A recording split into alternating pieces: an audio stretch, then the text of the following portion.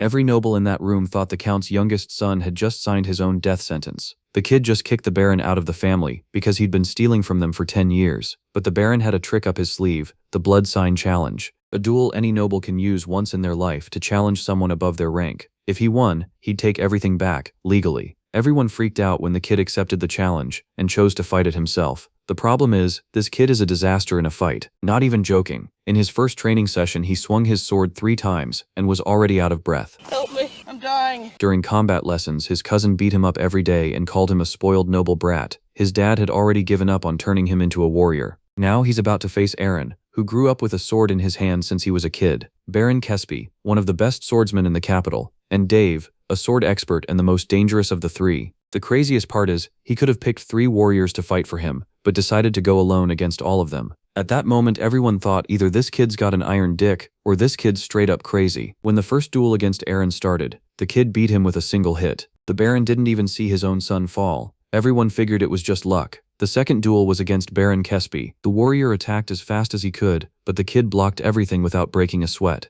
Kespy used every technique he had, Bear Strike, Tempest Wolf, but the kid kept defending without moving an inch. When the boy struck back with a flurry of hits, Kespy got lost trying to defend himself and fell without understanding what happened. The whole room went silent. Last up was Dave. He had never lost a duel in his life. Knowing he couldn't underestimate this kid, he went all out throwing fast, heavy strikes. The kid took every hit and even called him a fake expert sword. Dave got pissed and attacked so hard he broke the kid's sword. With no sword left, the Count's son turned into Mike Tyson and landed 2 punches on Dave's chin that put him to sleep. The kid, who couldn't even train right, won 3 duels without a single scratch. At that moment, everyone there was thinking the same thing. What the hell happened to the Count's son? The truth is, he was always strong. He just pretended to be weak, so what happened years ago wouldn't happen again. In his past life, this guy was known as the Destroyer. Why Destroyer? He raided a guild's base all by himself and took down the entire army just to kill the priest. He was top 3 in the game, and there was no one in the world he couldn't kill. There was just one problem. The guilds had made a deal with the government and taken over the whole game, and he was the last guy still standing alone at the top, so the guilds decided to take him out,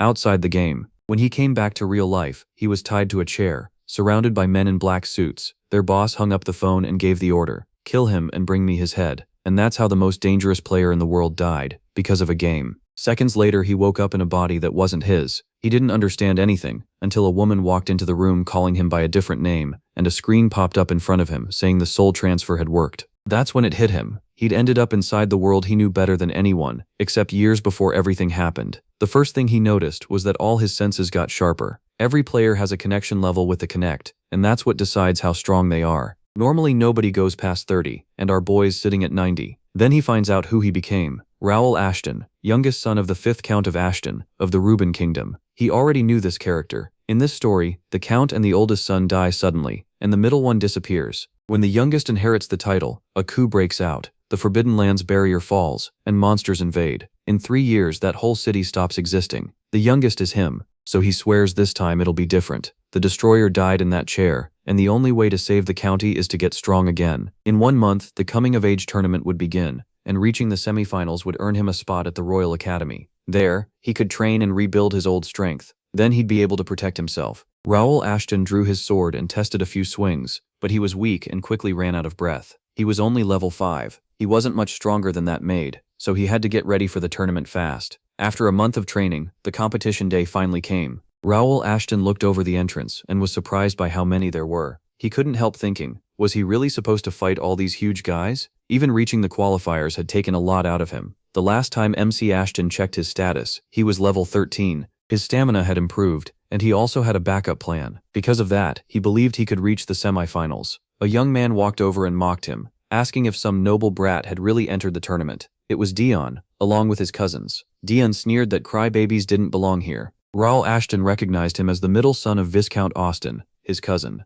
Dion always bullied the protagonist during martial arts lessons, and neither the instructor nor the count stepped in because of the family charter. That rule said to fight like you were on a real battlefield, treat your opponent as an equal, and accept your own injuries. So MC Ashton knew Dion could pick on younger kids all he wanted. Dion warned that if he didn't leave, he'd beat him to pieces. Then he told his cousins to let the weakling go so he could run off and cry into his pillow. A lot of people expected Dion to win the whole tournament. Raoul Ashton let him laugh for now, sure that by the final, Dion would be finished. An assistant brought his master the report from day 1 of the competition. After reading it, the master asked where he was. The assistant said the young man had eaten and was resting in his room. He needed to recover after the exhausting qualifiers. That master was Count Melvin Ashton, Raoul's father, and he dismissed the assistant. The Count laughed, thrilled that his son had made it through the group stage. Melvin had always seen the protagonist as the weakest of his sons, so no one pushed him hard in sword training. But just 1 month before the tournament, MC started practicing and improved fast. His first session had been a total mess, yet he never gave up. People mocked him as weak, but the Count stayed out of it, not wanting to make things worse or embarrass his son. Melvin waited for the day Raoul could defend himself. Now the Count felt his youngest son had gone far beyond expectations. Melvin decided to speak with him after the tournament. At last, the final day arrived. Dion couldn't understand why Raoul was still on his feet. The crowd shouted for Dion to finish the boy already. Dion rushed in and asked if he was ready to quit, but the protagonist blocked the strike. The crowd was shocked. MC blocked another hit. They kept wondering how long he could hold on, but it was clear he could actually fight. Dion yelled that he couldn't dodge forever, but he kept slipping past every attack. Dion mocked him, asking if this was how noble sons fought. The protagonist finally answered and told him to watch his mouth. The crowd grew annoyed and started wondering why Edmund still couldn't beat Raoul. Edmund said playtime was over, and he would end it now. The spectators were confused when MC didn't move aside. Their next clash set off a huge blast, and smoke covered the arena. The referee stepped in and called the match. He had won. The spectators had to admit the younger son of Count Ashton fought amazingly well. Edmund Dion protested right away. He demanded to know why Raoul was named the winner instead of him.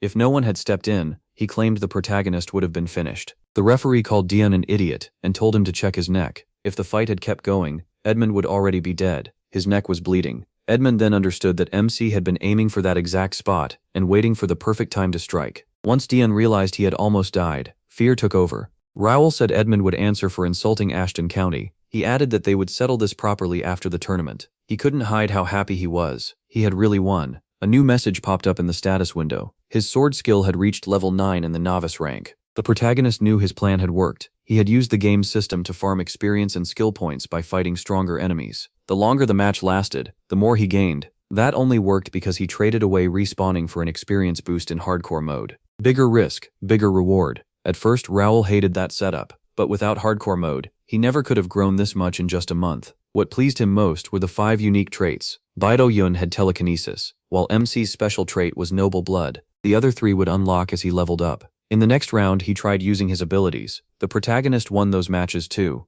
People in the crowd were amazed, though some brushed it off as luck. Others even guessed he was cheating somehow. The people of Connect had no idea players even had abilities like that. Raoul decided to save telekinesis for emergencies. At least his acting skills came in handy. A servant came in and asked if Mr. MC was hurt. MC said he was fine, and if he ever got badly injured, he'd call for a doctor or priest. Ivan warned him that not every injury could be fixed by healers and told him to be careful. He said he'd remember that. Raoul could tell Ivan truly cared about him, and that felt strange. In his past life, he had always been on his own. Ivan handed over the paper the protagonist asked for, though he still questioned if this was really a good idea. The protagonist told him not to worry, because MC was sure he would win. Ivan bowed and said he believed in the young master. To Ivan, he looked a lot like Melvin when he was young, bold and full of confidence. Still, this time the protagonist had to face Sir Dion, and Dion never showed mercy to anyone in his way. After looking into it, Raoul learned Ashton County had a betting system to boost interest in the tournament.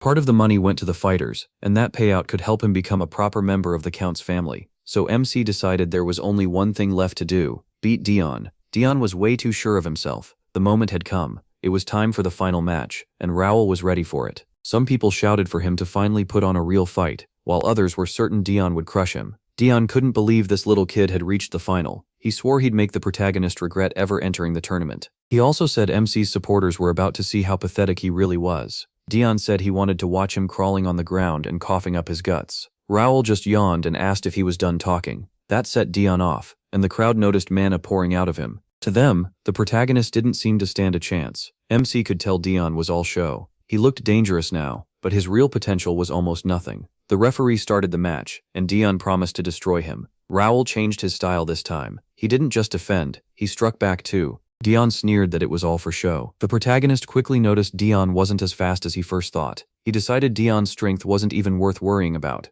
Dion got frustrated, and couldn't understand why he still couldn't land a hit. MC kept knocking aside every blow because he could read the path of Dion's sword clearly. Then he swept Dion down. To him, Dion was just a basic swordsman with nowhere near enough training. Dion sprang back up, stunned that Raoul had tripped him. Shaken and angry, Dion swore he would crush the protagonist for real this time. MC saw that Dion could push mana through his body and into his sword, but that was as far as his skill went. Getting ready for the next strike, he called the fight boring and said Dion was nobody special. Furious now, Dion tried to grab Raoul with his bare hands. The protagonist dropped him again and noticed how badly Dion handled anger. Falling for the same trick twice was embarrassing, and MC even thought Dion was shaming Viscount Austin's name. Dion, blinded by rage, charged in screaming that he would destroy him. He stayed calm and knocked him flat with a right hook. Dion was completely out and stayed on the ground. The crowd couldn't believe it. How had Dion lost? The protagonist turned to the referee and asked if that meant he had won. The referee declared Raoul the winner of the coming-of-age tournament. MC was thrilled, but his stamina was gone, and he collapsed.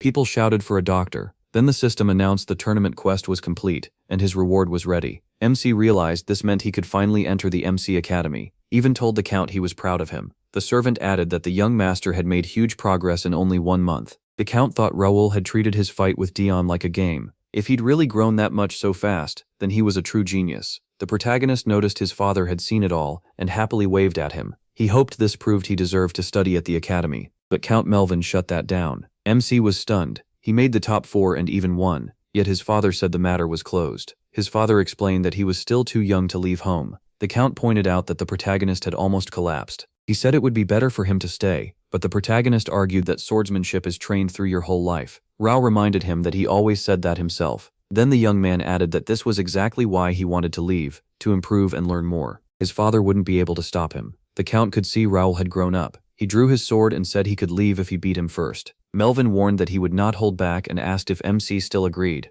A month later, he finally left his father's estate. He still couldn't quite believe his father had truly let him go. When the challenge came, the protagonist accepted every condition without hesitation. In that duel, he had to use everything he had, and the Count showed him no mercy. The older man knocked aside another attack and asked if that was all Raoul could do. Then, the Count said MC was about to witness real swordsmanship. A counter from his father knocked him unconscious. The Count claimed he'd used only a small part of his strength, but he knew that wasn't true. After all, when the war started, the mighty Lord Melvin was killed. Without him, the county quickly fell apart. Raoul knew his father had to survive, if he wanted to change that future. The protagonist decided he had to prove worthy of his father's trust, if he was being allowed to leave the estate. He swore to grow stronger, and protect his family. He wouldn't lose what mattered to him again. From his office, Count Melvin watched MC's carriage leave. He said he had already tried enough times, but Raoul kept his sword up and said he would never give up. The Count admired that stubborn spirit. That was how Ashton men were meant to be. Then the protagonist's next swing changed direction at the last second. The Count failed to react, and a cut opened across his face. MC realized that even with telekinesis, all he could do was barely scratch the Count. The Count understood then that he would one day grow into a man the whole world would know as a great swordsman. In his heart he wished his son would go out and conquer the world.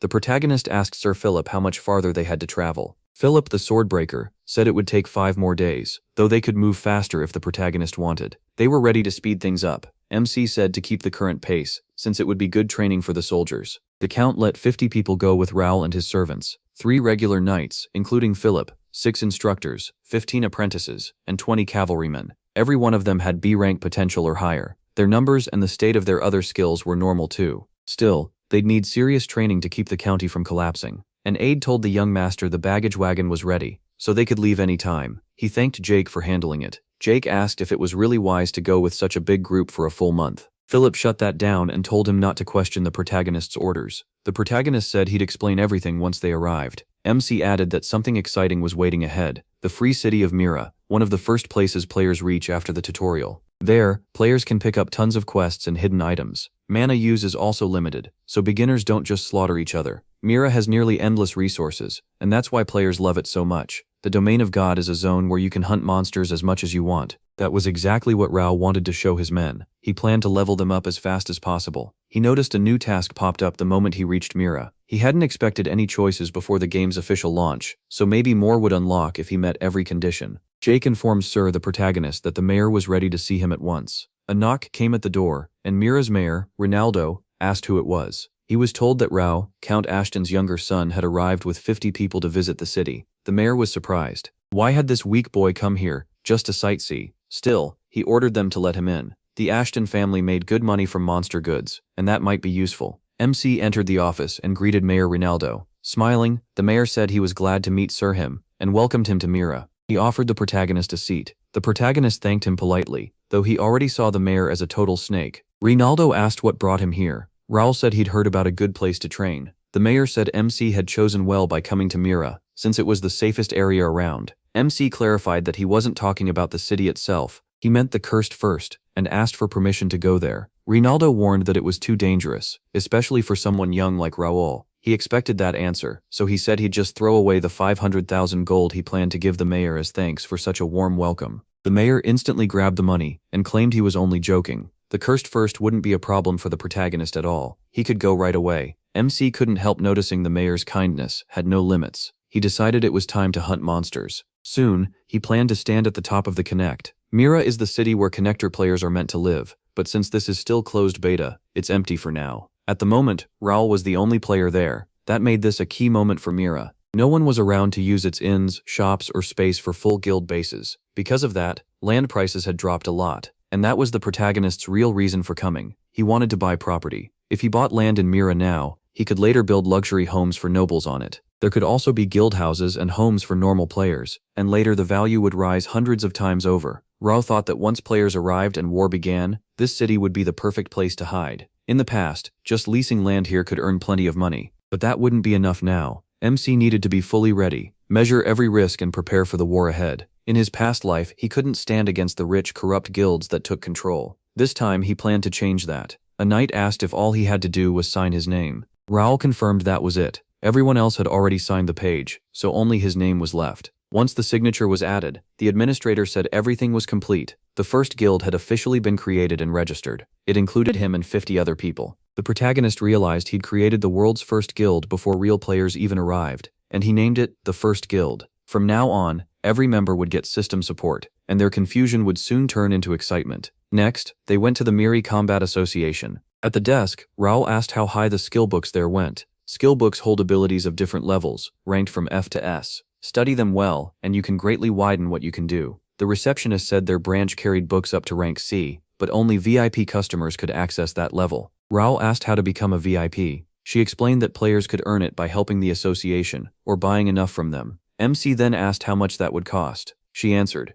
10,000 gold coins. He dropped a bag of money on the table, and said he'd start with rank D. The girl asked what type he wanted. Sword, bow, magic, or shield skills. Raul said he'd take every book they had. The knights were stunned. Did the protagonist really need all of them? They were heavy, and seemed useless. The protagonist said that might be true for now, but later those books would help everyone there grow stronger. Jake didn't question their value, but he did wonder if reading worked better than real battle. Philip agreed and asked if that money wouldn't be better spent on armor. MC told them to be patient. They'd understand everything tomorrow. Looking at the pile of books, he admitted to himself that this time he might have gone too far. There are limits to the Then. He remembered the 2 unknown items that had been in his inventory when he first woke up in Raul's body. What were they? But the day before, when he got the quest, those items had finally opened. One of them was a skill dex. If so, maybe he could activate it by clearing the current task. The protagonist got ready to open the skill dex and feed a skill book into it. The book filled with mana and shook in his hands. MC knew it worked. Soon after, the mana inside the book vanished. Still, he couldn't spend forever doing this one by one, so he wondered if there was a way to add all the books at once.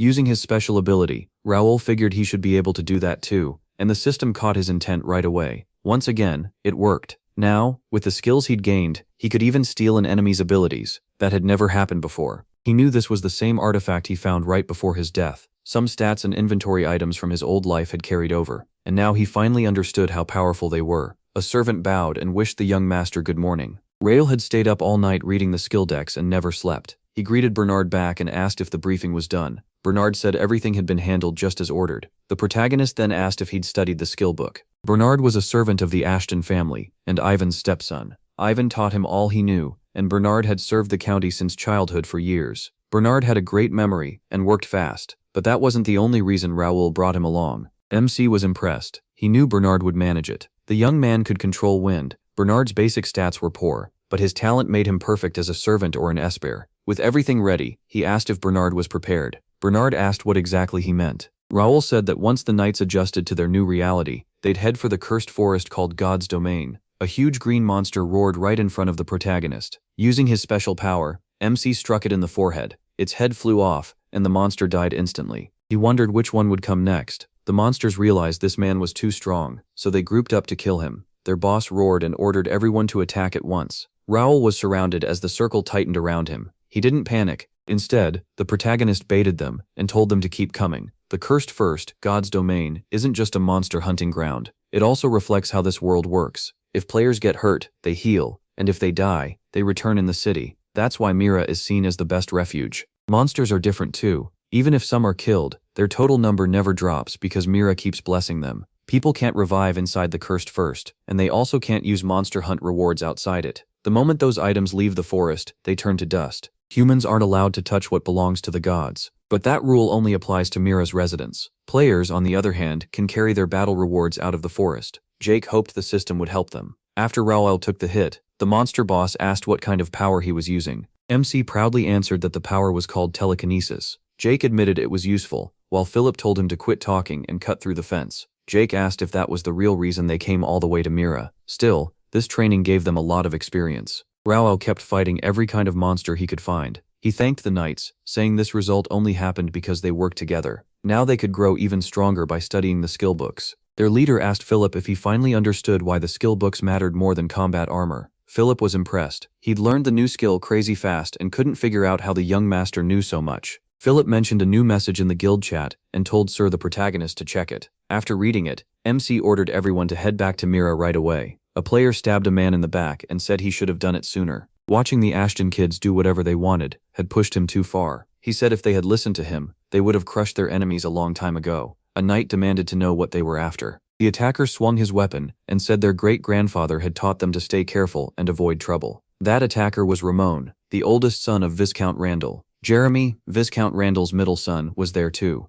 The youngest son of Viscount Randall was Cal. One night, bleeding badly, warned that the young master would make them regret this. Ramon hit him again and told their master to hurry. They were enjoying this. Then Ramon suddenly grew uneasy. Something was off. Why weren't these knights dying? Jeremy Randall said he couldn't wait to put little Raoul in his place, but Cal reminded him that nobles weren't allowed to draw weapons on each other inside Fairy City. Ramon said he didn't care. If anyone questioned them, they'd deny everything and talk their way out. Ramon said this was the perfect chance to wipe out the Ashton family. He even thought their great-grandfather might praise them for it. Then something shocking happened. His older brother's head suddenly burst apart, spraying blood everywhere. Jeremy and Cal spun around, trying to see who had done that to their brother. It was Raoul. Furious, he said they had dared attack Ashton County, and now their worthless lives weren't enough to pay for it. Jeremy called him insane and shouted that he had just killed a member of the Randall family. Cal yelled for the guards at once and demanded to know who let this man in. A knight then reported that he had found the Ashton County group. Philip warned that Viscount Randall's knights were here and said they had to make sure no townspeople were nearby.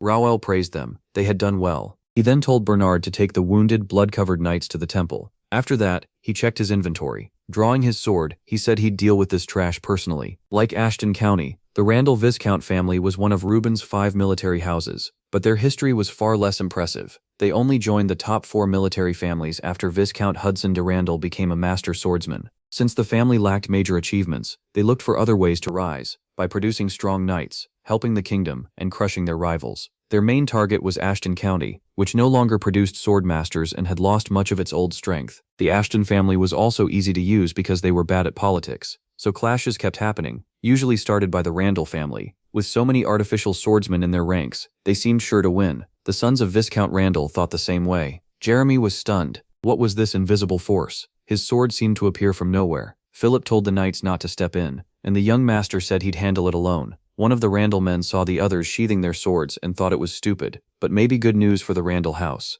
Cal couldn't believe it. Had Raoul really decided to fight them by himself? This wasn't a practice match. He got no time to react. The protagonist cut Cal in half at once. Terrified, Jeremy ordered his men to kill MC immediately. An officer said they had no choice and pulled his sword. He said he didn't want to gang up on a 15-year-old, but he couldn't just watch his comrades get slaughtered. This was Jeremy, captain of the Night Guard. Raoul knew the Randall family's main weapon was the rapier. Now he was up against their elite knights. He stood alone before Captain Jeremy and the Randall knights. The young man knew he was level 45 now, but he still couldn't beat these enemies in a fair fight. Captain Jeremy told him he could still surrender if he thought it through. Noble blood meant nothing now. If Raoul kept fighting, they would show no mercy. The protagonist blocked the Randall knights' attack and cut them down with one strike. Only Captain Jeremy and one more knight survived, and both got ready to strike again. Jeremy was shaken. 2 elite knights had just died, yet he'd heard MC was weak and useless with a sword. Now he knew those rumors were lies, and from here on he'd fight seriously. He said he had no fear and told the captain to come at him. He noticed Jeremy held both a dagger and a rapier, meaning he knew the Randall family's meteor style. Captain Jeremy admitted the boy had guts, but reminded him that Mira was a holy city where wounds could be healed. He added that the boy couldn't win alone. Raoul answered that he was wrong. The protagonist was ready to prove it. The Randall Knights hadn't trained even once since coming to Mira. Jeremy was rattled. How did this boy know so much? MC said he'd noticed they had healed, yet still stayed on the ground, frozen by fear. These Randall Knights, he said, weren't used to facing real death. Jeremy realized this boy understood more than swordplay. He could read people too. He ordered a knight to cover him from 2 sides. The 2 attacked Raoul together, but he knocked both blows away. One knight charged again, but the captain shouted for him to stop. Too late, he had already killed him. The captain called the move foolish, but said there was nothing to do about it now. Captain Jeremy decided to move at once. He launched the meteor attack, but Raoul was ready and blocked it. The protagonist realized a powerful combat skill had been used on him. Fighting back was hard, and even telekinesis wasn't helping. He told himself to endure. The edge was still his if he kept attacking, and never gave Jeremy room to strike back. Jeremy yelled at him to wipe that arrogant look off his face, but Raoul kept taunting him while blocking Captain Jeremy's blows. After another failed strike, the captain lost his sword, and MC threw it away. Then the system offered to use Imitator to copy the move and save it in the skill deck. He decided to activate Imitator and copy Randall's meteor sword skill. He took the stance, and the right weapon appeared in his hands. Captain Jeremy was stunned. How did the protagonist know that technique? He demanded to know who taught him, and even suspected Viscount Randall of treason. Raoul shot back that Captain Jeremy was the real traitor. He knew it wouldn't be easy. Using the S-rank Imitator took a huge amount of energy. Imitator, learned from a skill deck, lets you copy an enemy's ability, but only one skill can be copied at a time, and if you lose sight of the target when activating it, the analysis resets to 0. That's why MC had to keep staring at Jeremy while attacking. The skill only works in one-on-one fights. Raoul opened the skill screen. His skill decks let him equip 3 more skills, and the slots let him use any 2 at once. Jeremy's middle brother asked who this boy really was, and how he knew the Randall technique. He was surprised Randall was still alive. He told Philip that whenever the enemies revived, they had to kill them again and again for a full hour. Philip ordered the knights to obey their lord, and wipe out every enemy. The protagonist said normal rules didn't matter here anymore. The games were over, and he accepted this as his new reality. He had no plan to waste the chance he'd been given. Even if he had to cross a sea of blood, Raoul would not back down. Watching through a spyglass, the mayor couldn't make sense of what he was seeing. The plan was simple. The Randall Knights would rough up the boy, then the mayor would send guards to help and take his cut. Instead, MC had ruined everything by wiping out a dozen Randall fighters in one move. The mayor panicked and ducked down. It looked like Raoul had spotted him. People said he was a nobody, a weak brat living off his name and looks, but the mayor started to wonder if that was all an act. What if the protagonist was really a hidden swordmaster? If so, the boy may have known about his schemes all along, and the mayor needed Ashton County on his side.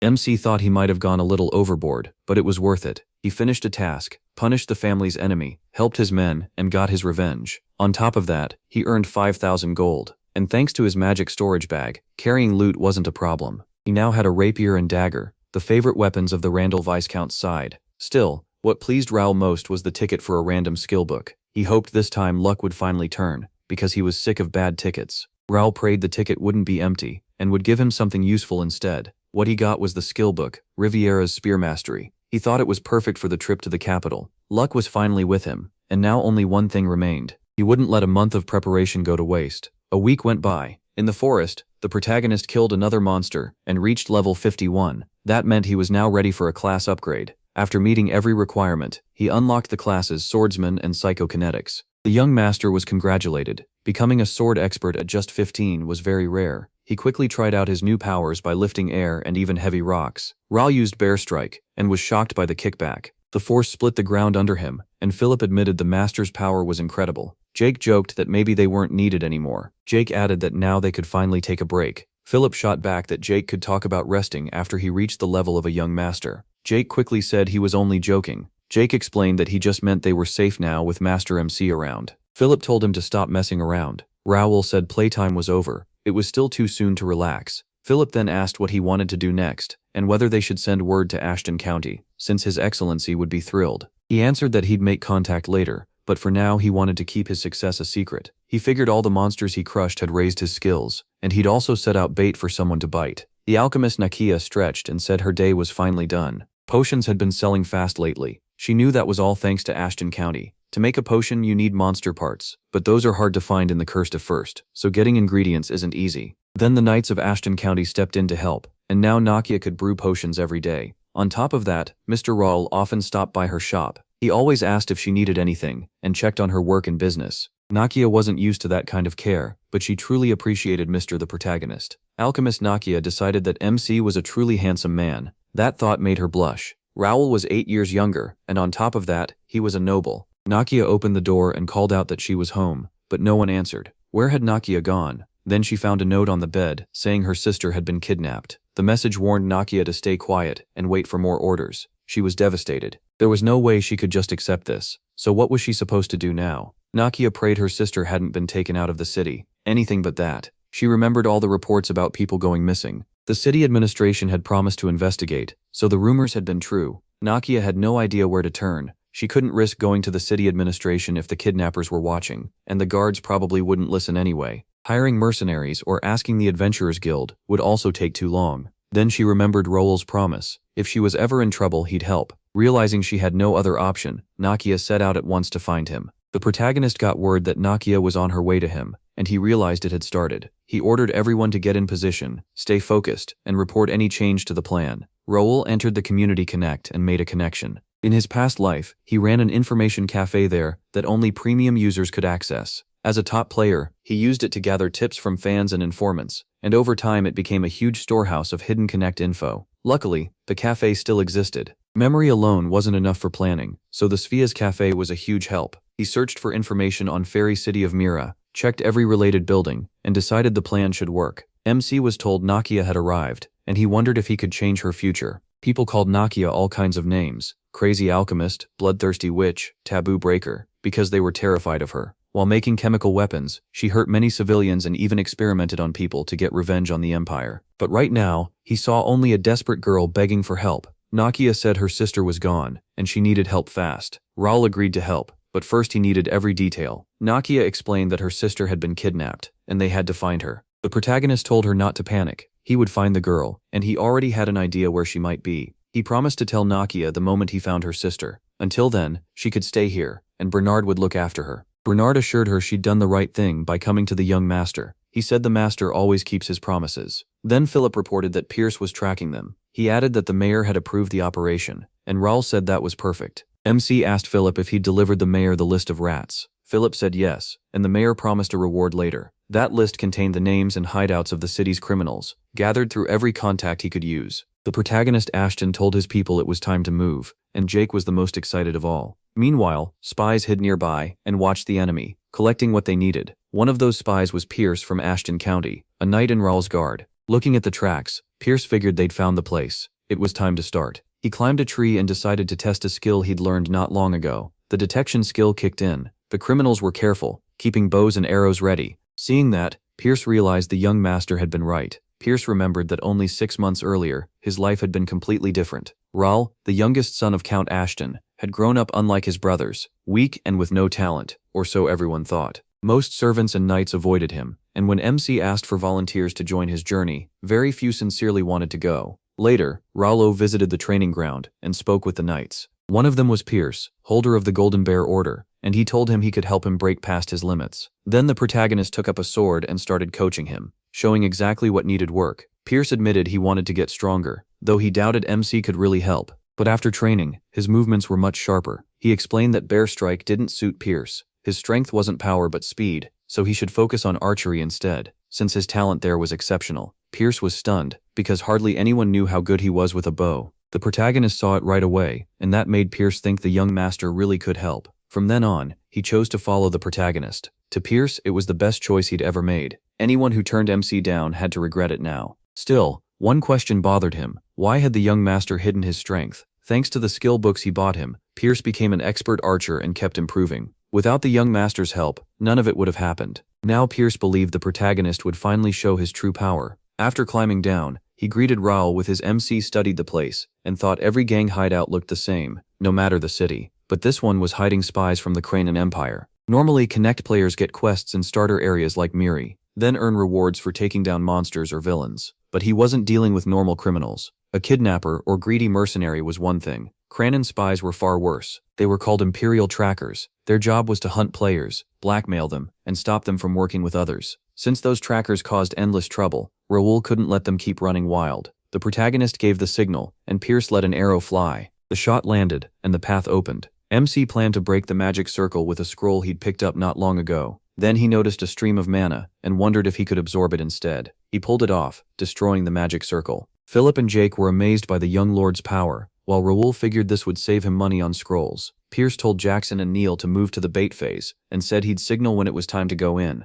He was glad his elite knights were with him. Now it was time to hunt. He ordered them to take no prisoners, and the finishing blow had to be done with a rapier. Jake didn't get why they had to use that thin sword, but he followed orders. It would have been easier with their usual weapons. The protagonist said Pierce would handle commands and search for prisoners. Then Raoul and his elite squad pushed ahead to finish the mission. Deep in the tunnel, they found the hideout. Pierce reported that he'd made it inside the enemy base. MC knew the hunt had begun. Ahead was a cave hideout with enemies around level 30, basically no better than common thieves. With the situation clear, Raoul gave silent hand signals and sent everyone forward. Using surprise and their special skills, his team hit the Imperial trackers hard. One of the criminals yelled that they were under attack, but the elite knights of Ashton kept doing their job. A villain then ordered his men to guard the entrance and kill the intruders. Firing arrows, Raoul realized there were more and more enemies. The Imperial scouts started blocking the shots with shields. Enemy archers spotted the protagonist above them and aimed to bring him down. MC used his strange magic to knock every arrow away. The enemies were stunned when the shots simply bounced off him. The criminals shouted for reinforcements. Their leader yelled that arrows wouldn't work on this enemy and ordered everyone into close combat. Raoul decided it was time to use the metal claws on his hands. His enemies couldn't even touch him. He came through the fight without a single scratch. The enemy leader figured it had to be magic. Nothing else could explain that. A rapier appeared in the protagonist's hand. It was light, but not strong enough on its own. He needed more force to punch through armor. After dropping several foes, Raoul looked around and noticed the rest were gone. Jake and Philip were cutting through the enemy fast. Panic spread, and the enemy knights yelled that they had to run from these monsters. MC took note of it. Jake still hated using the rapier, but he chose it to save mana and leave no traces behind. That alone showed how skilled he was with a sword. The protagonist decided Jake was worrying too much. After a quick look around, Raoul judged that the weaker enemies were done for. Pierce reported that they had searched the whole prison and still hadn't found Miss Nakia. MC then asked if the prisoners had been told what to do. They had been given clothes and food, and Pierce told them to stay quiet until the fight was over. Jake wasn't convinced. He asked if they had really caught all the criminals, or if these men were even the real kidnappers. He felt the same thing. Something was off. For one, Nakia was missing. Second,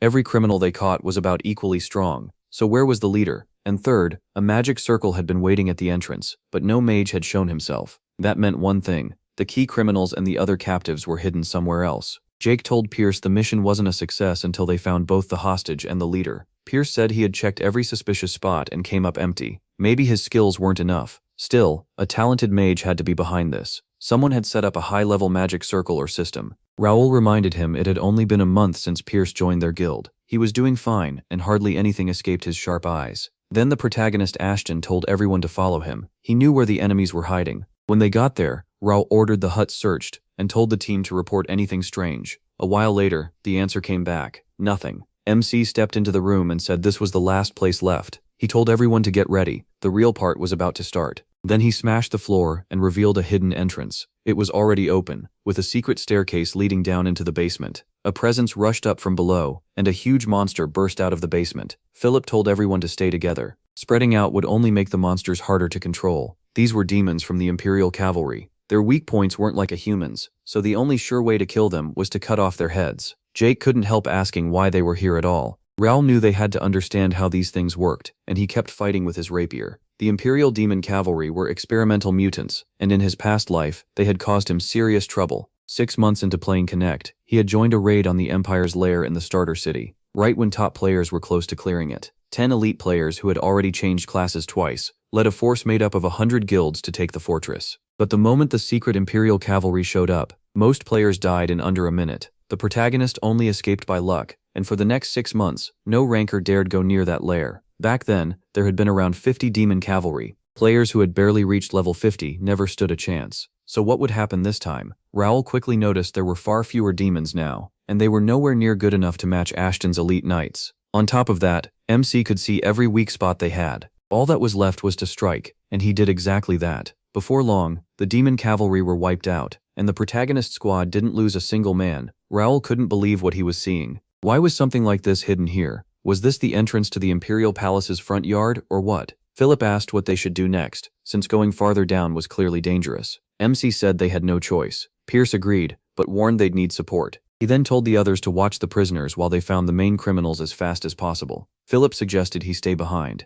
He and Jake could handle the enemies while him and Pierce searched. The protagonist knew he couldn't do everything himself. He'd still gain experience even if others landed the final blows, so it was time to trust his team. He was glad to have people he could rely on. Philip and Jake headed down the stairs first. At the bottom, the knights found a strange lab filled with monsters inside glass flasks. Pierce said it was crazy to build a chimera lab in another country. That meant those demons were probably kidnapped civilians. The criminals were even more twisted than they thought. Raoul shuddered at the sight, even though he'd seen scenes like this before. After being reborn, he had once thought about siding with the Empire, since in 10 years it would rule the whole continent. But the Empire was run by a madman. Serving someone like that was like sitting on a powder keg. There were plenty of rumors about the Emperor, but Raoul knew one thing for sure. He saw people as tools. If you didn't have noble blood, your worth came down to how useful you were. People suffered until they were used up, then got turned into test subjects or feed for the demon cavalry. Even nobles were killed if they went against the Emperor. MC remembered a general who once spoke out against the way the people were treated.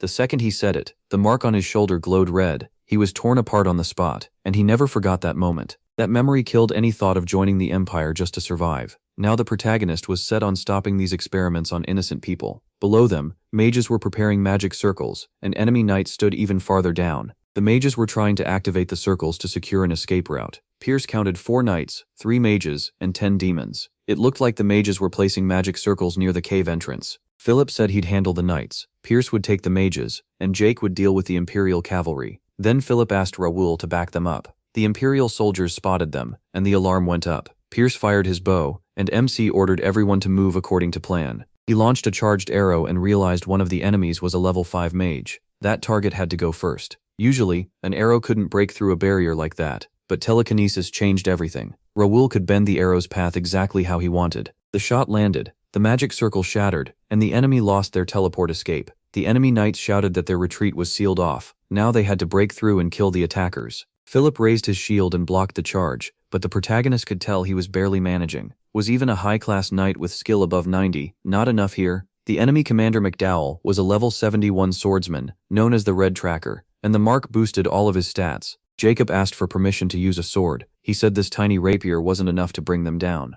Raoul saw Philip and Pierce holding their own just fine, and wondered why Jake was struggling. Had bringing Jake been a mistake? Jake got mad. He insisted he was only worried about Pierce and wanted an answer. Raoul decided it was his turn to step in. With rapier in hand, MC joined the battle and started cutting down enemies with ease. Jake was stunned. How had the young master found their weak spots so fast? McDowell couldn't understand how this attacker was beating them in power. He demanded to know who they were. Since they fought with rapiers, he guessed they served Viscount Randall, but their movements were far too polished for that to make sense. Jake shot back that it didn't matter, because McDowell would be dead soon anyway. McDowell snapped that no one had the right to mock the Imperial scouts. Then he noticed the young man the knights were protecting. Could that boy be their leader? McDowell thought he had found his way out alive. He shouted for his men to give their lives for the Emperor and the Empire's honor. Raoul instantly realized what he was about to do. The Black Sacrifice. That skill burns away mana and life force, but in return gives massive power for a short time. He knew they had to be planning something desperate if they were willing to use it. Then the protagonist saw that McDowell had activated the power armor used by Imperial warriors. Philip yelled that he'd distract him and charged in, but the armor held. Its force field stopped Philip's attack cold. McDowell turned on Raoul and shouted that he was finished. MC blocked the strike, and McDowell realized this young man had power armor too. Worse, he could even alter its parts. From the energy filling it, McDowell guessed it was only level F, but his instincts warned him that once the change finished, something awful would happen. McDowell attacked again, roaring that he would destroy him. Raoul tried to dodge with Flash, but suddenly his body locked up like he'd been nailed in place. Then the system announced that the player had encountered power armor, and the Reginator had awakened. According to the system, the player's status held a unique trait. All conditions had been met, and Reginator could now activate, but he didn't have enough mana, so it started looking for another energy source. A link was made through one telekinesis skill, and Reginator's activation kept going. Now he finally gets what power armor can do. Its barrier stops physical hits, though a mana blade can still cut through it. The defense also cancels spells up to at least the third circle. At its center is a strange core that boosts both mana and the user's body. Someone wearing power armor is almost impossible to beat, even by a stronger, more experienced enemy. Its strength is hard to measure, but this gear was made for the people of Connect, so players can't use it. That made the armor nothing more than a dream for them. For non-player characters though, it was their only real way to stand up to players. Raoul Ashton realized the power armor had accepted him. McDowell couldn't understand it. Why weren't his attacks doing anything? Captain McDowell saw his barrier had been broken, and for a second, it felt like the end. Ready to die with everyone else, he shouted that he was doing this for the Empire. Raoul Ashton realized his enemy was about to fuse with the power armor. Then the system spoke up. It said Regnator had found a forbidden fragment of power, leaving our hero wondering what that meant. What was it supposed to mean? Because of the oath, part of the seal was undone, and the system announced that Regnator could now reveal its true power. Now he was fully equipped and ready to face his powerful enemy alone. The thing McDowell had become could no longer be held back. The monster rushed in with a chain of heavy blows, but Raoul Ashton stood his ground and shut every attack down without even dodging. Every Ashton knight stared at their lord in shock. Jake, Philip, and Pierce could all feel the huge power coming off the protagonist Ashton. MC Ashton slammed his enemy to the ground and beat him again and again, telling him they would never meet again. He figured he won because he stayed within the time limit. He had never felt anything like this before. It was like touching endless power. The knights rushed over and asked if the young master was okay. This time, Raoul Ashton had borrowed power from outside sources, but he believed one day he could do it on his own. He picked up a pocket teleport and a mana stone, planning to use them later. Then Pierce reported they had found Nakia and the other hostages, though some were still missing. He said they had done all they could, and the survivors should be told their families would see them soon. Pierce then added that Miss Nakia wasn't doing well. The protagonist Ashton said that settled it. They needed to leave at once. Jake brought up the treasure, and Raoul Ashton shot back, asking if the knight wanted it for himself. Jake couldn't believe they would leave valuables in some unknown place, and MC realized he had a point. He knew he couldn't wear McDowell's power armor, but it could prove they defeated the Imperial trackers, and also be useful to study. Those trackers were no joke. Many players had quit the game because of them before. Still, now wasn't the time to start another fight with them. It was smarter to build strength and raise his standing first. He told Jake to forget the armor because he needed it for his plan,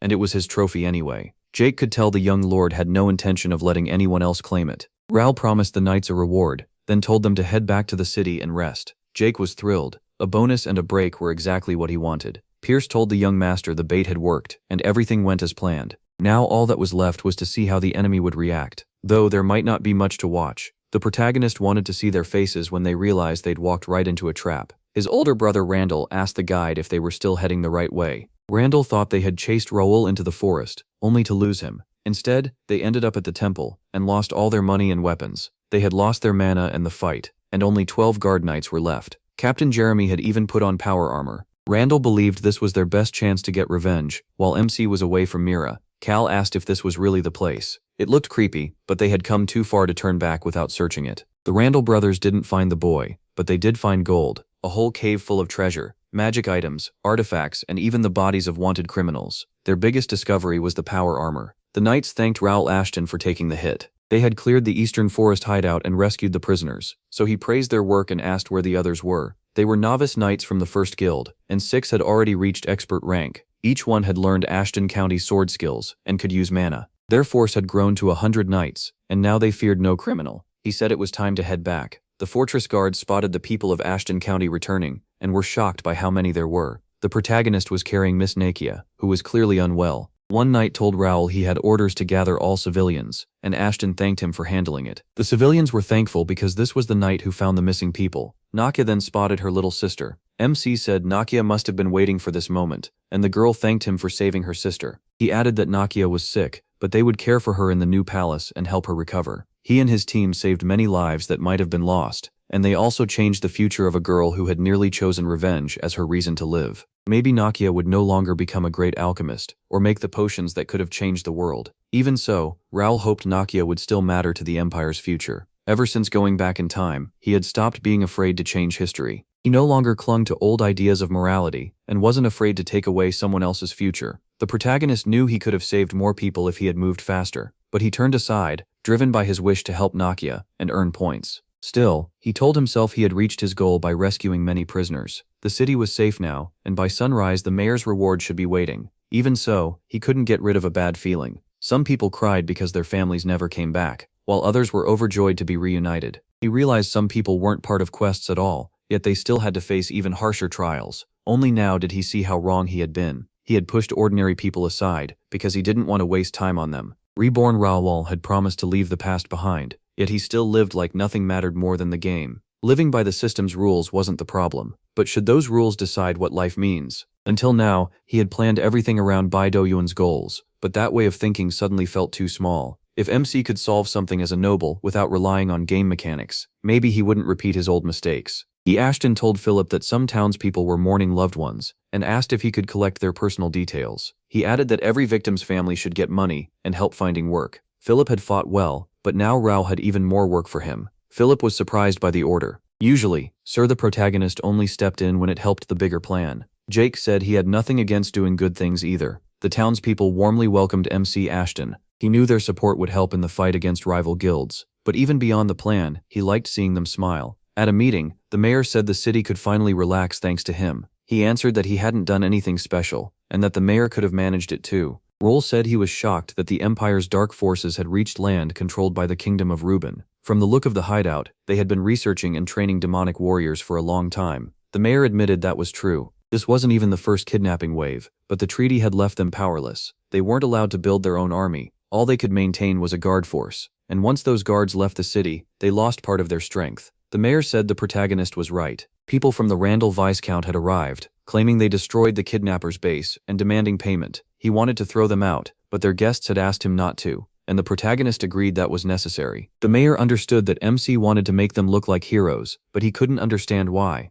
After all, MC was the one who deserved the praise, and maybe even a royal reward. He thanked him for caring, and asked him to honor that request. The mayor agreed to handle it. He figured they would grab all the credit, and also draw the Korean Empire's attention. The mayor said he was ready to give the protagonist anything he wanted, and the protagonist replied that he had one favor to ask. He had heard the mayor owned a large collection of rare books, and asked if he could see the library. The mayor said Raoul could stay as long as he wanted, and take any book he liked. Then he added that this still wasn't enough, so he would also show him a secret treasure room and let him choose a gift. MC was shown to the library, and told every book was open to him. He could tell right away this place was incredible. At first it didn't even look like treasure, but the real value here was the huge number of skill books. He was even offered a B-rank one called Piercing Thunder. Raoul looked around and was stunned by how massive the library was. Just being surrounded by all those books made it feel like a place full of wisdom. He figured he might never get another chance to come back, so he had to find the book he wanted. Then he spotted a faintly glowing book. It covered ancient rituals, spells, and ways to train the mind.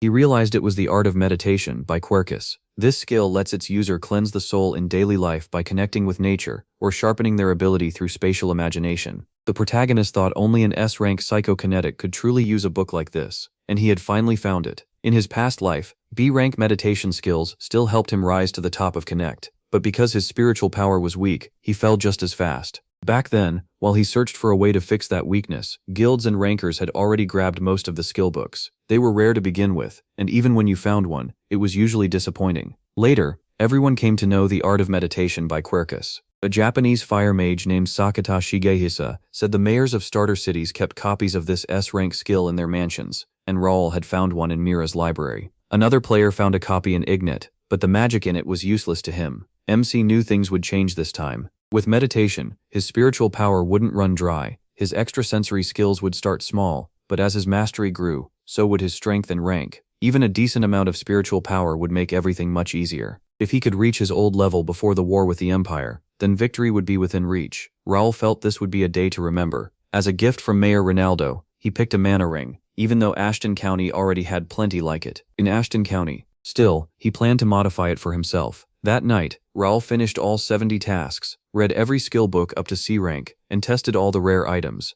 After just a month, his physical stats were over 65. Even his mana and spiritual power had hit 70, putting him at the level of a seasoned player. Top swordsmen and psychokinetics usually reach 90 points. In his past life, the protagonist managed that in willpower and perception alone. Now he planned to hit those numbers in every stat, and maybe become the first player ever to reach 100 across the board. MC had been reborn with his old inventory intact. He had also unlocked the skill index, and now he could activate the regnator. The skill index still needed its seal broken, which meant clearing 50 more tasks tied to skill slots. Regnator was different. Its current power alone already felt overwhelming. Raoul Ashton unlocked a special trait called Keen Eye. It lets him view things almost like a developer, pull information from the system, check NPC status, and even see mana flow. He then got a new quest: collect magic stone fragments. But if he followed the usual route, he'd keep running into the Empire's warriors, since they were hunting the same fragments. He needed another path. He understood he didn't have to follow that right now. He was both a player and a resident of Connect, so he could choose his own route and decide what to do next. He was done letting the system lead him around.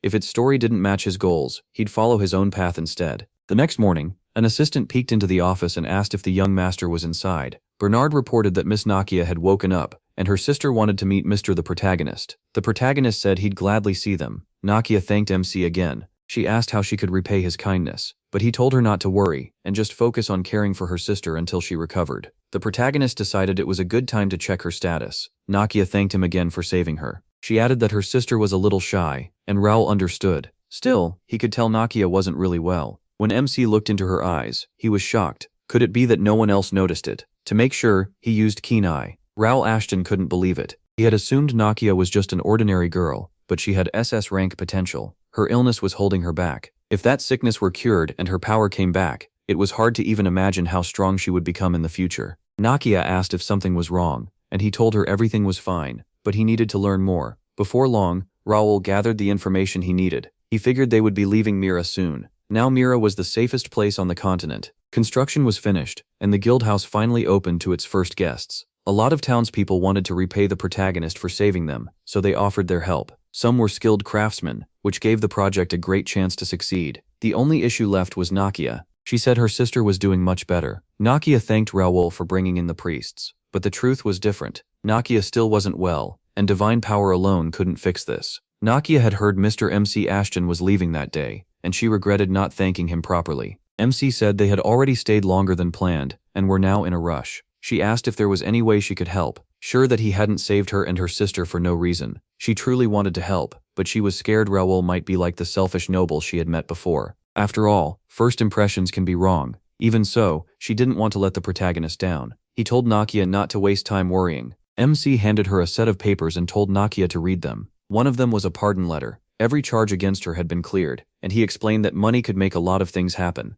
The document wiped away all of her past crimes. The protagonist had paid a large sum to get the Alliance's approval, but compared to Nakia's worth, it was a small price. For 5 long years, Nakia had lived under a ban on using mana and thought she would never escape it. Raoul fixed it almost at once, making him nothing like the others. MC asked how she got banned in the first place. Nakia said she left home young after a mentor noticed her talent and helped her enter the Alchemists Association. She became known as a gifted alchemist and reached the 3rd circle of magic by age 13. Nakia said her hometown was hit by an epidemic, a disaster that came out of nowhere. It happened suddenly. By the time she returned, her family was gone, and only Nakia was left waiting for her. She took her sister away, but their troubles still weren't over. At 6 years old, Nakia was diagnosed with an incurable illness. Maybe it had something to do with all the dangerous substances her sister worked with. Her sister spent 2 years searching for a cure, and reached the 5th circle of magic at 18, but it still wasn't enough. When Nakia's life was in real danger, she broke a taboo and used alchemy on a human. Using materials stolen from the association, she kept Nakia alive, but she couldn't keep making medicine for her forever.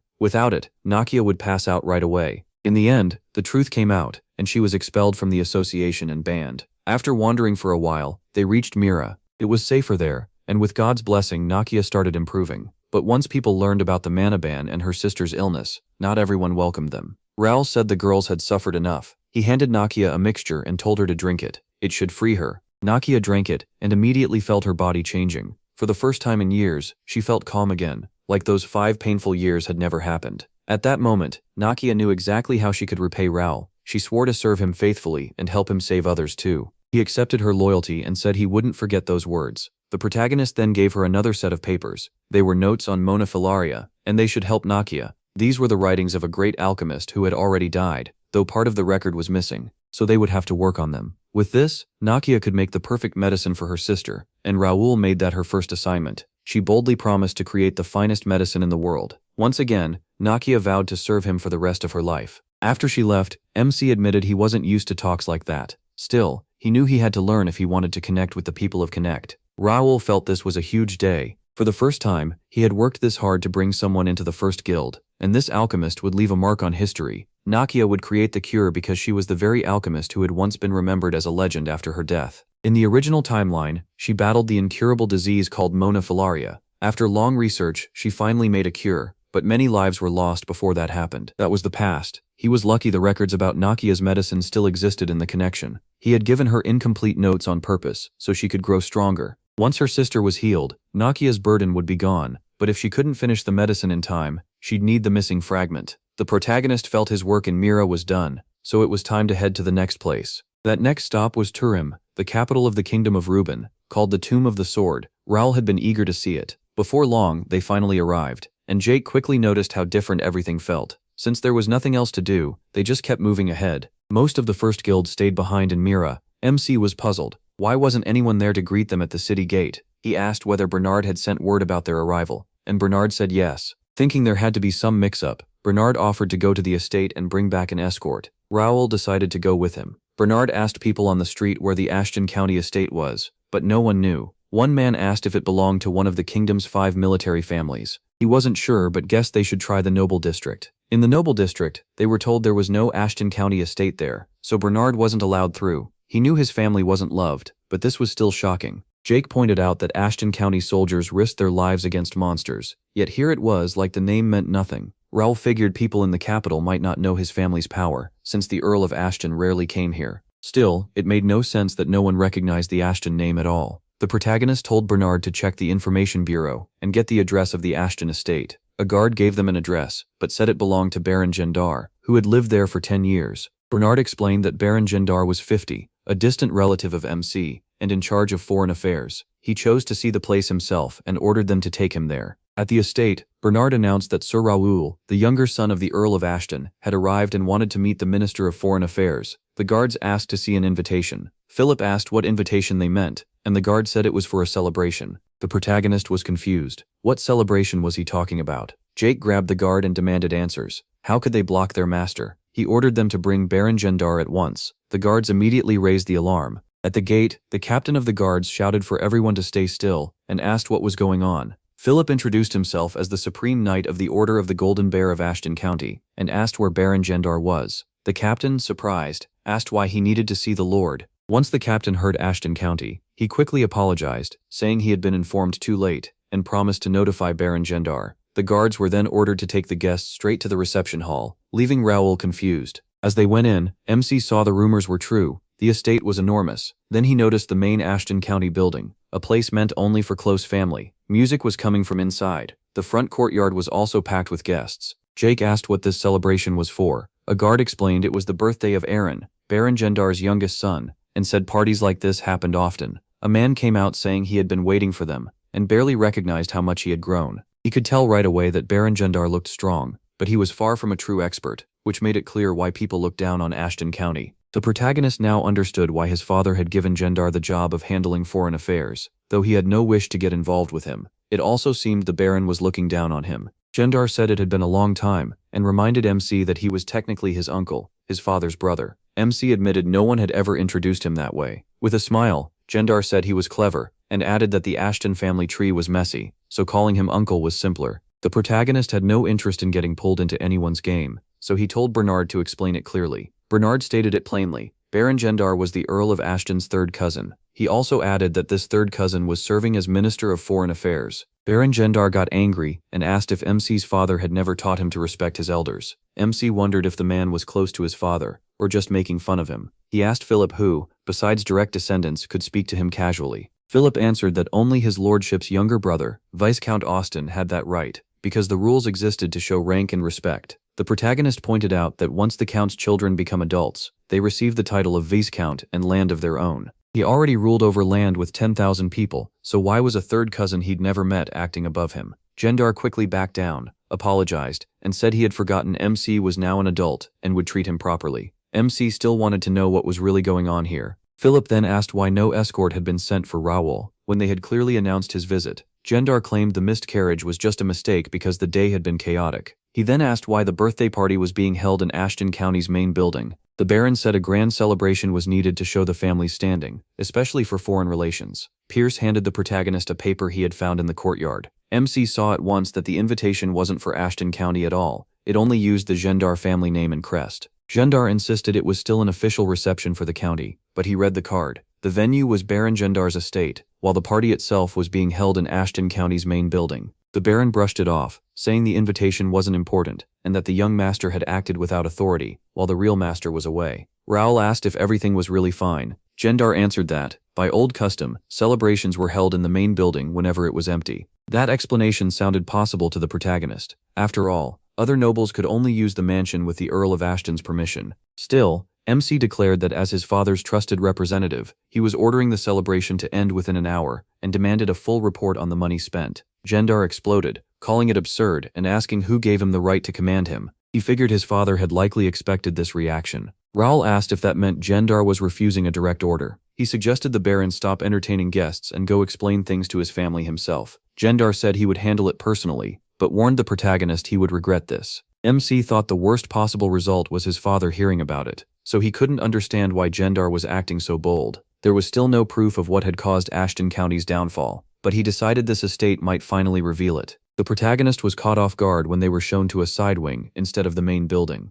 A servant explained that the main house was full, so the Baron had prepared another place for them. Raoul turned his horse around and said he would stay only in the Ashton County mansion. Then he ordered the others to follow. MC, Philip and Jake entered the main building, and MC was stunned. Baron Gendar had moved his whole family into the 3-story mansion reserved for the Count's blood relatives. He stared in disbelief. He wondered how Gendar planned to excuse this. Would he really call living in the study and the main house some old tradition? Gendar answered that it was only temporary. Since the Ashton family hardly ever came, leaving the mansion empty felt wasteful. The protagonist ordered everyone out at once. Jake reached for his sword, and the protagonist made it clear, if the mansion wasn't emptied that day, he would ignore family ties and execute them all. He then announced that Baron Gendar was removed from his post as Minister of Foreign Affairs. MC added that if Gendar wanted to object, he could bring proof tomorrow, showing he had truly done his job well. Watching Baron Gendar leave, he felt he had taken care of one problem. Now he needed evidence. The protagonist feared the records might already be gone because of how badly the estate was run,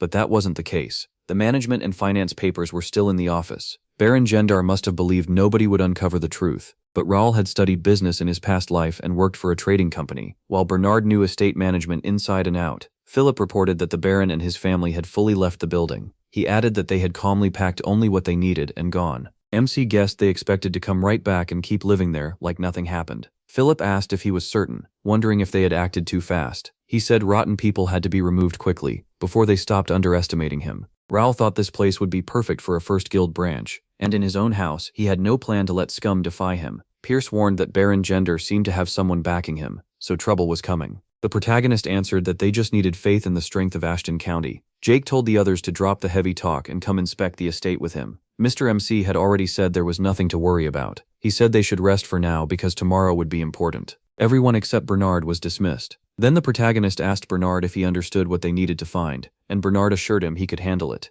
The next day, MC trained with magic swords. Bernard watched carefully and blocked the young master's strikes. Raoul said Bernard was clearly improving. He hadn't expected him to learn 2 sword fighting so fast. He figured it had been about 6 weeks since Bernard unlocked his psychic power with that skill book. With how fast he was growing, his talent was obvious. Wind mages usually struggle with perfect weapon control, but Bernard might hit expert level in just 6 months and become one of the top mediums around. The protagonist said it was time to add martial arts. Bernard's strength wasn't just raw power, and early on, the best way to grow fast was to stack several skills together. Using his psychic sense, Bernard said they had visitors. Raoul knew Bernard could sense things from far away, then said they should welcome the guests properly. Bernard asked if he should bring what MC had prepared yesterday, and MC told him to bring all of it. He planned to get something back for all his effort. Bernard could tell from the protagonist's face that trouble was coming. If Baron Gendar got in his way, things would go badly for him. Jake was shocked by the crowd, and wondered if some treasure was hidden here. In the middle of it all stood Baron Gendar. Some of the knights gave off serious power, and the outer courtyard was packed with fighters. Jake wasn't sure the young master could deal with them by himself, but he could only hope Raoul had a plan. Braun thought everything was falling into place. Once MC was out of the way, the rest could be settled, and then he could step in. The Ashton blood relatives in the capital heard what happened and decided they couldn't ignore it. Baron Gendar thought Raoul had hurt more than just him by kicking him out and removing him as minister. Others had been enjoying county money too, hosting banquets and getting paid through his setup to manage the estate. Losing that easy income meant they were bound to fight back. The Baron knew using the Count's office and throwing the celebration under his own name had been a mistake, but his relatives didn't know that. To them, he was just a kid acting noble without understanding what he had stepped into. The Baron still didn't get why his brother chose his son as a representative, but he had no plans to waste this chance. The protagonist stepped out with his knights, fully ready for what was coming. Smiling, MC said he hadn't expected this many visitors. Then he asked if they were all here because of the estate. The Baron said they had gathered to protest his reckless actions, and maybe it was time for him to clear up this mess and apologize. Raoul waited for the answer. Ashton asked whether Baron Gender was speaking for everyone. If he was, the protagonist said they could settle who was right and who was wrong. Gender said the blood relatives in the capital had managed the estate for decades, passing it down among themselves, so some boy from the main family couldn't show up and throw everything into chaos. They said His Excellency had been foolish to hand that power to a child, and cut the funding too. In their eyes, the Count had lost his mind. Raoul decided to let them talk first, so he could lay out Baron Gender's crimes clearly. MC realized this mess might be even worse than he first thought. 5 powerful groups had come. First were Ashton County's blood relatives, and they joined the meeting without hesitation. Second were scouts from the Cranon Empire's Guild of Trackers. Their presence made sense. The Empire always had a hand in conflicts across the continent. The third group was the one he hadn't expected. They were the Delamian Knights, one of the 5 strongest families in the Brennan Republic. Among them was Graham, the sword expert called the Red Executioner, along with several other experts. Raoul couldn't figure out why people from such a powerful house had shown up here. The Viscount of Randall's Knights were there too. The protagonist wondered why the Viscount's 4th young master, whose very presence could start a war, had come. Maybe he wanted payback for what happened in Mira, but he wasn't making a move in public. The Ashton family traitors behind this chaos were there as well, ready to grab control the moment things went bad. One of them was thus, a sword expert, and the eldest son of Viscount Jake. MC's Count Melvin had 2 brothers, Jake and Austin. Melvin was the most talented, but by birth order, the title should have gone to Jake. Jake was cruel and full of pride. Anyone who got on his nerves ended up crippled or dead. Then everything changed. Melvin reached expert level with the sword, which greatly raised his chances of becoming Count. Seeing himself get left behind, Jake grew jealous. Jake tried to have Melvin killed, but the plot was exposed before it happened. After that, he lost all his privileges. In the end, Melvin became Count. Jake still received the title of Viscount, and a large stretch of land. Even so, he could never accept losing, so he sold his holdings to his rival, Marquis McNeil, gathered his followers, and left the kingdom. That happened 15 years ago, around when Raoul Ashton was born. And with Viscount Jake's son showing up now, it was obvious whose side Baron Gendar had chosen. What happened with Viscount Jake had nothing to do with most of the others here. They were likely just hoping to bring down the Count and split the estate for themselves. In his previous life, the Ashton estate broke into factions and eventually fell apart. Maybe they thought they were making the smart move, but Raoul Ashton was here now, and he planned to show them just how badly they had misjudged him. Since the protagonist knew the full situation, he moved first. Philip struck his shield to pull everyone's attention. MC said he had heard enough whining. Now it was his turn. Then he told Bernard and Pierce to pass out the books. Each person got a copy. It was a report on the estate's management and finances, packed with evidence from the investigation into Baron Gendar for embezzlement and stolen funds. The crowd was stunned, while Baron Gendar flew into a rage. Gendar called it fake and completely made up. Others said the papers looked official, but it was hard to believe Raoul could arrive just yesterday and uncover all this in a single night. He said that now they could finally have a real discussion. The records showed 200 people were supposedly getting free night training on the estate. The protagonist asked where they were, and Gendar claimed they had taken their gear and run off. MC asked if all of them were from other cities. If the free training was meant to build influence in the capital, recruiting people from outside Turim made no sense. Gendar stuck to his story that they had fled, then acted like choosing students was his right. He said he'd keep digging and verify every address listed in the book. The report also said the Baron gave another Baron 100 golden swords as a gift, but 10 of them were fake. The Baron had also claimed to recruit 100 S-rank warriors, yet only 20 F-rank knights were actually there. On top of that, the estate kept paying for banquets in the main building, for the Baron's son, his wife, hunting events, and more. Raoul couldn't see what any of that had to do with running the estate. The full list left the protagonist stunned. Getting all this together had taken him the entire night. When MC found forged documents, he had to sneak into the Baron's house. There, with Pierce's skill at analysis and research, they uncovered the real ledger. After that, Bernard organized the report. Then Raoult used his copying skill to make dozens of matching of 4 books. He did it to expose Baron Gender's scheme to everyone there. He said the proof was already in their hands. Baron Gender had stolen more than half the funds. Then he asked if anyone still objected to removing him as minister. Jandar said he was amazed, honestly stunned. He couldn't believe how far the protagonist had gone, and never imagined his nephew could be this frightening. He added that he'd never seen a report prepared this thoroughly. A normal investigation was no more than 3 pages, but this one had 30. The Baron argued that MC couldn't have done all this in one day. To him, it meant MC had planned everything before arriving, first taking his office, then coming after everyone else. The others called it a political setup. He was trying to protect the budget, but they feared the Count might stop funding their families next. The Baron gave the signal, and Jackson brought over their demands. He said the protagonist Ashton could be forgiven for this insult if he signed and left the capital, and the protagonist told Jake to read it out loud. Jake read, "First, the estate would be handed over to Baron Gender and his family. Second, management and administration would be decided by Ashton family members living in the capital. Third, the ban on teaching swordsmanship to the collateral line of the family." Jake snapped in disbelief. They had been feasting on money earned from hunting monsters, and now they were making demands too. Gender shot back, furious that a mere knight dared talk to them that way. Jake flared up and said they would never get the estate. He'd never heard such shameless talk in his life. The Baron drew his sword and said he was done being patient. Raoul had gone too far. At once, swords came out across the courtyard, and the whole place went tight with danger. MC told Jake to settle down.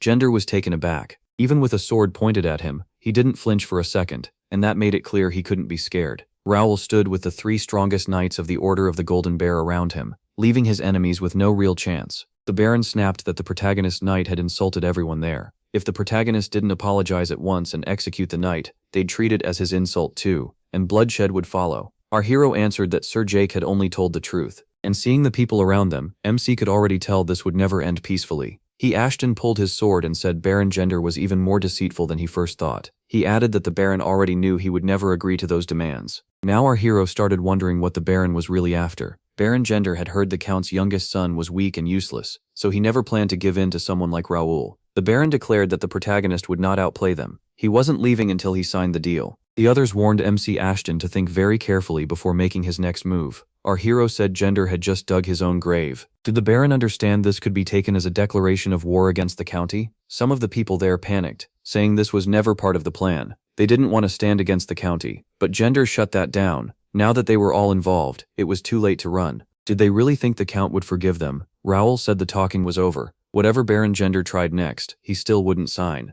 The Baron said he still didn't get it. One signal from him, and hundreds of knights and guards would move in. Could his side really stop all of them? Gender thought he still had one hidden card. Even the Order of the Golden Bear wouldn't be able to stop it. Our hero realized everyone else was only watching because they were too scared to act. That meant no one would stop him. Raoul told the Baron he didn't care. Gender was shocked by how calm the protagonist looked. Was he really not afraid of a hall full of armed knights? The Baron had saved his trump card for the worst case. Once he used it, war would be certain. The Baron felt he had no other option. Who would have guessed this young man wasn't weak at all? Gender accused Raoul of using fake records to shame him in front of everyone, then demanded justice. The Baron called on MC Ashton to make a blood sign, a duel challenge that could be given only once in a lifetime. This was the only way someone like him could legally fight higher nobility. So the Baron was really ready to do this against his own nephew. He had gone way too far. He asked why he should accept. The Baron called it his final mercy. Better this than having his seal taken by force. Our hero was stunned. Did Gender really believe he could beat him fairly? And was that supposed to make him honorable? Gender warned that if Raoul refused, he would use force. The Baron thought the young man could act proud all he wanted, but he already knew the answer he'd get. The protagonist asked about the rules, and if Gender wasn't fighting himself, then who would? The Baron explained. 3 fighters for each family, battling one at a time. Victory would go to the side whose duelist lasted longest, and only direct relatives could take part. Philip objected right away. Sir MC was standing alone for the Ashton family, so this wasn't fair. The Baron answered that plenty of Ashton family members were in the hall. If any of them backed MC, they could fight for him. He then asked about the wager. If he lost, he'd sign the papers. But what was the Baron putting on the line? Gender shrugged and asked why that mattered. The protagonist answered that if the duel was fair, the stakes had to be fair too. MC declared that if he won, he would seize the homes of everyone who signed those account papers. He made it clear, if they didn't agree to that, there would be no duel. The Baron figured Raoul's demand would make everyone hate the Ashton family, which worked fine for him. All that mattered was forcing the young man to give in. Gender accepted and asked if he would take the challenge. Philip quickly warned him it was a terrible bargain. There were other ways to get what he wanted. The protagonist knew Philip was right, but he had already chosen this path. He'd even been given a new assignment, so there was no turning back. To clear it, our hero had to win the duel alone.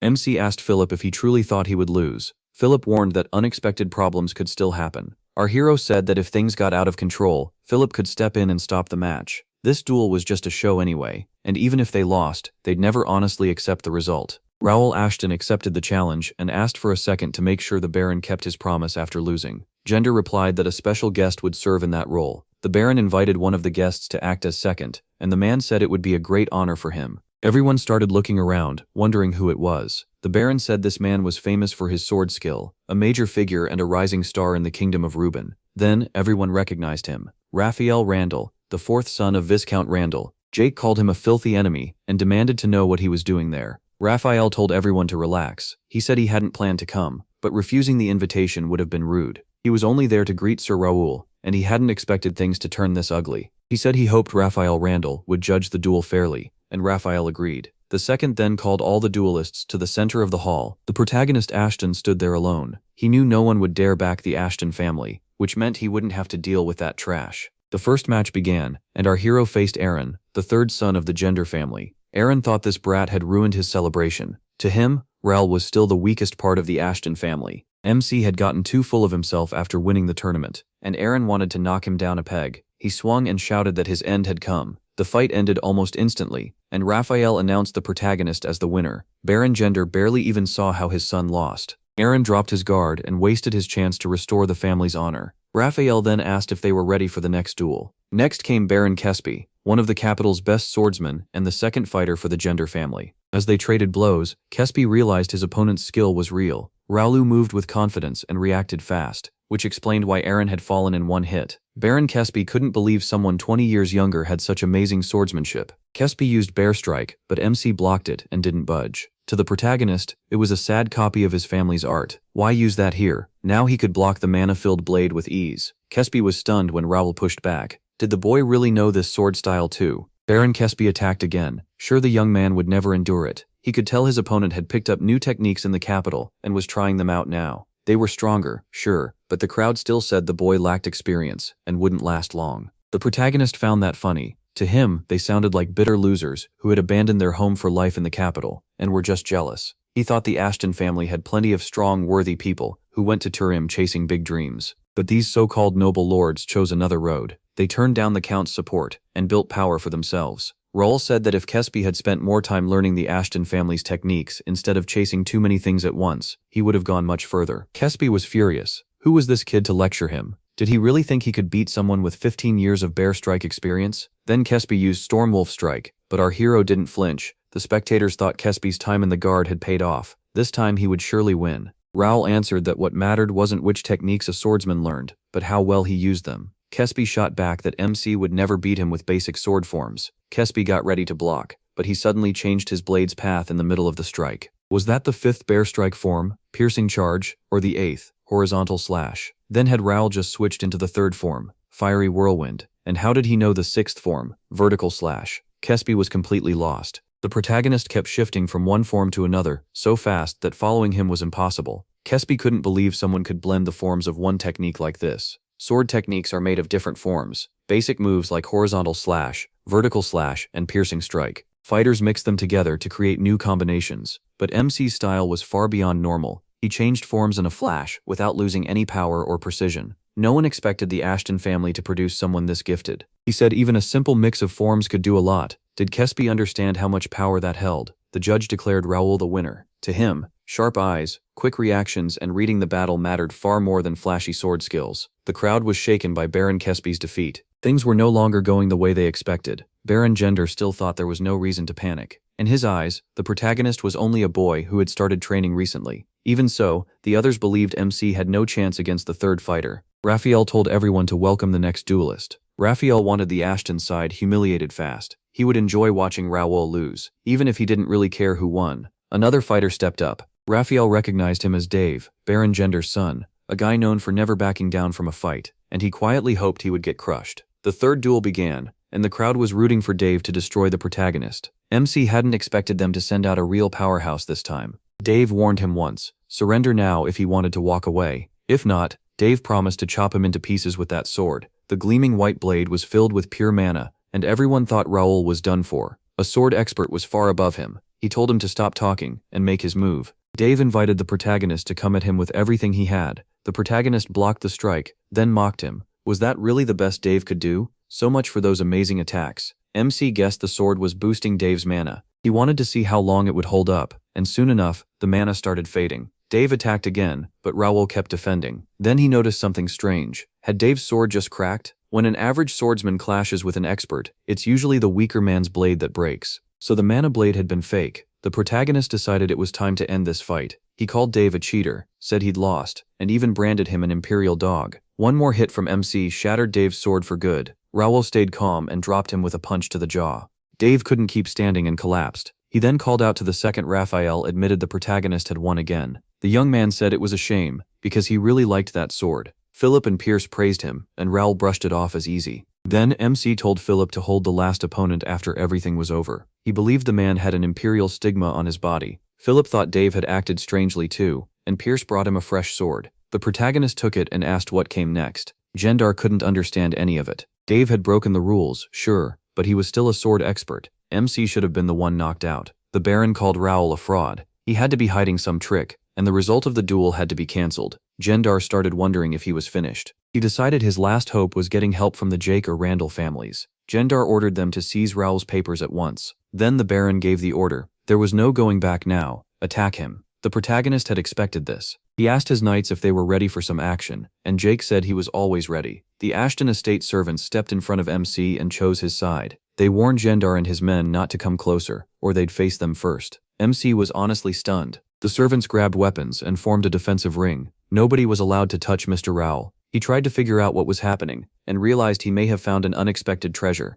Gendar felt betrayed. How dare the servants turn on him after everything? One of them said the Baron had stolen money meant for them. They had only hated the county because they didn't know who the real traitor was. If Sir the protagonist hadn't stepped in, they would have stayed slaves forever. These servants had been personally recommended by Earl Ashton to enter the MC Academy. They did well in the coming-of-age tournament, and earned grants, but when the dorms closed for the holidays, they had to stay here. Their living costs were supposed to be paid from estate funds, but the Baron pocketed the money, and even made the students work the farm to cut servant costs. Raoul realized his father had trusted the wrong man, even if the Baron hadn't always been corrupt. Jake asked what they should do next, warning that this could end badly if it kept going. He answered that he would be here soon. The door to the room burst open, and a man demanded to know who was bold enough to stand in his way. A huge man carrying a sword stepped in and demanded to know who dared draw a blade inside Count Ashton's estate. Jenda froze. It was Mr. Dillon. One of his hands looked as big as another person's whole body. And how had the Count's heir gotten here? Dillon's knights entered right behind him.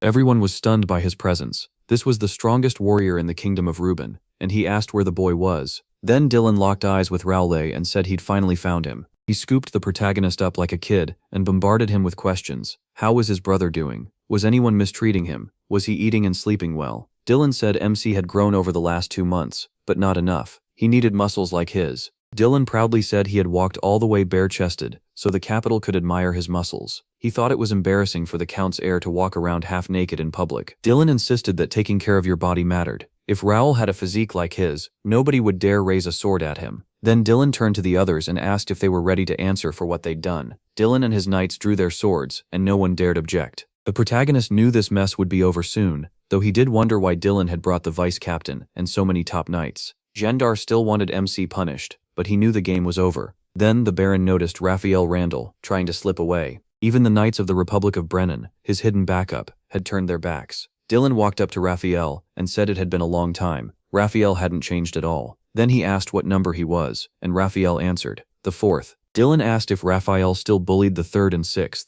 Raphael brushed it off, saying that was ages ago. Dillon looked shocked. Had Raphael really just raised his voice at him? Raphael quickly answered that Dillon was imagining it. Dillon warned that Ashton family matters were no longer Raphael's business, unless he wanted to stay. Raphael immediately said he had things to do at home. Dillon told him to pass a message to his first brother. He was ready to fight any time. Then Dillon ordered everyone outside the Ashton family to leave. Anyone who had been waving weapons could stay. He wanted a separate talk with them. After that, Dillon asked where the document was that everyone had been so eager to sign. That evening, Raoul thanked Dillon for coming. He asked why he had brought so many men and who was guarding his wife and son. Dillon said he couldn't show up to help his brother empty-handed. The protagonist pointed out that he'd contacted Dillon late at night, so gathering everyone and reaching the capital that fast couldn't have been easy. Dillon said MC already knew why he did it. Their father had trusted him with the seal for a reason, and he just made the process easier. Raoul had to admit Dillon was right. Without him, settling the conflict would have been much harder. He had even used a portal to bring the whole squad, which probably cost over 3,000 gold. He asked what should be done with the traitors. There were around 30 of them. Dylan said they wouldn't get off lightly and would pay for what they'd done. The protagonist pointed out that some of their father's brothers were involved. Would the count really take that calmly? Dylan said their father hadn't objected, which meant this was the perfect chance to remove the traitors. They'd already done plenty of damage and drained a huge part of the Ashton family's wealth. MC started to think Dylan had been guiding more of this than it seemed. According to the connection, he was active in politics, smart and careful, a dangerous man with both strength and brains. Dylan said he didn't even need to touch them, cutting off their funding would be enough. He agreed they'd gone too far, so he had to step in. Dylan teasingly called the protagonist sweetie for writing a full report and beating everyone in duels. The protagonist shot back that he was too old for that, and Dylan could save that affection for Libya. Dylan laughed and said he would, but his wife wouldn't let him touch their daughter. Raoul then showed Dylan the blood sign report and asked what they should do next. After reading it, Dylan said all 27 mansions owned by the people who tried to force MC to sign now belonged to him. He could use them however he wanted and ask for help anytime. He was stunned that it all belonged to him. Since this was family business, he thought they should handle it together, but Dylan said it was the protagonist's reward for winning fair and square. The mansions were his by right, and he needed to act with confidence. Dylan reminded him that he was an Ashton son, so he should carry himself with much more confidence. He had earned it. Raoul thanked Dylan and said he'd try to remember that. Then MC handed the papers back to Dylan and told him to manage them. He only wanted to keep Berengender's house. The papers were worth more in Dylan's hands anyway, and selling that many mansions would be a nightmare. Dylan said he could be trusted. He wouldn't lose a thing, and as payment, he would teach Raoul something. Dylan declared that the protagonist was about to learn the secret to the perfect body. He asked if MC was excited, thrilled, and inspired already. MC answered that he absolutely was. Dylan added that even their father and Lawrence wanted to know this secret, but he would only teach him. That made him wonder if Dylan really had some special trick for building muscle. What followed was a brutal month of training with Dylan, and the protagonist swore he'd never train with his brother again. The day of the academy entrance exam finally came. After being wished a safe trip and good scores, MC said he wouldn't overdo it. This was just a kid's test to him. Dylan asked if he was really sure about that, and Raoul was caught off guard. Did Dylan actually think this exam would make him struggle? Dylan told him not to worry, and said he'd be waiting once he passed. The protagonist planned to clear the exam fast and get out. School was only his excuse for leaving home. He had another goal in mind. He also had no interest in blending in with the other students. To MC, that would just waste energy. Raoul didn't expect admission day to be this packed. Dylan explained that more people were in the city than usual, because some had delayed enrolling. That made him curious, since even the connection had nothing about it. There was also a waiting list full of aristocrats, meant to enroll this year, so something was clearly off. Still, the protagonist wasn't expecting much from academy life, so he didn't care that much. When people started offering congratulations, MC got confused. Philip had said no military families would apply this year, so why were there so many now? Philip answered that when they left Mira, there had been no news about this. He had spent the whole last month training with Dylan while Bernard handled estate work, so now he wanted Dylan to explain what was going on. Dylan only winked and said the protagonist would understand soon enough. For now, he just needed to remember not to try too hard on the exam. Raoul told Jake and Pierce to gather information for him, especially about the training ground. He hadn't expected this year's applicants to be so strong. Even people from the top noble families had shown up. MC told Philip he had no desire to compete with kids his own age. He decided there was no point stressing over it, and focused on his real plan instead. Then the student opening ceremony began. The speaker welcomed everyone to the Academy of the Kingdom of Reuben, and moved on to introduce the professors. Raoul had already checked the staff list, so none of this surprised him. The first name announced was Alfredo Gray, the acting vice-rector and head of the Department of Magic and Management. He was stunned. This was Alfredo Gray, one of the continent's 3 wise men and an 8th circle archmage. So why was he here? Alfredo Gray greeted the crowd and introduced himself as the Academy's acting vice-chancellor. He said it was an honor to join such a respected school. The protagonist knew Gray was unmatched in illusion and vision magic, and also skilled in alchemy, which made his arrival even stranger. Gray was known for roaming the world, which earned him the nickname Wandering Sage. Even the Magic Tower sometimes had to ask the Information Guild where their own master had gone. Raoul could hardly believe someone like that had really taken the vice-rector job. He hadn't expected Gray to appear this early. He was supposed to matter later, when alliances formed. Gray then announced that leadership magic would be added to the curriculum, and shown during the entrance exam. Rector Spence Templeton followed up, saying Gray's changes to the curriculum also meant the entrance exam materials had been revised. MC figured the required level should stay about the same. If not, he might actually have to put in effort. Then the rector added that whoever got the best score would earn a special reward. Raoul had never heard of any extra prize. As far as he knew, the exam was only meant to sort applicants into groups. The fencing department had 5 groups, so he wondered if aiming higher was even worth it. Since he didn't know what first place gave, he saw no reason to stand out. Jake said the special prize was nothing special anyway. That changed the moment the protagonist heard the real reward. First place came with a private training room and a full library. There was no way he was letting that slip. Lectures could raise skill levels, but they gave no experience points or rewards.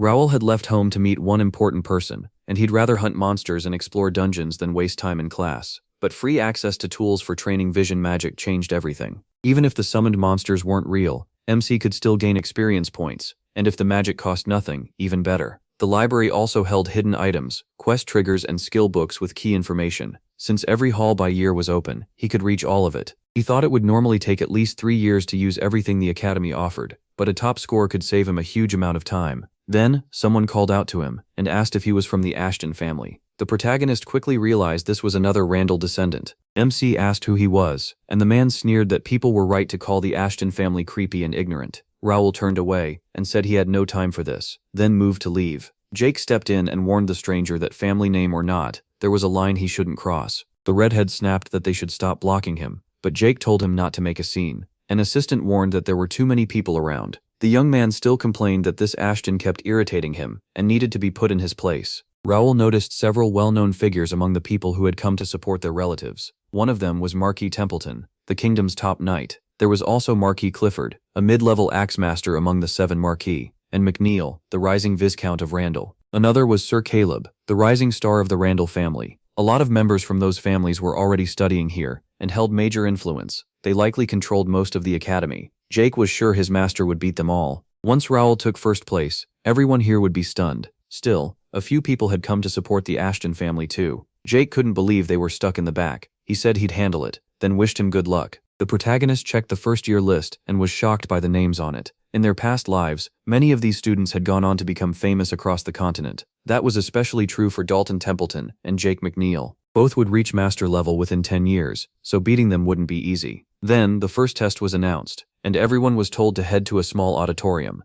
Raoul was sure first place would be his. The opening test was written. MC hadn't studied for it at all, because the connection and community systems already had everything he needed. The second test checked physical strength. Applicants entered the training hall in groups and had to follow the observer's directions. A field inside the hall restricted mana flow. The instructor said using mana was pointless anyway, since this test measured pure physical strength. Each person had to step up alone and follow instructions. In front of them stood a force gauge. Raoul had seen a strength meter in the database, but not this version. The rule was simple: step forward and hit it. Your better score out of 2 tries would be recorded. Most applicants landed between 1,000 and 1,500. He watched closely and judged that this guy had 43 endurance and 50 strength, putting him in the top 5 of the group. Now Raoul wanted to see what he could do. The young man struck, and the gauge showed 2,250. The crowd cheered, saying they expected that much from McNeil. The protagonist noted that this was the first score to break 2,000. Now Karau knew the number he had to beat. A speaker said the kingdom was famous for producing great knights, and this year's students were proving it. He added that they hadn't seen so many gifted applicants at once in a long time.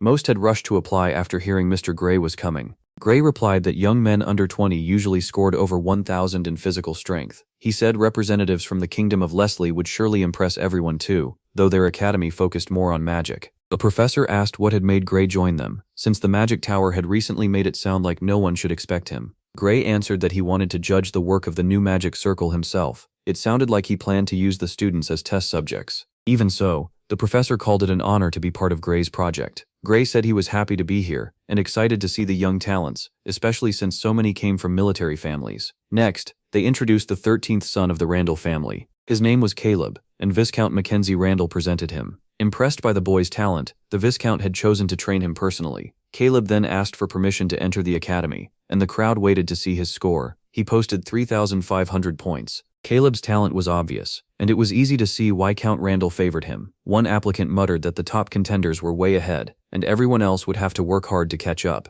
Then the next name was called. Jake, from one of the 7 Marquis of McNeil, and grandson of Lord Clifford. People whispered that the Order of Knights wanted him already, and that his talent was beyond academy level. Jake also scored 3,500. That tied the highest score ever recorded among first-year students at the academy. Vice-Chancellor Gray was impressed. He said even many knights could barely reach 3,000. The next to step up was Dalton, the swordmaster's grandson, making his first public appearance. Dalton scored 2,900 points, lower than the 2 scores before him, but he had attacked one-handed, with the other behind his back. The swordmaster explained that he had made the boy attend the academy, even though Dalton clearly didn't want to be there. People said Dalton Bill clearly wasn't trying. If he used his full power, no one doubted he'd be on top. Someone even suggested breaking for lunch, since the rankings already looked settled. Vice Chancellor Gray pointed out that one more boy from a major family still hadn't gone. The professor brushed him off as not worth watching. People said he only got in because of his father's recommendation letter. On top of that, he was just 15. Some students join the academy only to gain experience and don't care about graduating. But for someone from a military family, that was seen as pretty shameful. Dylan apologized and said he didn't mean to cut into their talk.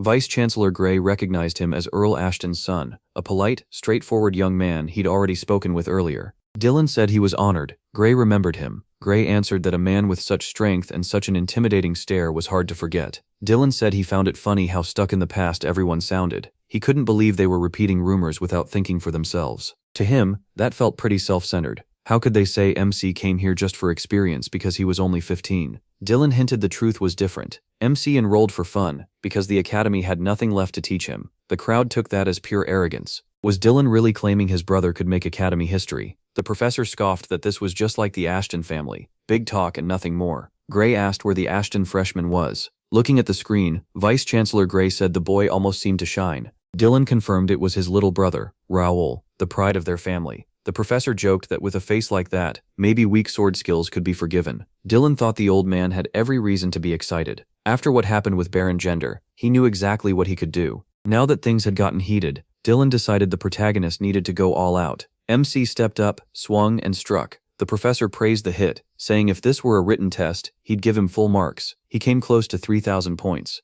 People wondered what he might score if he took this test a year later. Raoul got ready for another strike, convinced everything was going just as planned. The crowd started thinking he might really pass 3,000. Age didn't matter here, he just had to commit and swing with everything he had. The protagonist did exactly that, putting all his strength into the next hit. Dylan cheered that his brother was doing great. The score came up at 3,615 points, 3 higher than the previous best. The whole thing had been planned out ahead of time. Raoul thought everything had gone exactly as planned. After the test, they had to write down the names of everyone who scored above 2,500 points. He also needed to watch for updates and keep track of the results. Raoul decided he couldn't let anyone grow suspicious. Once he reached expert level, his physical power shot up fast. Thanks to his brother's brutal training, it had reached 68 points. He could easily hit 4,000 on the meter now, but he needed to stay in line with the other freshmen. So MC acted like he was straining while secretly gathering information. In truth, he used telekinesis to reduce the impact. The strike had to land in the exact right spot, and he worked that out with the system's calculator. Raoul decided to stay careful until a real threat showed up.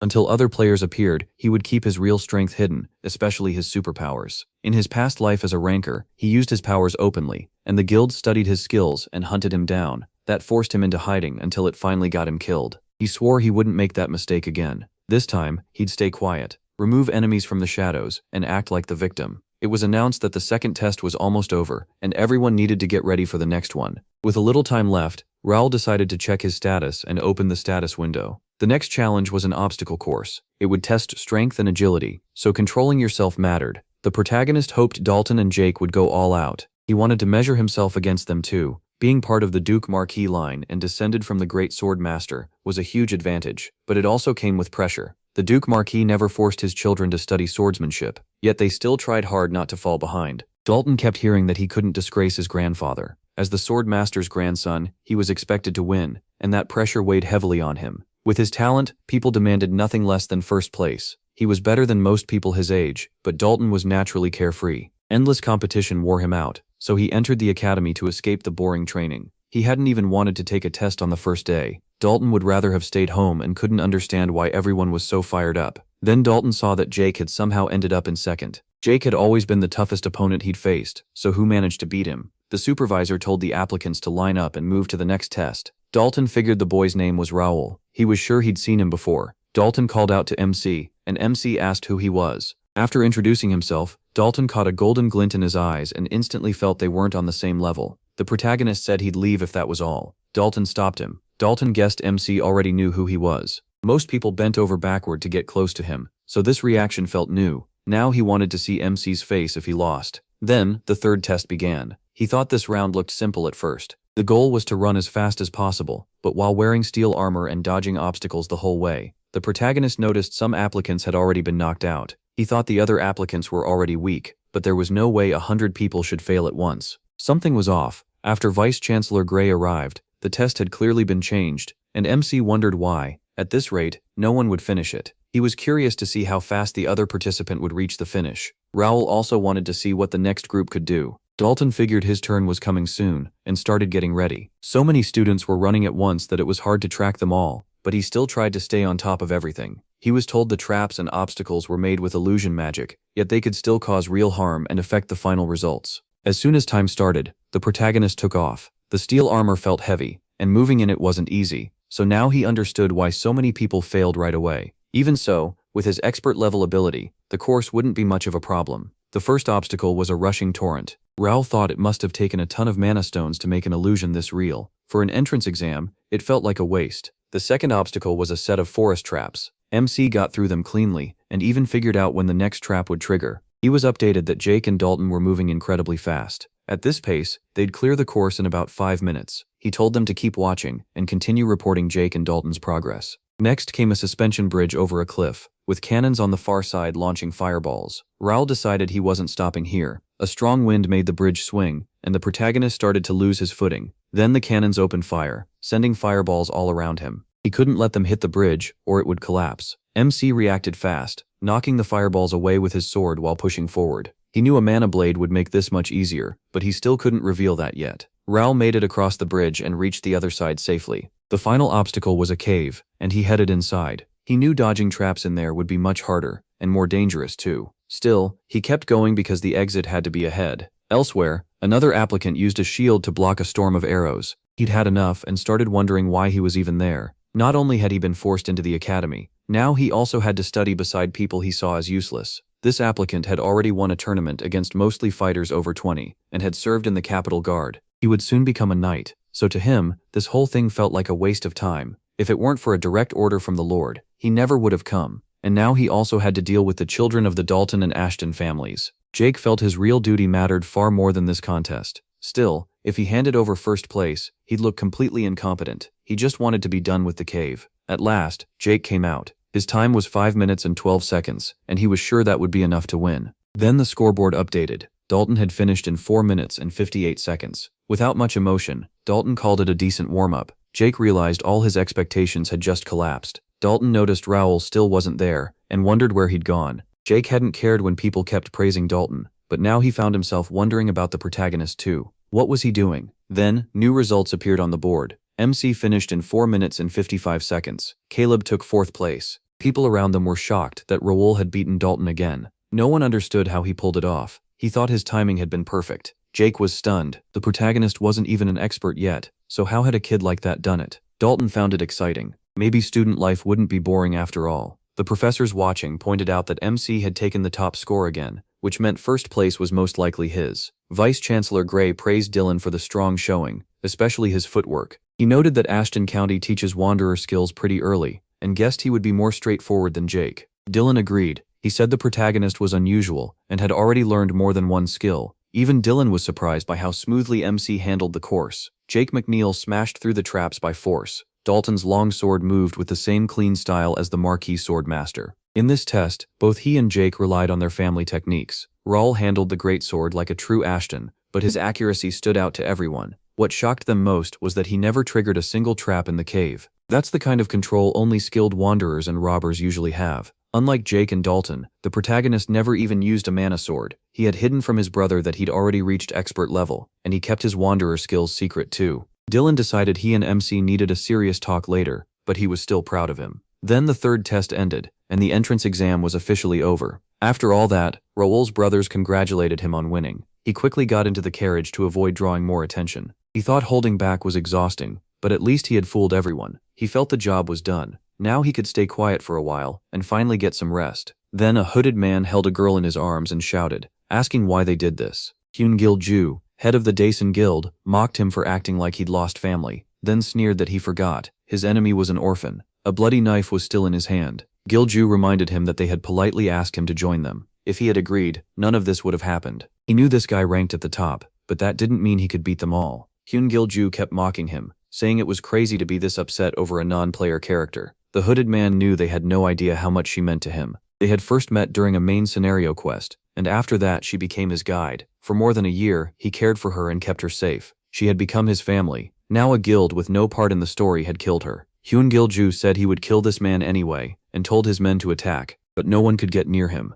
A protective field of energy spread out from his body. Then energy swords poured down from above and wiped the attackers out. The guild leader was stunned. This power made no sense, even for the top ranger. That guild had taken away his skills, even after everything he had invested in it. The hooded man used magic to send a blade straight at his enemy. He demanded answers. Why was this guild killing guides and other non-player characters? Weren't they afraid of the punishment? For players, killing NPC tied to the main scenario is a terrible move. It can get your account erased for good, along with any linked profiles. The mage said replacements would appear anyway, so their death shouldn't change the game's path. So why risk everything just to kill innocent people? Hyun-gil-ju was baffled that anyone thought a penalty like that mattered to him. He said only useless players fear that. A lot of people would gladly kill an NPC for 10,000 coins. The player grabbed Gilju by the throat and demanded a real answer. Gilju mocked him, saying it didn't matter. If he died, he'd just come back after paying a few coins. The player knew who Gilju was, grandson of the owner of Daisen, one of the 5 richest companies. Gilju bragged that this player would end up crawling at his feet. He claimed money always wins, in games and in life. The player didn't care and killed the guild leader.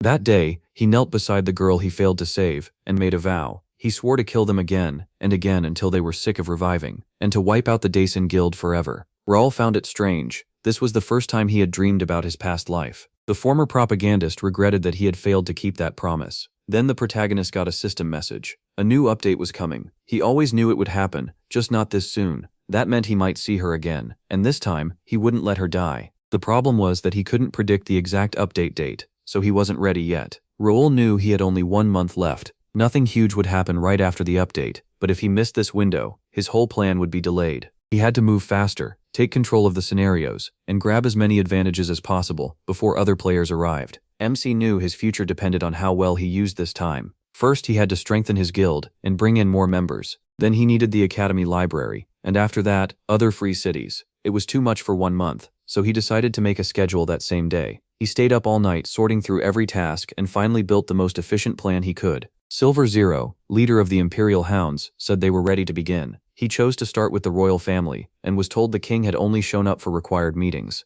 Even the swordmaster skipped his grandson's academy entrance ceremony. Silver Zero said the work had gone well. A message came from the main base that morning. In 1 month, the great plan would begin. Their effort was finally about to pay off, but until then, everyone had to keep playing their part. Silver Zero asked Number 7 about Mira. Number 7 said Phase 1 was done, but the result was still unclear because the kingdom's interference made the battlefield hard to reach. One member said the Randall family had to be involved. Another pushed back. They hadn't made a move, so maybe the people exiled to Mira had attacked the camp instead. The first speaker said the evidence was obvious. The same day the Rendells called themselves heroes, combat armor and weapons, marked with tracker spells, showed up. Clear proof they were involved. Still, no one understood what kind of force they used to pull it off. Silver Zero asked if there was anything else. They reported that the Duke of Ashton's younger son was in the area, though he had not been seen near their base. Silver Zero asked if Ashton County could really be working with Viscount Randall, but that seemed unlikely. Another member added that it wasn't confirmed, but one of their people had spotted someone who looked like Gray. Silver Zero ordered them to pause that investigation. With the plan so close, there was no reason to waste time on side issues. A warning to the Rendells would be enough. Silver Zero then asked Number 3 about the academy. Wasn't Jake supposed to take first? Number 3 said everything had been under control until Raul Ashton appeared. Silver Zero turned to Number 6 and asked what was happening, since he handled the Ashton family. Number 6 admitted he was confused. Last year he showed no talent, but this year his skills had jumped out of nowhere. They were watching him closely, yet it felt like he was hiding something. Silver Zero asked if the protagonist could disrupt their plans. Sixth said that seemed unlikely. The protagonist was only 15. He planned to use him if possible, and if not, he'd switch methods. Silver Zero admitted the protagonist kept coming up, but this wasn't the time to focus on him. For now, Gray mattered more. They needed to learn why he had shown up so suddenly. If the top freshman route failed, they'd try something else. When Silver Zero asked Number 8 about the criminal world, he said one issue remained, but he'd fix it before the great plan began. Silver Zero said this one last time. They had a month to make sure nothing and no one got in the way. They had to stay alert. One wild card could ruin everything. The next day, Raul pushed through despite getting no sleep. Since he didn't have to live in the dorms, traveling by carriage made things easier and let him handle work on the way. He also arranged his classes so he only needed to attend specialized subjects 3 times a week. People kept saying he was the best freshman, even though he was only 15.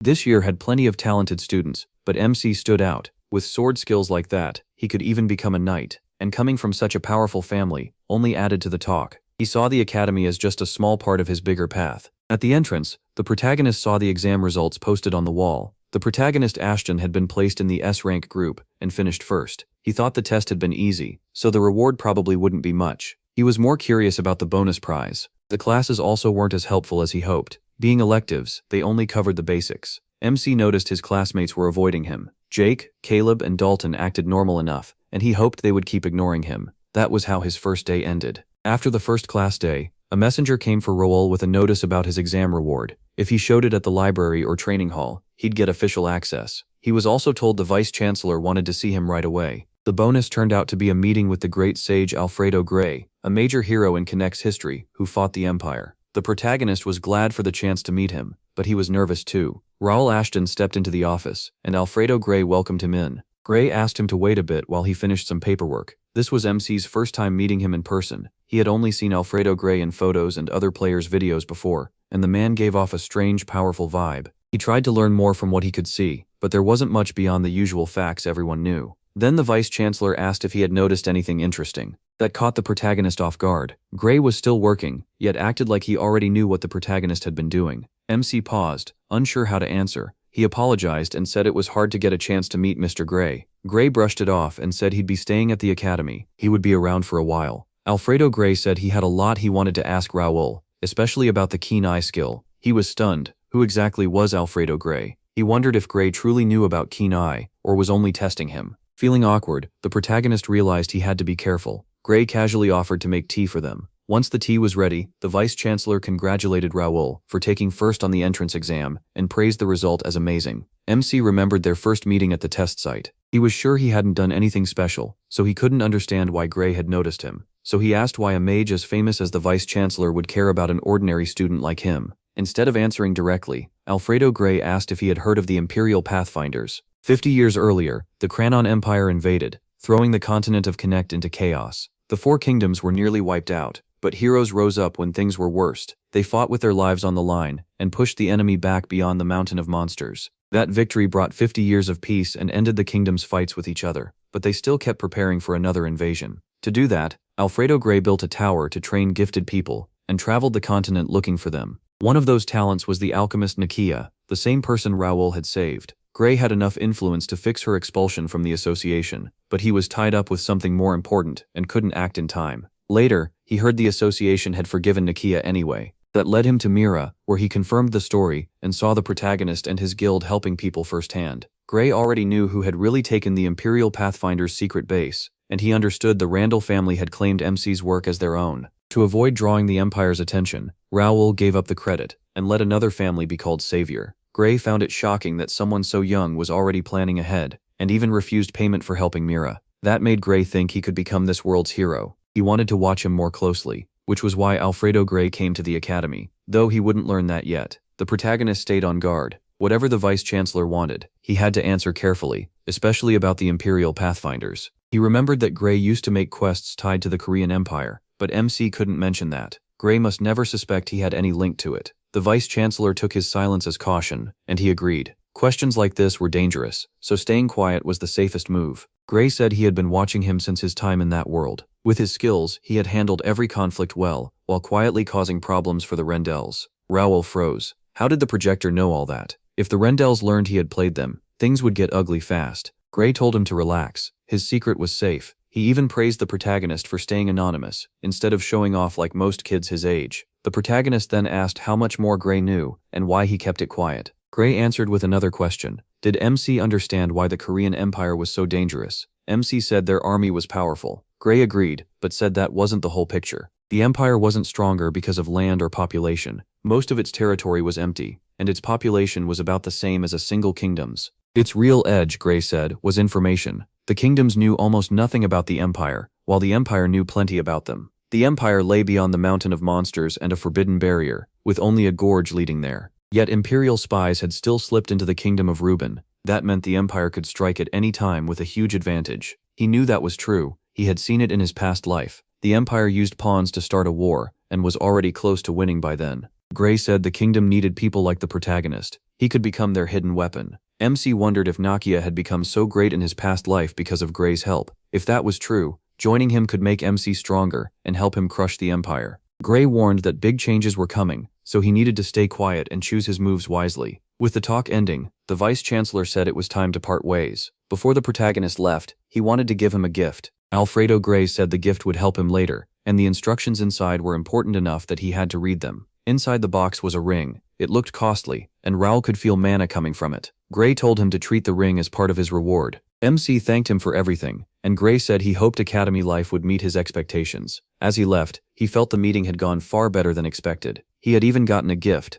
but what kind of ring gave off that much mana? It was Gray's polymorphic ring, an item that could change the owner's body into any form they wanted. Raul was thrilled. This was the kind of item that gave real special abilities. Until now, his status had boxed him in. He had to plan every move and go everywhere with guards, so he badly needed something that could hide who he was. What shocked him most was that the ring changed appearance too. That kind of spell was sixth circle magic, something only a few mages could use. On top of that, it could let him call on the great sage Gray. In the end, the protagonist decided not to stress over it. Gray had treated him well, so he planned to use the gift carefully. 2 weeks passed, and Academy life stayed pretty normal. Raul hadn't made any enemies, and since he kept a low profile, most people were nice to him. Still, one student named Dalton kept sticking to him all day. This time, Dalton said he had found a good weapons workshop. MC reminded him he was busy and told him not to wait around. Dalton begged him not to say no. If he went home, he'd get dragged into training right away. He just wanted to study in peace, but Dalton showed up every single day. Day after day, Dalton got on his nerves and never even tried hanging out with anyone else. At least Dalton didn't pick fights. And with him around, other students mostly left the protagonist alone. Raul said he had important things to do, that Dalton could ask someone else, and that he was heading to the library. Dalton argued that swinging a sword all day was better than reading books. MC remembered being told that top exam students could enter every library floor, but that wasn't really true. Anything above the 4th floor was restricted, and only royalty or certain professors could reach the 5th. That didn't bother him much. Even the 3rd floor was limited to just 50 students, and he was already planning to hunt for useful books there. A fairy drifted through the library, spotting familiar students but no freshmen. Everything here was old books. Looking for something fresh, the fairy started digging through her bags. She muttered that one girl was always working hard, and diligent students were nice to see. Then she noticed a student asleep and got annoyed, calling it shameful to nap in the library. The boy got smacked and jolted awake, completely confused about what was happening. The fairy scolded him. Sleeping over a book in the sacred library was forbidden, and as its guardian, she wouldn't allow it. Meanwhile, Raul thought the 2nd floor had far more useful books and skills than the 1st. Other students laughed at the sleeper after the ghost smacked the back of his head and woke him at once. In this place, dozing off meant getting hit. He found that odd. The library had a protection spell on it, so where had a ghost come from? The fairy grumbled to herself that too many students were annoying her today, and it was wearing her out. Then, something felt off, so she went to check and found a glowing book. That book could no longer ease her tiredness. If it failed, she might need a new home. A top-class spellbook could keep her life force going for about 1,000 years, so she needed another one just as good. But the shelves only had cheap, weak books. If this kept up, she wouldn't last even a year. The fairy clung to one last wish and felt like something important was about to happen. Then she spotted Raul and got curious about the books in his hands. She hoped one of those books could save her. Convinced she'd found the right one, the fairy rushed straight for it. The protagonist quickly saw that finding a one-of-a-kind skill book wasn't simple. The copies he'd already picked up were no use to him. He at least wanted a book on telekinesis. What he'd learned from another psychokinetic still wasn't enough. He needed more.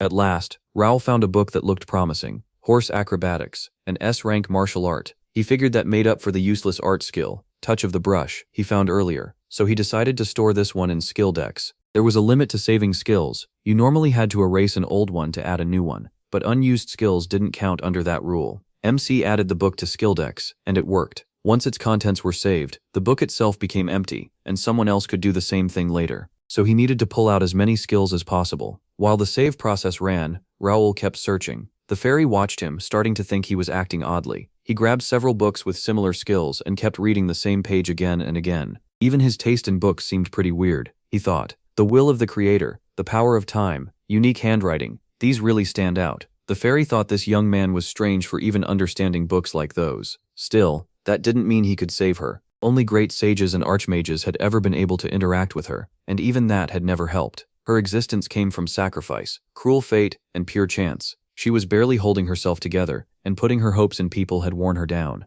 The fairy decided these books, special as they were, weren't right for her. Maybe her feeling had just been wrong. But then she noticed another book. It looked plain at first, yet the mark on its cover said otherwise. She could almost feel it calling to her. The fairy saw one book's power move into another, or maybe get swallowed by it. But the strange part was that the second book didn't change at all. She had never seen magic like this before, and wanted a closer look. Roll stepped away from the table, and the fairy took it as her chance. She flew in, thinking she might have finally found what she'd been searching for so long. The fairy touched the book and froze. Nothing happened. Even powerful spellbooks and holy texts always reacted to her, but this one stayed silent. Still, she refused to give up. She tried again and again, but nothing changed. Then a human shadow fell over the book. Roll stared at her and asked why she was sitting on his book, and what she even was. He couldn't tell if she was a ghost or a fairy, and she looked like she might vanish any second. The fairy was stunned. Could this man really see her? Panicked, she spun around and fled. The protagonist didn't chase her. Since she cared about the skill book, he figured she'd come back on her own. For now, finding more skill books mattered more. When the absorption finished, MC decided to check the results. He now had around 700 skills in his inventory, all jumbled together. Even in his past life, nobody had gathered that many, but the skill book was still marked as a rare item. How many more books would he need to unlock its real power? Right then, someone called out to him. Peeking out from behind the table, the fairy asked what kind of book it was. Raoul noticed she'd come back pretty fast. He chose to be a little tough first. He told her to apologize for touching someone else's things, and asked why he should answer her at all. The fairy quickly apologized, then admitted it was strange that he could hear her voice. She introduced herself as Ravelina Harriet Meridian, though he could call her Rabel. She was a forest fairy who loved harmony and order. In return, he gave his name, Raoul, a first-year student. But Rabel wasn't a normal fairy. By her own words, she was closer to a ghost, which was what the students called her. Rabel explained that she was a soul stuck between life and death, a being outside the usual rules of the world. The young man asked why this book drew her in. She said it was unlike any other, even compared to the rarest books. The protagonist then asked if she understood what it really was. Rabel said the book wouldn't answer her, but she trusted what she'd sensed. Then she asked if she could look inside. MC knew almost nothing about skill decks, and in his past life there had barely been any info on them either. Maybe Rabel could make it better. Either way, she wasn't going anywhere with the book, so he agreed on one condition. Rabel had to tell him everything she learned. She accepted right away. He opened the book, and Rabel started examining it. Right away, she felt a huge flow of energy running through it. Then a flash of light burst out, and the fairy gasped that this was impossible. How could this happen? Had he seen it coming? And if so, this book showing up now broke every rule. Raoul asked if she was okay. Still shaken, Rabel demanded to know where he found the book. He reminded her that she was supposed to explain what was inside it. Rabel declared that the book held the power of a creator god, not just any one, but an ancient creator listed as missing. Raoul was thrown off. An ancient creator god, what was she even talking about? That claim meant nothing to him. Rabel, on the other hand, was honestly shocked that anyone could know so little about the creator. The protagonist said he cared more about the book itself. Rabel admitted she'd only taken a quick look and didn't know the full details yet, but she was sure it was a forbidden book that had somehow lost its power. MC asked if the book could be restored. Rabel said she didn't know. The book was being stubborn and wouldn't speak to her. He decided this was turning into a waste of time, but Rabel warned him not to expect fast answers. She needed to go inside it. Just then, Raoul got a system message. The spirit of the forest fairy wanted permission to settle in the skill decks. If he allowed it, she would become the library manager. He understood right away. She needed a safe place to stay. It could help him too, but he wasn't about to let a stranger use the book for free. Rabel noticed the look on his face. The protagonist wasn't convinced she truly needed him. He now knew something was wrong with the skill decks, but he still hoped to fix it himself. MC said it was getting late and he had to head home. Rabel begged him not to go and asked him to hear her out. He brushed it off, saying he had things to do and they could talk later, even though he doubted he'd come back. Rabel apologized if she'd upset him by accident. She hadn't spoken with people for a very long time. The protagonist pushed a little harder, repeating that he was busy. Rabel quickly promised she'd be useful. This book mattered deeply to her, and she begged him to listen. That was when the protagonist realized she was ready to bargain. Rabel admitted she was desperate and asked why he wouldn't believe her. MC apologized and told her he wasn't trying to make her cry. He explained that he couldn't just hand over the book. It meant too much to him. First, he wanted the truth about what happened to her and how she ended up like this. Only after that would he decide what to do. Rabel agreed to explain because she had started trusting him. She warned him it would be a long story, Long ago, the continent was swallowed by a massive war between races, gods, demons, and even beings from beyond the world. Everything was close to ruin. The forest fairies were nearly wiped out. To save her, Rabel's people sealed their youngest descendant inside a book. She was their last hope. But broken mana flows and unstable space ruined the plan. Her soul got trapped in the book, while her body vanished into a rift. After a long sleep, Rabel woke up and learned she could only stay alive by moving from book to book. Each time she woke up, she lost more of her memories. Still, she never forgot she had a mission. Rabel said she had to find the other forest fairies scattered across the world. She believed she wasn't the last survivor. Before dying, she wanted to pass on her people's wisdom and experience. But she was trapped among books and couldn't leave the library. And now the books she could live in were almost gone. Now she sensed the same presence as the one from her first book. This one might be even better, and Raoul had to let her enter it. After hearing everything, the protagonist agreed, but if she entered the book, she'd have to serve as its manager and deal with people. Was she willing to do that? Rabel said yes. She would do anything to remain in that book. But before that, she wanted to know why he needed it so badly. MC said he wanted to protect his family and his homeland. This book could help him do that, so it mattered more than anything. Rabel called that a noble goal and offered to work with him. Rabel admitted she couldn't do much for Raoul yet. First, she needed time to settle into the book. She explained that she'd go into hibernation for about a month, but the book would still work normally. Before resting, Rabel thanked him and promised that once she woke up, she'd help however she could. They agreed to meet again in a month, and just like that, our hero gained a new ally. After meeting Rabel, time passed fast. Only 1 week remained before the update. Raoul still had a lot to get ready, and almost no time left. Dylan said he was proud of his brother. Dylan said the protagonist had been right about the temple's oracle, then asked how he knew. The protagonist wanted to hear exactly what the prophet had said. Dylan said the message was strange. In 1 week, what was lost would return, broken ties would be fixed, and to stop evil from rising, the savior had to open the door and take the fruit of emptiness from inside.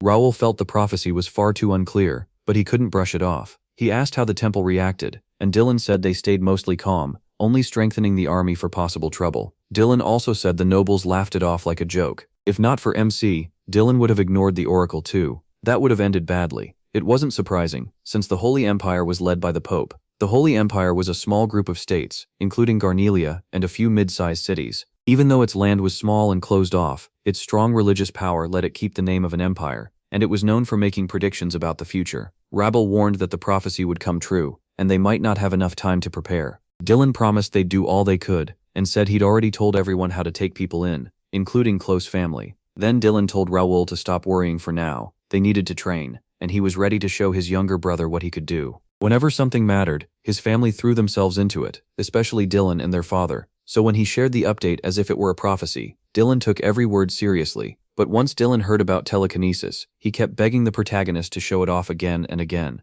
During sparring, Dylan said skill alone wasn't enough. MC also had to build real strength. Getting used to that brutal training was hard. The brothers kept training because Dylan refused to ease up. Thanks to that, Ra built more muscle and raised his psychokinetic body back to the level he had in his past life. Dylan cared so much about raw strength that despite his amazing body, his fighting technique still had plenty of holes. When the war starts, that weakness will matter. Before then, Dylan needs to sharpen his skills, because his crazy strength means a lot more when it's backed by proper combat training. With every spar, Dylan could tell his brother was catching up. Soon, muscles alone wouldn't be enough to beat him, and then he'd need to find the right ability. The protagonist wanted more than his own growth. His big plan was to make everyone around him stronger too. Most of the update prep was done, but MC still worried that people were taking the prophecy far too lightly. Not one aristocrat made a move, even though his plan really needed the kingdom's help. There would be monster invasions and a war with the empire, so the army's support was a must. The government should have been expanding and strengthening its forces already. Even as a count's son who knew what was coming, Raoul's choices were limited. He was still just a 15-year-old boy, so he focused on what he could control, going to lectures and hunting through the library for skill books. When class was over, he also traveled to the 3 free cities. These were Mira in the south,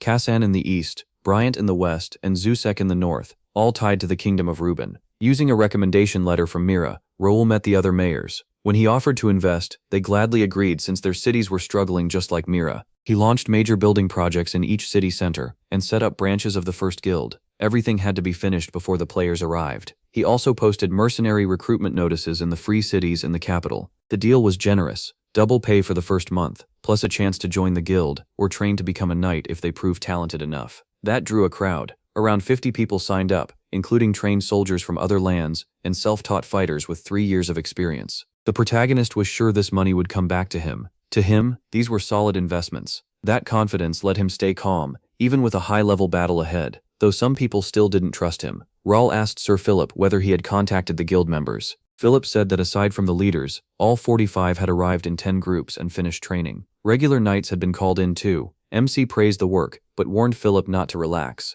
A mission was waiting for them today. A lot had changed. 6 newbies reached expert level and became regular knights, while 9 players including Philip, Jake, and Pierce rose to elite knight status. Other recruits and soldiers joined them too. He saw that his first guild and elite knight squad were finally ready to move. The protagonist had chosen talented B-rank players and above, and they did even better than he expected. How well would they do in the future? Raul had done everything he could for the update. Now he could only hope the plan would hold. Silver Zero waited for the next reports. The third said the royal family was doing nothing unusual besides increasing patrols. The fourth said the Templeton were the same, and the McNeils were acting no differently. Silver Zero then asked the sixth reporter whether the people of Ashton County were religious. The answer was no. The sixth added that they got along well with the temple, but didn't follow any religion. Next came word that Alfredo Gray was focused only on the academy. Then Silver Zero asked number 8 if they had managed to get inside the mercenary squad. The 8th said they had tried and failed. The 6th couldn't believe it. Out of 1,000 fighters, not one of their people got through? Number 8 explained that passing the first test had been easy, but they failed the real one. That made them think Raul had some kind of special ability. Silver Zero wondered if the protagonist could really become a problem, since he didn't seem to have any clear edge. Even so, they decided to keep watching him. When Silver Zero asked about the secret agents, the 4th said everyone was already in place. Silver Zero declared that their great plan would begin soon, and this time they would wipe out those noble scoundrels for good. Everyone greeted the future emperor. That evening, people across the city noticed countless shooting stars. No one knew what it meant. Then a huge earthquake hit, and panic spread as people ran for safety. A moment later, the gates burst open with fire blazing inside. Armed, savage monsters poured out of them. The knights rushed in with swords drawn to protect the civilians. Their captain warned that the area wasn't safe, and ordered everyone to get to shelter. Jake took command of his knights and gave sharp orders: protect the people and push back the monsters. He followed with another order: move the residents to safety and hold the line. Pierce reported that another gate had opened at outer wall number 3. A few monsters got through, but no one had died. Philip then reported gates in his sector too, but said things were under control and the guards would take over the area. Raul stood over the area map, taking reports from every hotspot. One message said a group of goblins had broken through a gate. MC immediately understood. The update had begun. He ordered Bernard to pick several fighters from the vanguard and spread them across the sectors. Raul always knew this would happen someday, but he never expected it on this scale. The knights hadn't prepared enough and were barely holding back the assault. He realized he had been missing key information from the start. He knew that in year 521 of the Connecta calendar, the kingdom was badly damaged by the gates, but nobody knew how many there would be, where they'd appear, or what rank they'd have. The protagonist wished he could clear them himself, but this time he wasn't fighting alone. With his guild's strength, he could at least cut down civilian losses. If Raul knew each gate's rank, he could place his forces much better. Then a new task appeared: close as many gates as possible and stop the disaster. Was there really no way around this? Connect had a safety system that could step in when the scenario was threatened. It forced the story back on track by adding new conditions, just like now. Usually that meant a sudden mission or a chain of extra quests. So even if MC closed gate after gate, that alone might not really change anything. He knew this wouldn't be easy, but he had no intention of backing down. For the moment, things were fairly quiet, but the power coming from the gates kept growing. Raul yelled for everyone to stay away from the gates. They could pull people into another dimension. They had to be careful. The protagonist realized he couldn't just stay back and give orders anymore. He had to step in himself. He activated his battle sword and moved out to handle the mission. On that battlefield was Josh, a 21-year-old C-rank mercenary. After leaving his family's farm, Josh had worked hard to reach this level. So when an aristocrat started recruiting knights, Josh grabbed the chance. The mercenaries were even given comfortable rooms with double beds. Josh had never eaten food that good in his whole life. He thought he'd found an easy life, just serving nobles and following orders. But he was nowhere near ready for what came next. Rat-like monsters rushed out of the burning gates straight at him. Josh used his new skills to cut through the rat pack, but the swarm didn't thin out. Josh quickly saw he couldn't last much longer, and then the rat pack's leader came out of the fiery gate. At that point, he knew he was about to be overwhelmed, so he went for a risky plan: kill the leader first, and make the rest fall apart. Just then, Raul Ashton stepped in to help. He took down the leader and apologized if he had interrupted. MC thought the knight looked familiar, and asked if he was from the first guild. The young man introduced himself as Josh, a C-rank fighter. He saw Josh had drive, even if he fought a little too recklessly. Beating a beast like that wasn't easy. He could tell Josh was skilled, but D-rank gates were still dangerous, so the protagonist invited him to join the team. Josh asked who exactly he was talking to. Jake stepped in and pointed out that Josh must be new, but he still should have recognized his master's face. Then Jake introduced him properly. The man in front of him was Raoul Ashton, master of the first guild. Jake asked if Josh thought joining a guild founded by the Count's son would mean an easy life. If that was what he wanted, he didn't belong here. Jake made it clear that this guild only kept real professionals. MC gave the order to move out and trust their luck. The squad tore through the rat monsters and worked with great teamwork. Raoul expected a lot more monsters, and he was glad he had chosen to be there himself. He knew there wasn't enough time to clear every gate one by one, and they had to finish this fast. Jake warned that there were too many monsters and guessed their nest might be close. He immediately ordered a scout to check. The protagonist never lost sight of the real goal. Saving lives came first. Soon, another monster group was wiped out.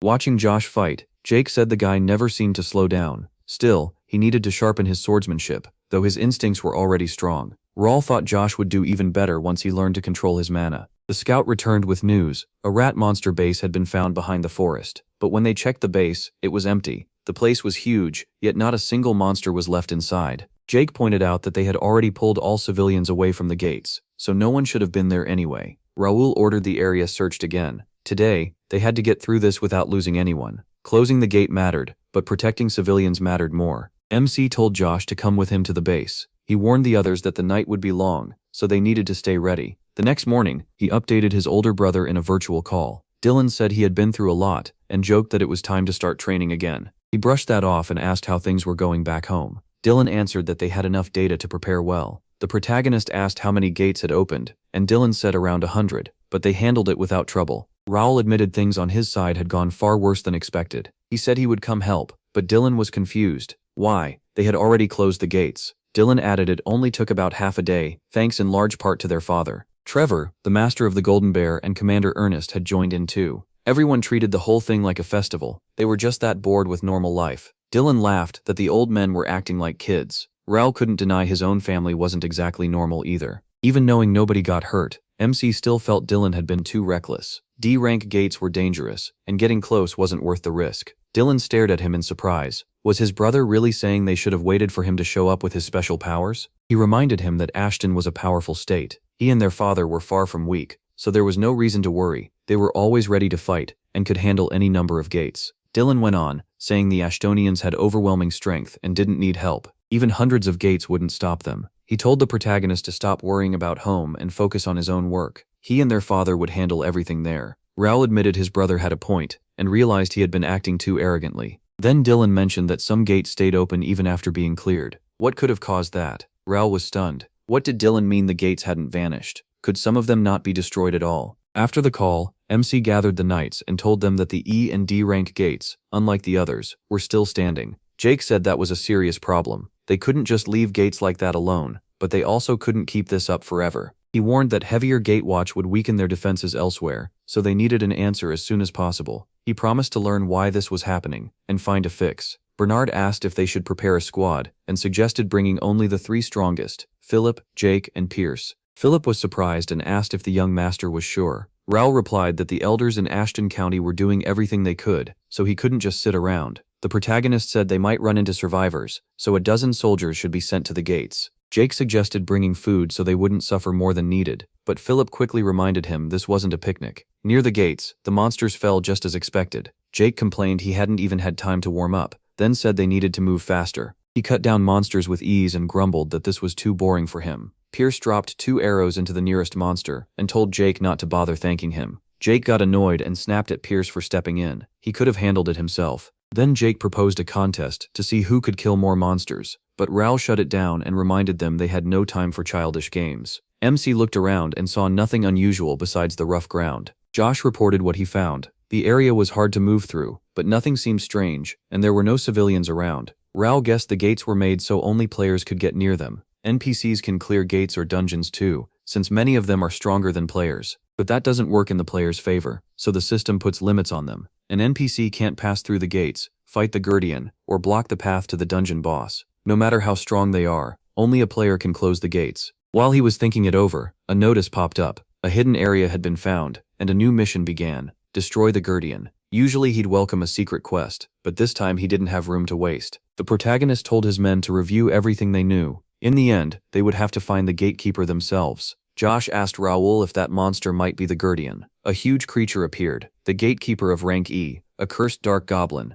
Philip took one look at the goblin and said it had to be the gatekeeper. Jake was thrilled. The big target had come right to them, so they didn't even need to search. Josh asked for permission to face the monster alone, but Raoul refused to let him. MC said he would finish it himself, and ordered everyone else to spread out. Jake didn't get why the young master was stepping in, but Philip reminded him that he always led from the front. He also knew that if an NPC killed the Guardian, there would be no reward. The protagonist Ashton walked up to the giant goblin, wondering if beating the Guardian by himself would make the gate disappear. For a player like MC, the goblin wasn't much of a challenge. A few sword swings were enough to finish it. Philip said the young master had beaten the goblin in moments. Josh was shocked by how he blocked the attack and instantly pulled back to make space. Josh decided the guild leader was an incredible fighter. Now Raoul understood what E-rank gatekeepers were like. For inexperienced fighters, beating one would be tough. If the gatekeeper died, the gate was supposed to vanish. But first, a notice should appear. The protagonist held an ore stone, the core material for power armor. This rare mineral can only be found in dungeons or gates, and is used to make power armor. The stone had been taken from the goblin's heart.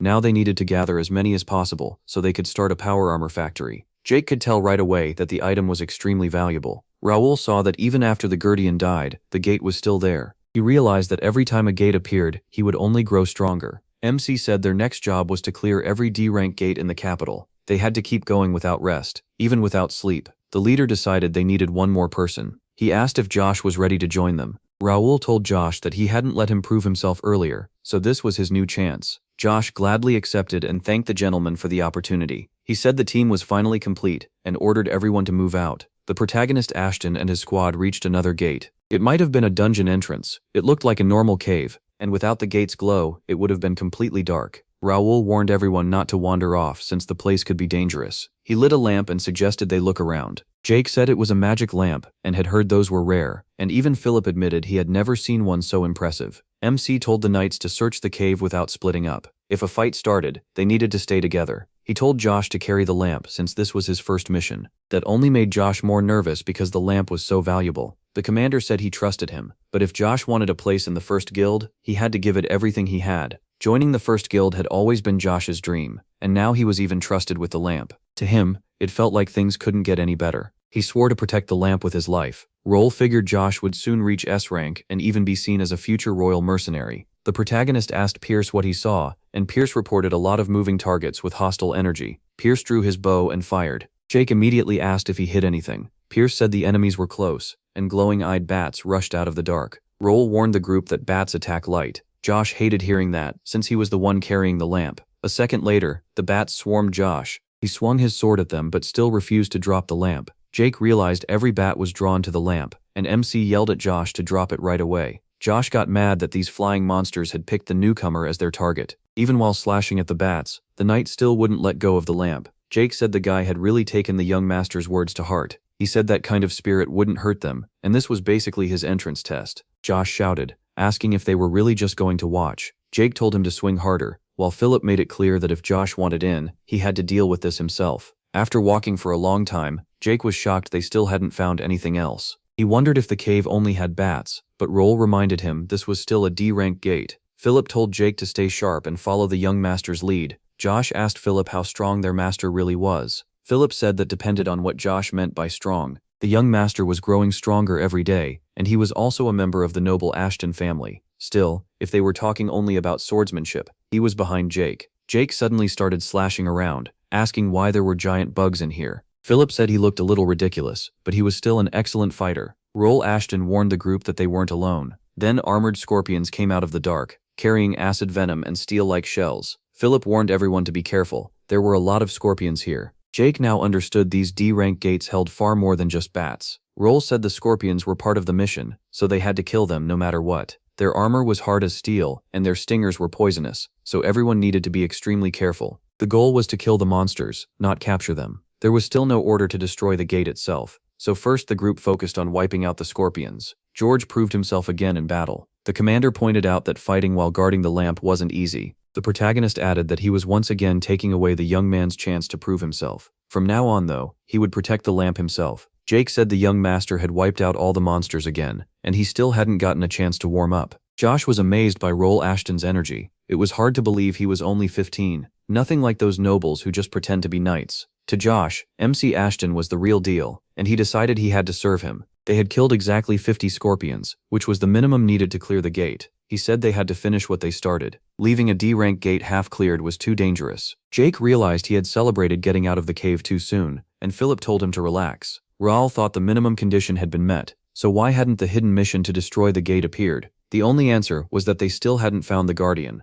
Leaving it alive was too risky. Even if the search took time, they had to find the gatekeeper. Pierce reported that he had reached the end of the cave. Still, he said the young master should come see it for himself. At the end of the cave was a huge ruined amphitheater. This gate was strange. There was an arena deep inside the cave. Jake guessed the Guardian was in the center, and Raul said that made sense. But the Guardian wasn't moving. Was it waiting for them in the arena? The D-rank gate's Guardian was a level 64 Scorpion champion. The protagonist found that funny. The Guardian was clearly calling them out, and they just had to accept the challenge. MC stepped forward, apologized to the knights, and said he wouldn't hold back this time. It wasn't only about the reward anymore. Raul declared that the Scorpion champion had been waiting for him, so now it was time to show what it could do. The fight was intense, but he carried himself like a true member of his family. The monster never had a real chance. Philip admitted the monster was strong and that D-rank gates weren't easy to clear. Josh wanted to help the young master, but Jake stopped him, saying the protagonist already had the upper hand. Facing the Guardian's claws and poison sting, MC used nothing but his sword from start to finish. The young master stayed calm the whole time, almost like he was enjoying himself. Raul realized he had missed this feeling. For once he could forget training, land problems, and guild work, and focus only on the fight. Still, everything ends. He knew he was busy, so he decided it was time to wrap this up and move on. He told the monster the fight had been fun, but he didn't have much time. The creature seemed confused by that. Then the monster fired poison, forcing everyone to be more careful. Pierce noticed it could even use a mana sword, and the fight started looking dangerous. Josh kept saying the master needed help. Jake told Josh to stay out of it. Jumping in would only distract the protagonist and make things worse, so all they could do was trust him. Raul remembered those old days when his whole life was non-stop fighting, always under pressure, and always one step from danger. He decided to pull everything he could from this battle. After all, he was the Destroyer, a legendary solo player. MC admitted the monster was strong. It could use both a mana sword and ranged poison attacks. The Scorpion was fast and powerful, but its attacks were wide and repetitive. That was the opening he needed. The protagonist drove his sword forward and charged. He tried to read the next move. Would it be a sword claw or a sting? The Scorpion went with its claw, and that choice cost it dearly. Raul destroyed it. The severed claw flew aside, and the Scorpion took heavy damage. The monster let out a loud scream of pain and rage. MC kept pressing the attack, striking its weak points again and again. For Raul, it felt good to relive the old days. Jake said the young master had gotten stronger again. Philip agreed. He had been at expert level not long ago, and now he was already intermediate. At this rate, it was only a matter of time before he surpassed Jake with the sword. Jake said they should hurry to the next gate, but next time he wanted to kill the Guardian himself. He was caught off guard and wondered what had gotten into him now. The protagonist apologized for making everyone wait, and wondered if watching had gotten boring. George said it was incredible. He couldn't look away. Philip said the young gentleman had done well. Then he asked what came next, and pointed out they were already a little behind, so they needed to get to the next gate. Raul warned them they still had a long day ahead, so this was no time to relax. Jake said that suited him just fine. At the next gate, the group fought again without a break. This time, everyone joined the battle. 7 hours later, the 4th D-rank gate was finally closed. After recovering, Bernard led the mercenary units to the E-rank gates, and they cleared every mission there too. So in the end, all the gates in Turam's capital were cleared. Around 500 people died on the first day, but about 700 were saved, and many believed the worst was over. Raul knew better. This was only the warm-up before the real war. The survivors talked about the gates, the monsters, and the unlucky people who had been dragged to the other side by the monsters. A lot of people also wondered how so many mercenaries and knights had been ready. It seemed like they had known the invasion was coming. Some girls said the knights were from Ashton County and were led by the count's youngest son. After such a brutal day, the group finally chose to rest, and they had earned it. At the Randall County residence, they realized the danger in Turam's capital was over. It also marked the return of the Ashton military family. So who was this Raul Ashton that the people of Turam were now calling their new hero? The head of the Randall family said this was a huge step forward. It could push Ashton County back into politics. But the family head was furious. All their plans had fallen apart, and now he saw no point in any of it. Brian told his father not to worry, but the old man snapped that he had 30 sons at 60 years old, and not one of them was worth anything, and now the Ashton sons were getting in his way too. The head went on, saying Brian couldn't handle even a little pressure. How could he dare call himself an expert? He ordered Brian to prepare a full report on everything that happened, while he spent a month training in seclusion. This family head was Earl Hudson Randall. Brian reported that the temple had sent an official document about 2 weeks earlier. It included a full count of the gates and other important details. Hudson said the knights must have been too scared to enter the gates, which is why soldier deaths kept rising. For now, every gate had been closed and placed under watch. Count Randall exploded in anger and threw his son out of the office. He threatened to cast Brian out of the family and banned him from Randall County until he was called for. The Count told Brian to get out and send in the third in command. Earl Hudson Randall kept cursing the Ashton family. At the MC Academy, the girls spotted MC from Ashton County. He and his knights had helped defend the kingdom.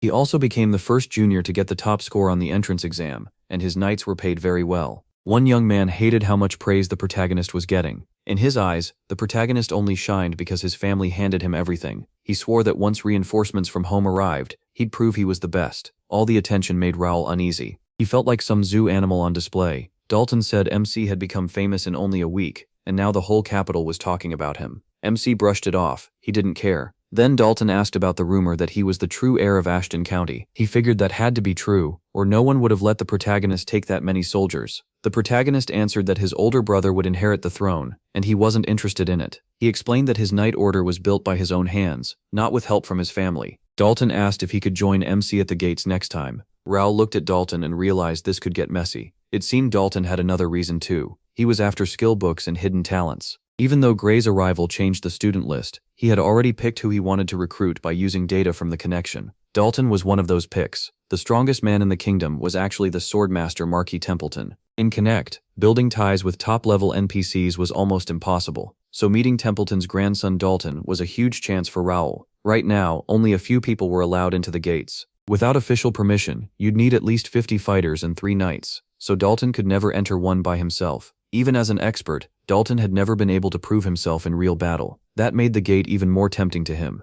The protagonist agreed to let Dalton come and was happy they'd become friends. Raoul did have a few conditions. First, he would take only Dalton. No servants and no guards. Dalton agreed, and Song had to keep the trip secret because MC didn't want more rumors spreading. Third, Dalton needed the Duke's permission. That caught him off guard. Did he really need that? He said yes. If something happened to Dalton, someone had to be ready to back him up. He reminded him this wasn't some fun outing. He'd be leading a full squad of knights and was responsible for all of them. Raoul said they'd talk again after Dalton spoke with the Duke. Dalton started thinking about how to convince his father to say yes. At home, someone asked the protagonist how things were going at the academy. He said all the attention was exhausting, but otherwise things were fine. MC said that was exactly the result he wanted, and Bernard said they'd work to keep public opinion on their side. Raoul then asked how the troop placement was going. Bernard reported that in the last 2 days, 100 fighters had been used as bait, a dozen more mercenaries were hired, and 24 spies in the main unit had finished basic training. The fight for public opinion had already started. In a clash this harsh between nobles, they had to keep strengthening their position. He felt choosing the voice of Reuben had been the right move. They shared gate information without asking for anything back, and their good name spread fast across the kingdom. Anyone wondering how they gained that much influence probably didn't understand how powerful this source of information was. That source was Connect. It was an elite group made up of magicians, and the head of the press association was Janice White, one of the continent's 3 great magicians.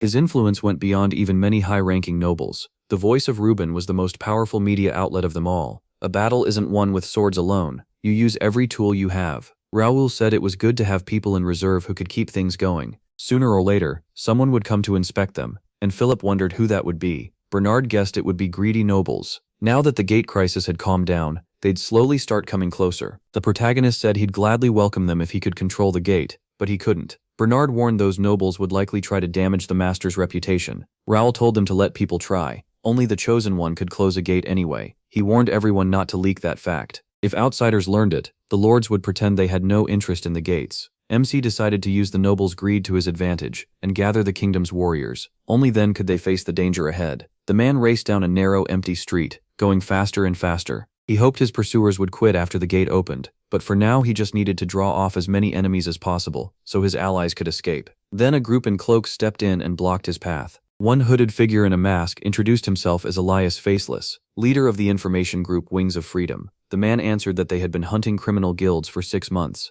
Faceless caught on fast, which made sense for the head of the kingdom's best information network. Elias asked why they were here. Was he their next target? The masked man said he first planned to wipe out Faceless, but changed his mind and decided to offer him a deal instead. He told Elias to surrender. Killing someone that important would be a waste, and if he joined them, he'd be spared. Elias pulled his sword and refused on the spot. The masked man activated his power armor, and Elias was stunned. Faceless had already figured these people were sent by the Empire. The masked villain called that a sharp guess, but said it would cost Faceless his life. Now, he claimed, they had no other choice. Then he ordered his men to kill Faceless, but Faceless vanished that instant. The enemy realized invisibility magic was involved, and spread out to search. Sure, he couldn't have gone far. Elias concluded that the secret group wiping out guild members was working for the Empire. He couldn't make sense of what was happening in the kingdom, while the masked men searched the whole area. Raoul was told that the Knights of the First Guild had just lost the right to use the F-rank gate. He said this was bound to happen eventually, then asked about the E and D rank gates. The messenger said those were still open.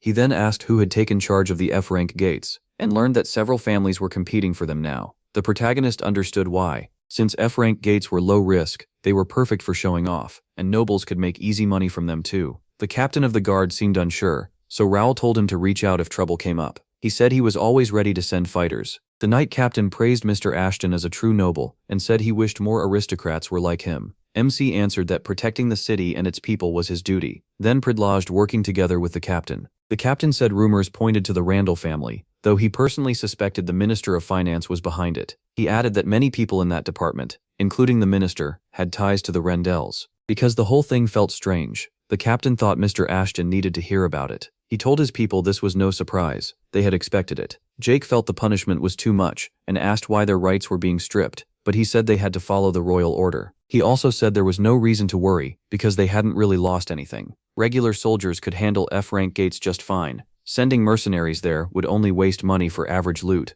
so it made more sense to focus on E-rank gates and higher. The rewards there were mediocre anyway, so their effort was better spent on E-rank gates and above. Philip asked what to do with the people assigned to the F-rank gates, and Raoul said to send them to the outskirts and use them to clear the gates left there. The protagonist added that anyone who looked down on gate items wouldn't last long. Since keeping control of gates was hard, they would probably get them back later. For now, they needed fame and recognition. He told them to drop everything else and focus on their own growth and on managing their hired fighters. In 1 week, the official yearly knighting ceremony would be held, and the Knights of the First Guild had to show what they could really do. Raoul knew they had to work hard and draw everyone's eyes, not just in the kingdom, but beyond it too. The gate guards weren't sure they would come, but if something awful happened, they'd have to deal with it no matter what. Suddenly, a knight shouted for everyone to move aside. An aristocrat rode in, and the knight announced the 4th son of Viscount Carrington, Aeson. He then greeted Sir Aeson and explained that he was in charge of guarding the gate. Aeson asked if this was the gate, and the knight confirmed it. Aeson told him his men were blocking the way and ordered them to move. Then Aeson declared they were entering the gate and told his men to follow. The knight hesitated and asked about the horses. If no one else was going to watch them, he could do it himself. Aeson Carrington snapped and kicked the knight in the chest, telling him to remember his place. How dare he even suggest that? He should get off his horse. Aeson cut him off and said if there was a problem, he could take it up with the captain. The knight said he'd given Carrington fair warning. If the horses went wild the moment they entered, that wouldn't be on him. He figured Carrington had no idea the other side was packed with mana, which was why horses weren't allowed in. Even if he lived, he'd still pay for this mistake. The knight feared this one reckless move could get a lot of people killed. Aeson asked his man what was waiting beyond the gate. The knight answered that it should only be orcs or goblins, so nothing serious. That left Aeson disappointed. He'd been hoping for treasure. He bitterly thought that if MC hadn't gotten in his way, he could have become famous in the capital by killing a few monsters. Now he planned to beat MC by shutting the remaining gates himself. Aeson declared that to clear the gate, every monster had to die. They should split into teams and fight at once. Imperial Guard Marco warned Sir Aeson that was risky. He said scouts should go first while everyone else stayed together. Aeson shot back that fear wouldn't clear the gate. If they couldn't handle something this small, what would people think of them? Then Marco suddenly tensed and told Sir Aeson to get behind him. Monsters appeared out of nowhere, and Aeson asked what those things were. Aeson Carrington was terrified. His knees were shaking. Marco told the soldiers to stay calm and hold their ground. The order went out to prepare for battle as the monsters closed in. Raoul was stunned by the report. They entered an F-rank gate and vanished? The knight confirmed it. As crazy as it sounded, every troop sent inside had disappeared without a trace. 10 groups had gone missing over the last few days, all ordered to clear the gate. He thought anyone entering was being wiped out. Was the gate changing somehow? That should only happen with high-rank gates. The young man guessed there was something unusual inside. The protagonist ordered Bernard to gather the best knights, including Homer. Bernard was shocked and asked, "Even the mentor?" Raoul said they were launching a rescue mission. Dalton asked MC if gates were always like this inside, boring and dirty. He asked what he expected. There was no way to know what kind of terrain waited for them before going in. He reminded them this wasn't a game.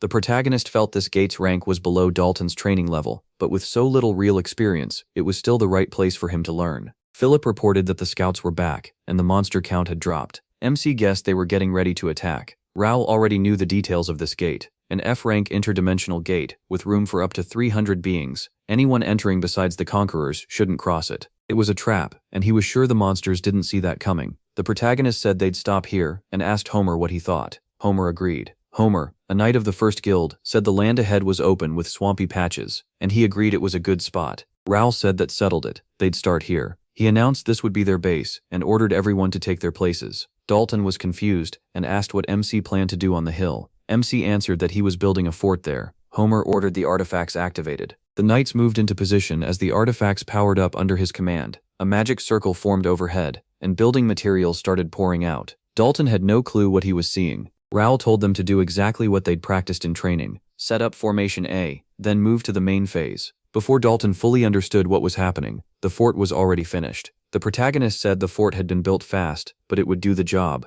It was still better than sleeping in a tent. 3 meters tall, 20 meters wide, and enough space for 100 people. Dalton asked if Raoul was planning a siege. Were these gates really dangerous enough to need a fort? MC said every gate could kill you, but the fort was only needed for these gates. He knew this would take a lot of artifacts to make the bricks lighter and smaller. He was using a small fortress technique he'd relied on many times in high-level gates and dungeons to save time while clearing them. Raoul had trained guild members for moments like this so they could activate artifacts, though he never expected to need that training so soon. Dalton said he had a lot of questions, but only one mattered. Why build a fort when they came to find missing people? The protagonist said that was exactly why. Dalton was thrown off. Forts were for defense, so who was the protagonist expecting to fight during a rescue mission? MC thought maybe they were so sure of themselves that they hadn't even considered failing. Now they'd see whose preparation was actually better. Jake, commander of the 8th section of the Imperial Hounds of the Kingdom of Reuben, was on duty as usual. A messenger reported that the hostages had been taken, just as the commander ordered. Jake asked if the squad was in place. His assistant said their numbers were about the same as the captured unit, and intelligence was watching them. Jake hoped they might finally entertain him. He was sick of crushing weak opponents. Telling his men to follow the captain's orders, he said it was time to hunt. Then, the assistant shared new intelligence about the rescue squad. They were supposedly hiding in the fort and doing nothing, which surprised Jake. Dalton was bored out of his mind. This wasn't what he'd signed up for, and he wondered if Raoul was really sure the enemy would come. He told him not to get too comfortable. They could appear at any second. Dalton realized the protagonist had built the fort for a reason. Still, could he at least say who they were waiting for? MC said he wasn't hiding that. Raoul told Dalton he could ask them himself. Dalton looked out from the fortress wall and saw Jake and his men coming closer. Dalton asked if they were really about to fight them. Jake was furious. When had they built a fort, and where had his scouts been looking? He thought everything was going exactly as planned. His enemies were sure they'd be the ones setting the trap, so how lost were they feeling now? The enemy finally understood they'd walked into a trap, and Raoul ordered the archers to prepare. The protagonist knew they never expected an ambush at the gate, so he meant to use that confusion against them. Looking at Jake, MC guessed he had a short fuse, which meant he could be baited. He mocked them, asking why these imperial dogs were running around without a leash. He piled on, saying their stupid armor made them look like idiots, and asking if they'd gotten lost. Jake asked if he was with Ashton. Then Jake said he'd gladly wipe them out himself, starting with their leader. He claimed the fort would be theirs and ordered his men to attack. Raoul knew it. Now the enemy was fully trapped. Dalton still didn't fully understand what was happening, but he was sure their opponents were from the Empire. The protagonist gave the signal, and the archers opened fire to kill. MC joined in too, cutting down enemies with his sword and special abilities. Dalton thought fighting toads would be better than dealing with these imperial dogs. Jake said another brat had shown up. That was interesting. Maybe it was finally time they learned some respect. Jake sounded the alarm, and Raoul quickly noticed. Huge monsters moved in to support Jake and his men. Dalton asked what they were. He said they were Imperial soldiers, but much stronger than before, probably some of the Empire's best fighters. The protagonist thought that only made things better for his plan. A knight on the wall explained that these were the Empire's magical warriors, and told everyone not to panic. The Imperial soldiers let out a roar and charged the fort. Philip ordered them not to let the enemy reach the fort, and called for fire to be opened. The Empire's magical warriors were hit with a heavy barrage. Dalton said arrows were useless against them, and normal weapons wouldn't even leave a scratch. Raoul said he had a plan, but he'd need help to pull it off. Dalton answered that was exactly why he came. Philip ordered everyone to hold the line, then told the spearmen to strike. Jake laughed and mocked them for hiding in the fort. He swore he'd prove the Empire wasn't to be messed with, and that the fort was coming down. Raoul and Dalton suddenly charged together, catching Jake off guard. One of the Empire's magical warriors took the hit. Dalton said his sword couldn't pierce the monster's armor, and MC admitted this wouldn't be easy. Jake yelled that they should be defending their fort instead of coming out here. He said he'd never seen such idiots. Dalton said this guy was starting to irritate him even more than the monsters, and he was done listening. Raoul agreed, they'd just have to shut Jake up. Then he activated his massive two-handed sword.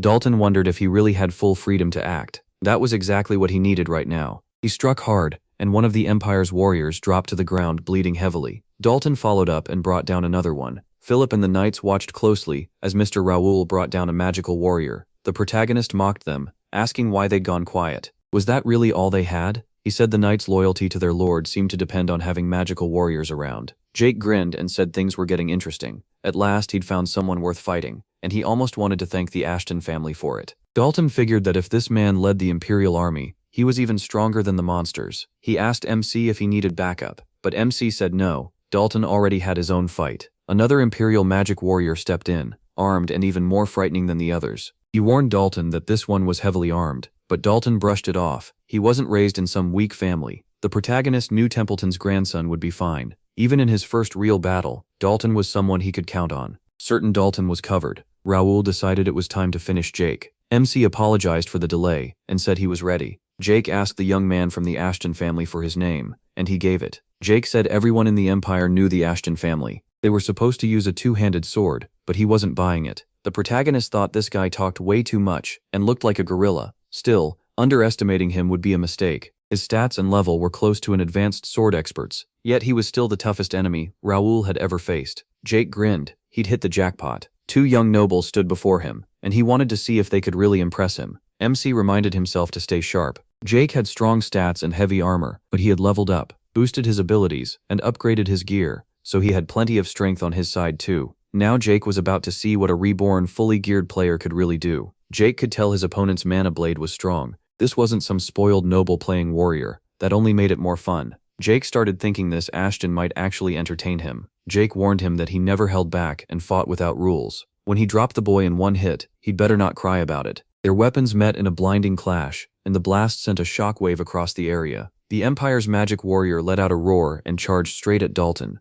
Dalton stood firm against the rush. No matter how hard the monster pushed, it couldn't drive him back. He could tell the creature was strong, so brute force wouldn't cut it. This needed skill. Two swords flashed into Dalton's hands, and he launched a non-stop assault. Even so, every strike was blocked. Dalton realized this wouldn't be easy. If their weapons clashed with a mana blade, his shield could break. Dalton knew that if he ran from the Imperial hounds without fighting, his father would never let him live it down. He also wondered how the protagonist was doing. From the looks of it, the protagonist had the harder battle. MC kept trading blows with Jake, while Jake stayed sure he would win. Jake mocked him for copying his moves and asked if that was all he could do. He could tell Jake was both fast and powerful. One mistake could cost him everything. Jake admitted Ashton had done better than expected. He almost felt bad about crushing him. He loved watching people from the kingdom struggle and keep resisting even when it changed nothing. Raoul could keep trying if he wanted. The protagonist couldn't believe how much this guy talked. Another minute of it might do real mental damage. But that wasn't the worst problem. The longer the fight dragged on, the more the regnator shook. If MC used it, he could probably end this instantly. But without full control, his allies might get caught in it. He needed a distraction.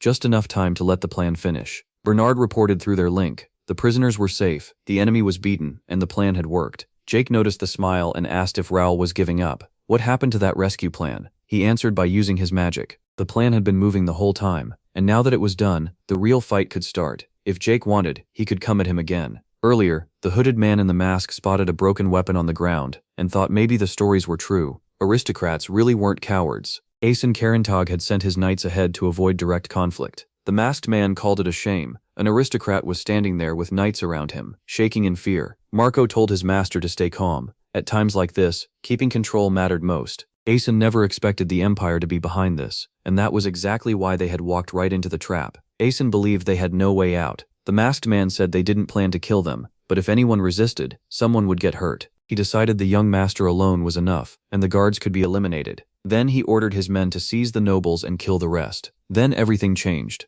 The masked attackers were suddenly struck down. Their leader had no idea what was going on. Marco and Asen were just as shocked. Someone had come to save them. The Knights of Ashton arrived. Jake demanded to know how they dared enter the kingdom's land, and swore the Imperial soldiers would be wiped out. The masked leader was stunned. The newcomers instantly took down the magic-using warrior before he could even activate his mana blade. Jake admitted he had gotten a little carried away. He hadn't meant for things to escalate this far. Then he smiled and said one prisoner was enough to question. There was no reason to spare the others. Marco recognized Jake from the Order of the Golden Bear, so the knights from the first guild were the ones who had come to rescue them. Jake glanced at Asen and asked why his knees were giving out. Josh mocked the noble for barely being able to stand. It was pathetic. Clearly not every young lord had the courage of Rob Raoul. Asen was stunned. Just a handful of fighters had beaten the monster, and the Empire's elite troops in power armor. That was the kind of force the protagonist's first guild had. Right then, Bernard sent word to MC. The hostages were rescued, the enemy was down, and the operation was complete. Raoul accepted Jake's challenge to fight one-on-one. He reminded him the rescue team had already finished its job. It had been easy, since the enemy threw all its forces here and forgot its real goal after taking the prisoners. He pointed out how overconfident they had been, thinking they controlled everything, when really they had walked into a trap. Jake admitted planning wasn't his thing. Hiding and laying traps was boring. He'd rather do this his way and fight all out. The protagonist thought about the Phantom Blade. As a crusher, he had faced that strange Imperial Knight skill before. It was a wild series of brutal swings coming from chaotic angles. At last, Jake used it. He shouted that he'd beaten the arrogance out of Ashton, leaving him with only enough time to block. Then a huge blast rang out, and Jake was left confused. Raoul activated Mimic Mode. Once the system confirmed it, he realized he could finally use it properly now. Dalton struck, then slipped aside. The Imperial Magic Warrior grew furious, but it still couldn't catch him. Dalton felt he was being too passive. The monster was quick and smart enough to adapt, but its actual attack pattern stayed simple. Its mana-covered mace was the real danger, especially since Dalton didn't have a mana blade. So Dalton chose to make do with whatever he had.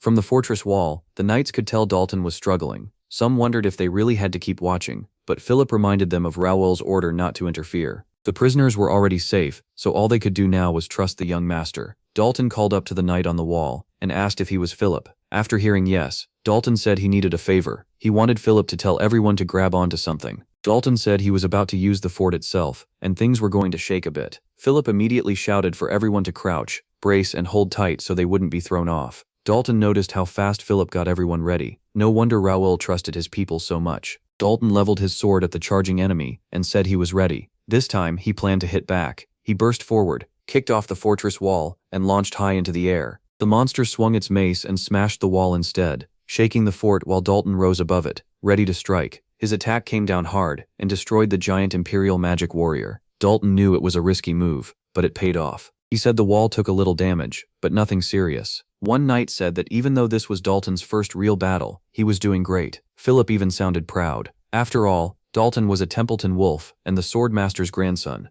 Raoul looked over, saw Dalton's enemy had fallen, and knew that part was done. Our hero decided it was time to end this too. Jake agreed, but warned Ashton not to expect a win. Copying technique wasn't enough if all he did was repeat the motions. Swinging his sword, Jake said he would show Ashton the real gap between them. The fight flared up again, and MC kept matching his enemy blow for blow. Then he landed a clean counter, sending Jake to the ground. He asked if he finally understood the difference now. The protagonist thought the skill was strong and useful, finally something worth having. Then the system interrupted. Error, invalid actions detected. Under Regnator rules, the imitator skill would be removed. MC was stunned. Did that mean he really couldn't use imitator anymore? He had finally found a useful skill, and now he was about to lose it before fully testing it. Still, he could keep using it until he got something else. So first he needed to end this fight. He decided to get everything he could from it, and tightened both hands around his sword. Their blades crashed together again. Jake frowned, wondering why the boy had suddenly gotten so aggressive. Was he trying to speed things up?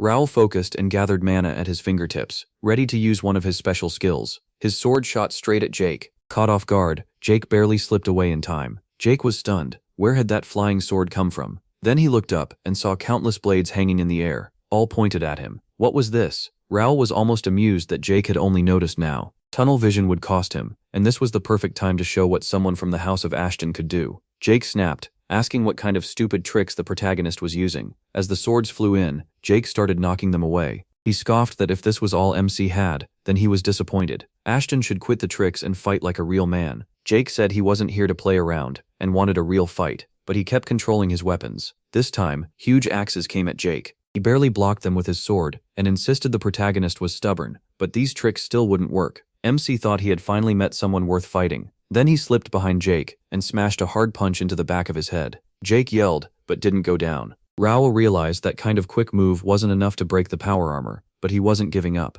Jake admitted he had managed to land a hit, and that was pretty impressive. The protagonist told him he was strong, just way too talkative. Throwing another punch, MC said Jake needed to shut up. Imperial dogs had no place here. Jake couldn't take the next hit. He was knocked flat and passed out on the ground. Raoul knew that hadn't been an easy opponent, but he still won. After a battle like that, his level should jump a lot. Then he noticed a new skill had appeared. Just in time, the system announced that the player had gained Radiant Aura, a high-level skill only the strongest Holy Knights could use. It gave access to wide area purification, blessing, and healing spells. The protagonist had barely ever seen this skill in his past life, and now it was his. That was a huge win. MC hadn't expected the enemies inside the gate to prepare an ambush. That meant they had planned this carefully, and someone experienced was probably leading them. He'd have to stay careful. Philip said he had done well, if he couldn't break the power armor. Hitting the enemy's head was the right move. He replied that Dalton's way of using the fort wall had been even better. Dalton asked if the mission was a success. The protagonist said yes. He added that Dalton had been a big help and deserved special thanks. Dalton said he joined in for fun,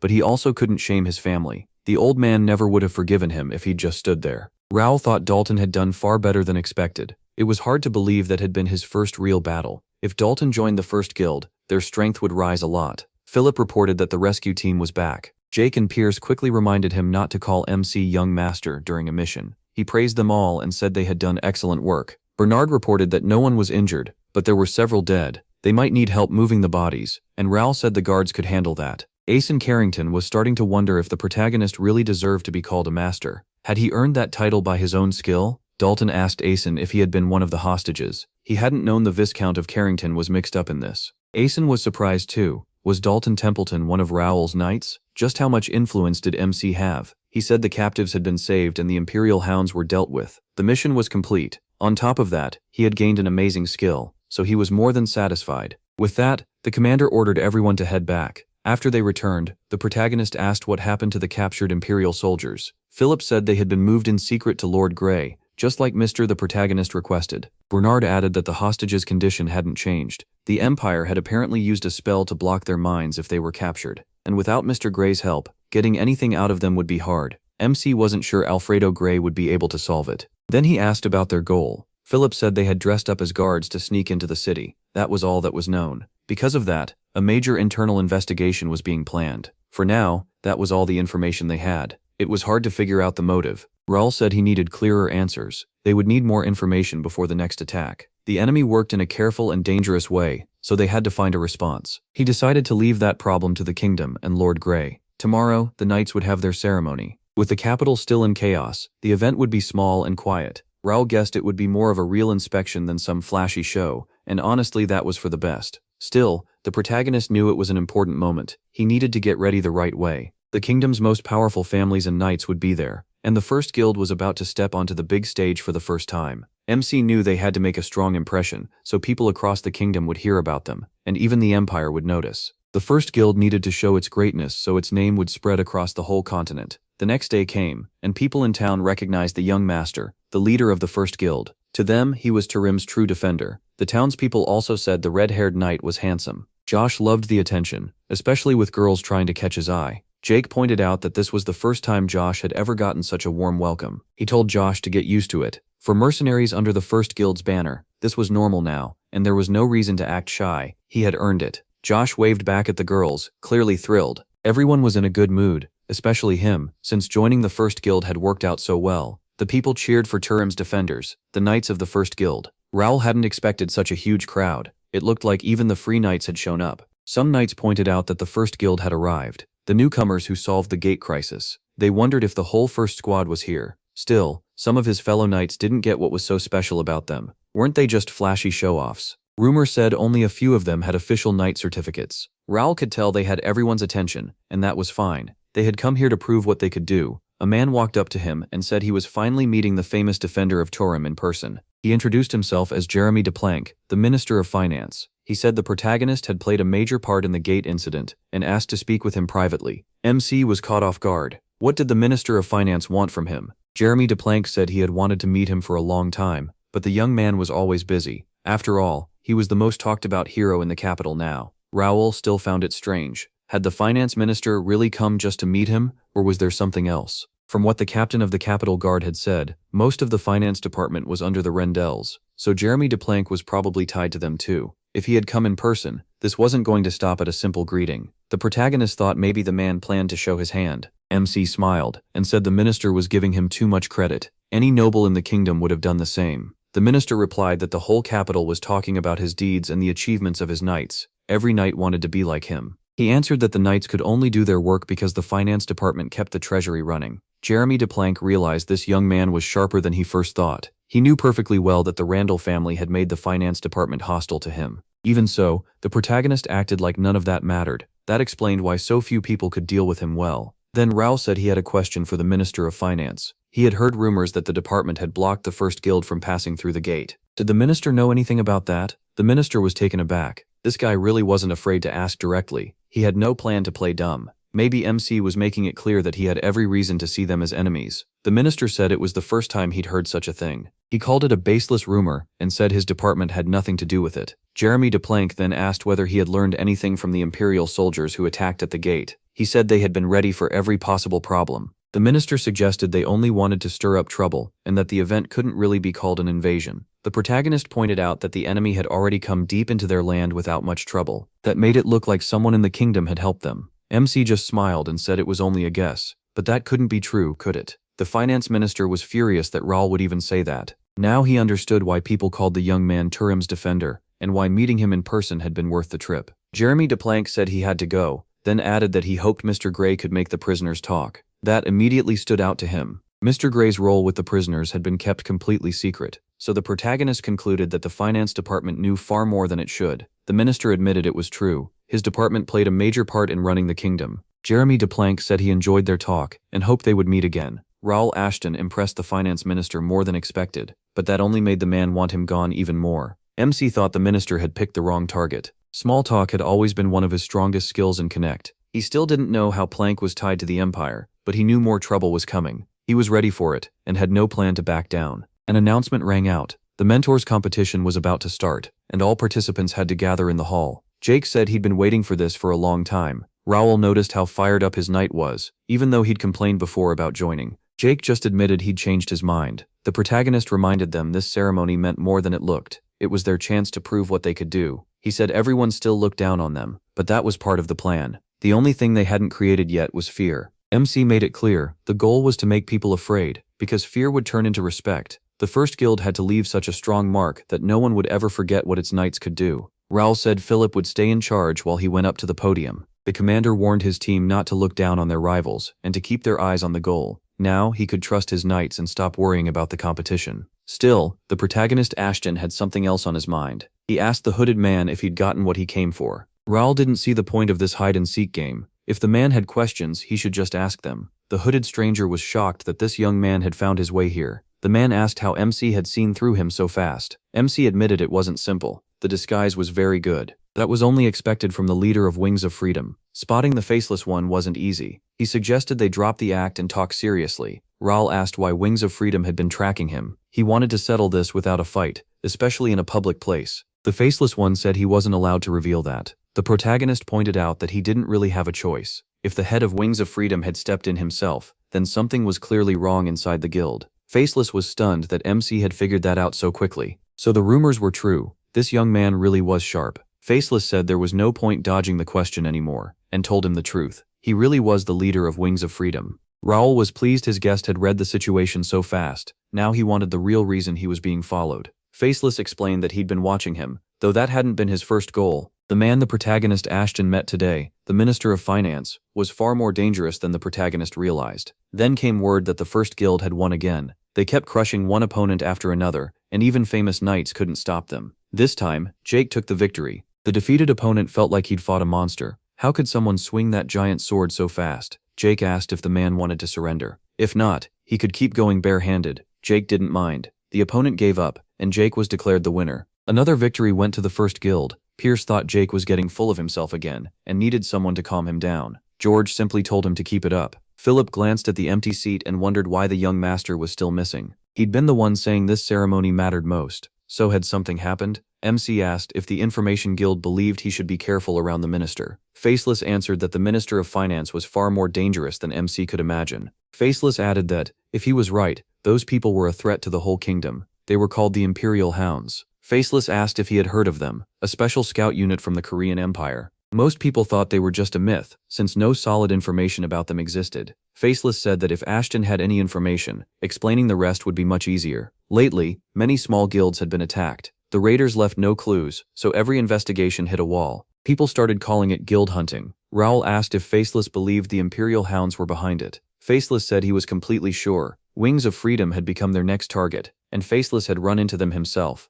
The protagonist was shocked. What did Viscount Jeremy de Planck have to do with this? Faceless said he could only share a guess. A lot of the kingdom's nobles were secretly working with the Empire. Raoul asked if Planck was one of them, and Faceless said there were plenty of reasons to think so. The Department of Finance had close ties to powerful families in the capital, and it had also interfered from the side during the gate incident. They were the ones who tried to stop the first guild from using the gates. It was hard to understand why they acted that way. Why block the very group that had done the most to deal with the gate crisis? Right after that, the scouting team was ambushed, and the family backing the finance department did nothing. Worse, once it was known the Imperial Hounds were involved, the department rushed to bury the matter. Faceless added that all of this pointed to one likely answer. The person working with the Empire was probably inside the finance department. Raoul already thought the same. The head of the Information Guild clearly knew a lot. Still, Faceless said they couldn't be certain the traitor was there. It might be someone no one had even considered. Then Faceless gave an example. MC, master of the first guild. He found that funny and asked why. Faceless pointed out that the first guild had appeared out of nowhere and climbed fast enough for the whole capital to know its name. What stood out most was the gate incident. Everyone else was caught off guard, but the first guild acted like it already knew what was coming.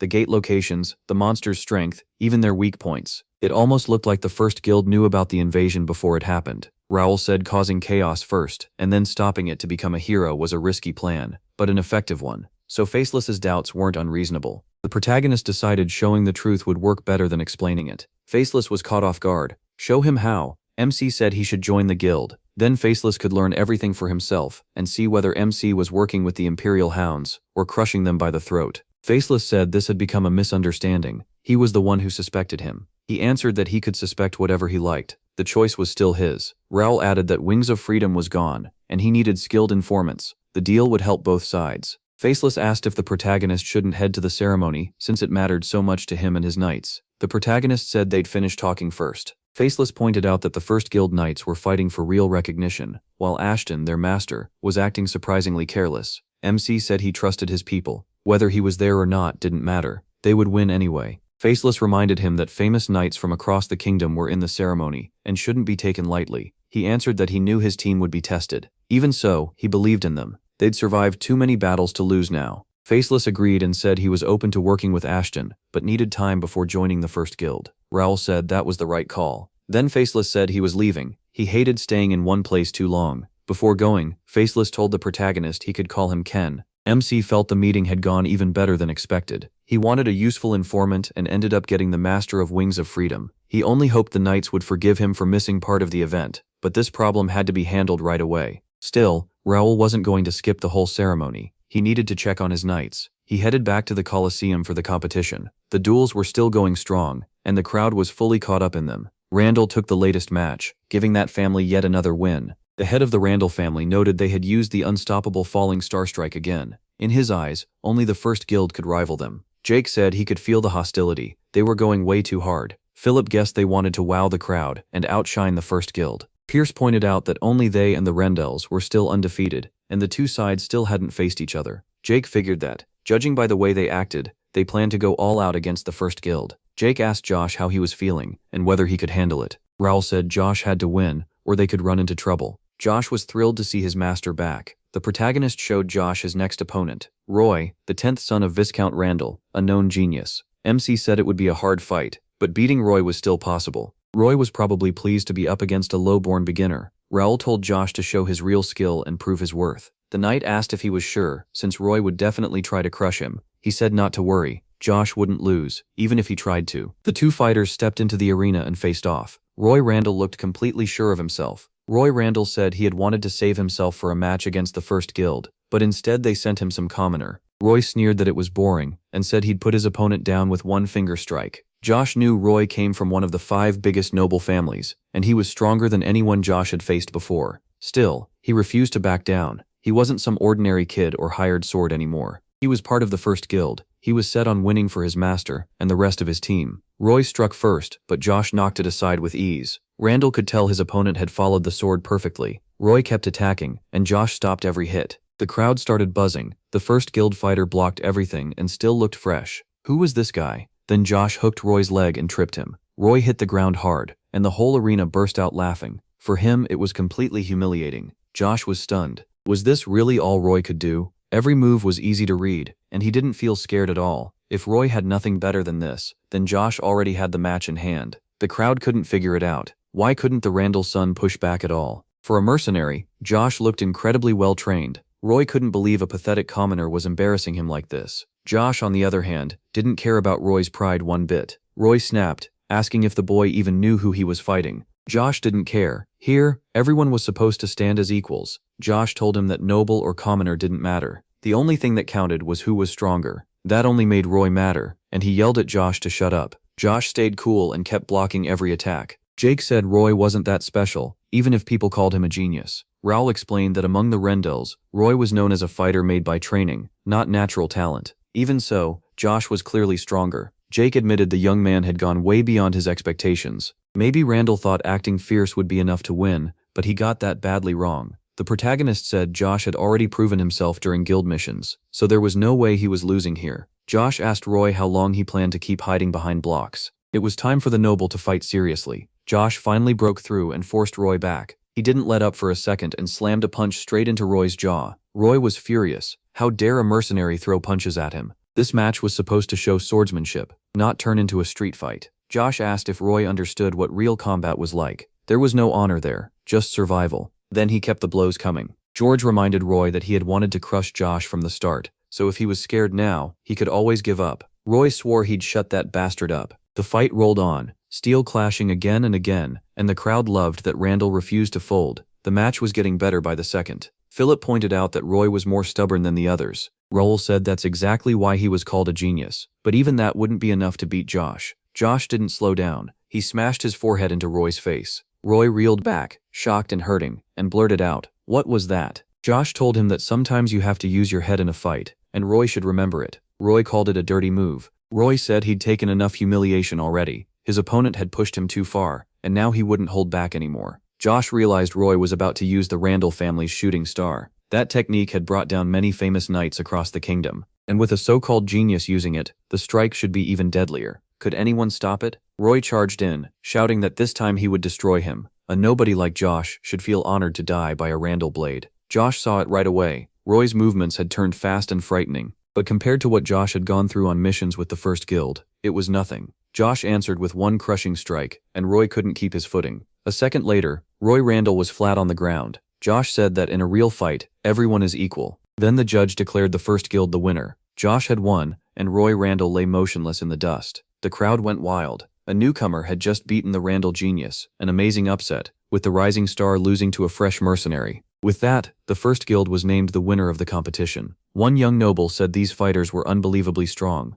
The other answered that the rumors had been true after all, and now he believed their master really was Count Ashton's son. He said they should send congratulations and reach out to the Ashton family in the capital. Count Randall was furious. How could his 10th son lose to a mere mercenary? He couldn't understand how Raoul Ashton had gathered fighters this strong without his family's help. Now he wanted to speak with him in person. Count Randall stood up and said there was nothing else worth watching. He was leaving. He ordered his assistant to leave someone in charge and said he'd take only a few knights with him. Count Randall said he was heading to the finance department. He needed to see Plank. Philip also won his match and kept the first guild's honor intact. He called it a glorious battle. The judge announced another victory for the first guild. Jake said Philip had beaten his opponent easily and wrapped it up fast. One aristocrat said Philip had crushed an advanced sword expert. Another replied that there was no doubt left about who would finish in first place. An old man stepped in and said the first guild would take first place. He recognized the faces right away. They had once served under Raoul. The old man then asked Thus what he could say about this young man.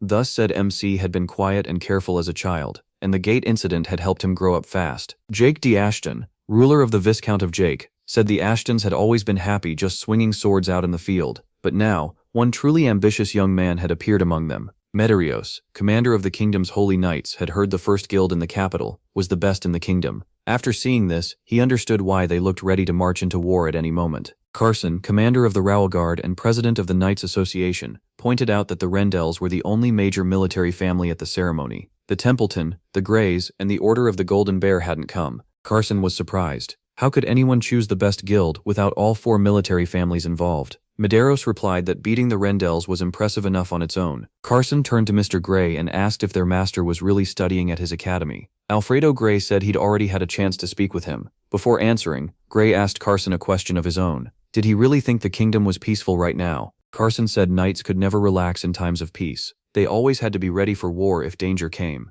and Gray called that a worthy answer. Alfredo Gray added that he didn't know much about Raoul Ashton, and he wouldn't claim to understand the kingdom's safety better than Carson did. Still, if the kingdom of Reuben ever faced a real crisis, Alfredo Gray believed he might become the one who saves them. Gray made it clear that this was only his guess. Medeiros was surprised to hear the great magician Gray praise the protagonist Ashton so highly. Maybe the young man was his favorite student. Carson said that if Gray thought so much of him, then the young man should be tested. He added that honor and glory did not make a knight great, strength did. Only strength could prove a knight's worth. So Carson decided he had to see for himself whether the young man's fame was deserved. At last, the official knighting ceremony began. Raoul Ashton, master and representative of the First Guild, was called forward. Then, Professor Carson, also the president of the Knights Association, cut in and said he wanted to ask Sir MC a favor before they continued. Carson said the First Guild's debut had been incredible, but he was disappointed that only one top military family had come to the ceremony. Because of that, the president of the Knights Association wanted to personally test the First Guild master's skill. President Carson asked whether Sir Raoul would accept his challenge. Carson was one of the strongest knights in the kingdom. As captain of an elite unit and a master swordsman, he was impossible to ignore. Even at the first level, the gap between an expert and a master was enormous. He realized that if he took this duel, Carson would be the toughest enemy he had faced since his rebirth. Carson said it was strange to see the young man hesitate. He had expected the master of the First Guild to accept right away. Pierce couldn't understand why the president was pushing so hard for this duel. Philip guessed Carson wanted to judge Raoul for himself. Philip thought the young master had never faced a master swordsman before. He couldn't beat Carson, but refusing now would ruin everything they had built for the guild's name. This was a challenge he couldn't turn down, and his chances of winning were almost none. What would the young master choose? Raoul Ashton accepted, saying it was a great honor to fight the respected chairman of the Knights Association. He added that he hoped to learn a lot from Carson. Carson said the duel would be watched by many, and its result would speak for all the knights of the Kingdom of Reuben. The protagonist Ashton said he had no objection, and thanked them for the chance. Josh asked Vice Master Philip what was happening, since this match had never been planned. Philip explained that duels like this normally weren't part of tournaments, but this tournament had changed so much in size and format that the old rules no longer mattered. Jake was upset that the First Guild was being tested twice. Carson was strict about this and wanted to confirm the winner himself. Philip said the master must have had a reason for agreeing, so they should trust his choice. Alfredo Gray felt like his words had cornered Raoul, but Medeiros saw it the opposite way. He thought the young men were lucky. After all, how often do you get a chance to cross swords with the head of the Knights Association? Medeiros said he had known Sir Carson for years, and it had been a long time since he'd seen him this fired up. MC said he was ready, and took up his two-handed sword. Raoul moved first. Ashton rushed in, but the association president knocked his strike aside with ease. Carson turned away the thrust without trouble. He knew he couldn't give his opponent room to answer back. If he slowed down for even a second, the professor would punish him. He attacked again, this time with steadier, more careful swings. The professor stayed a step ahead the whole time, while our hero kept pressing, trying to take control with one attack after another. Raoul Ashton finally saw what a real sword master could do, but he still refused to back down. The crowd cheered him on. Not many people would dare challenge the professor like this. Josh had never seen a fight like this before, and watching the swordmaster left him amazed. The protagonist Ashton realized just how tough his enemy was. There was no opening to exploit, so the only choice left was to trade blows head-on. Professor Carson called a stop. He praised the young man's skill, but said something even more important still remained. If Raoul Ashton wanted to lead the next generation, swordsmanship alone wouldn't be enough. Carson said it was time for the next test. MC felt a strange force around him, and wondered what kind of artifact this was. He also wondered how Professor Carson planned to use it. Alfredo Gray asked what it was, and Medeiros was shocked that Carson had taken it out at all. In the association president's hand was a hybrid core, an artifact used by the Holy Knights to sense dark mana. They usually use it on Imperial warriors, since those soldiers often fight with weapons coated in dark mana. Medeiros explained that the core was meant to expose Imperial spies during the tournament, but they dropped that plan because security seemed solid. Carson had brought it anyway. Even Medeiros couldn't figure out what Carson was trying to do.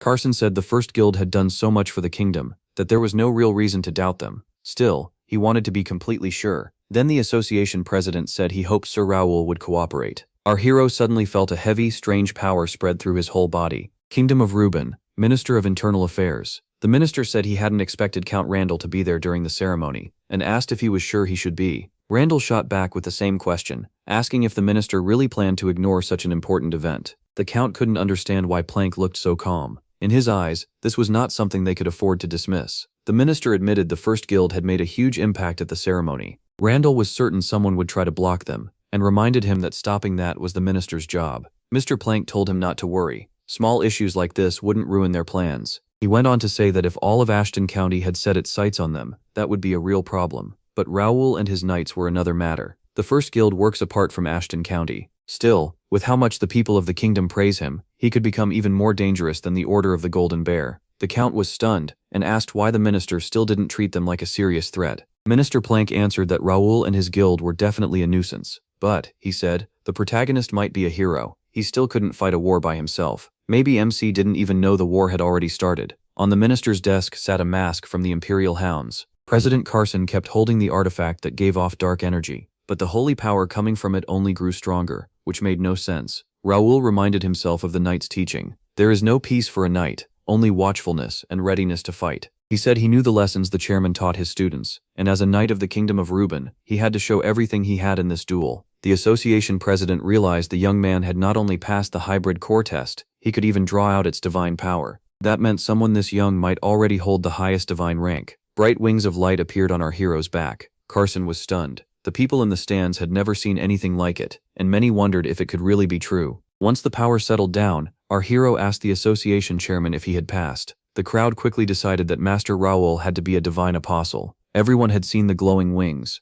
People started wondering if this young man was truly a messenger of God who could wield holy power. They called the First Guild God's Knights and cheered their champion. Jaden D. Ashton said he had seen enough and that it was time to leave. Even though he was still just a boy, Jaden now understood why Randall had been so careful around him. The old man never expected someone this gifted to appear in their family, and Jake said this was going to be interesting. The master of the First Guild and leader of the Knightly Order was Raoul. Speaking for the Knights Association of the Kingdom of Reuben, Carson asked the protagonist if he swore loyalty to the kingdom and to his majesty. The protagonist knelt, lowered his head, and answered that he swore. Then came the next vow. Would MC, on behalf of the First Guild, protect the royal family and the people with his life, and drive back any enemy that threatened the kingdom? He answered once more that he swore. He was then asked if the protagonist swore to keep training with humility and hard work, and to follow the code while defending the nation's honor. For the third time, he swore. Carson declared that Raoul must stay strong, noble, and loyal for the kingdom's future, the honor of knights, and justice itself. Chairman Carson officially recognized MC and his order as Knights of the Great Kingdom of Reuben. After it was over, Professor Medeiros asked Carson what he thought. Carson said Medeiros had seen it himself. The young man had every trait needed to deserve the title of knight. Medeiros agreed, saying it wasn't just skill, but the real strength he gave off. Carson said he had tested Raoul because he wanted to check whether Mr. Gray's words were true. 3 things had troubled him. Gray had warned of a threat to the kingdom and sounded certain he would be the one to save them. What bothered Carson most was that those words had come from Alfredo Gray. Carson asked Medeiros if he'd ever heard Mr. Gray talk about danger before, or single anyone out as a savior. Even if Gray called it a guess, Carson couldn't brush it off. Medeiros asked if Carson meant Mr. Gray could already sense a threat hanging over the kingdom. Carson said the danger might be so great they couldn't handle it alone. Medeiros then asked if Carson had started to agree with Gray, but Carson admitted he still wasn't sure. There was one thing Carson did know. If Raoul stayed on Reuben's side, he could save them. If he ever turned against them, he would become their worst nightmare. Medeiros asked if the protagonist had failed the hybrid core test, but Carson explained that the core only shows whether someone has dark mana. It can't tell if that person will be friend or foe. Carson added that MC's unpredictability was what worried him, so they needed to watch the situation very closely.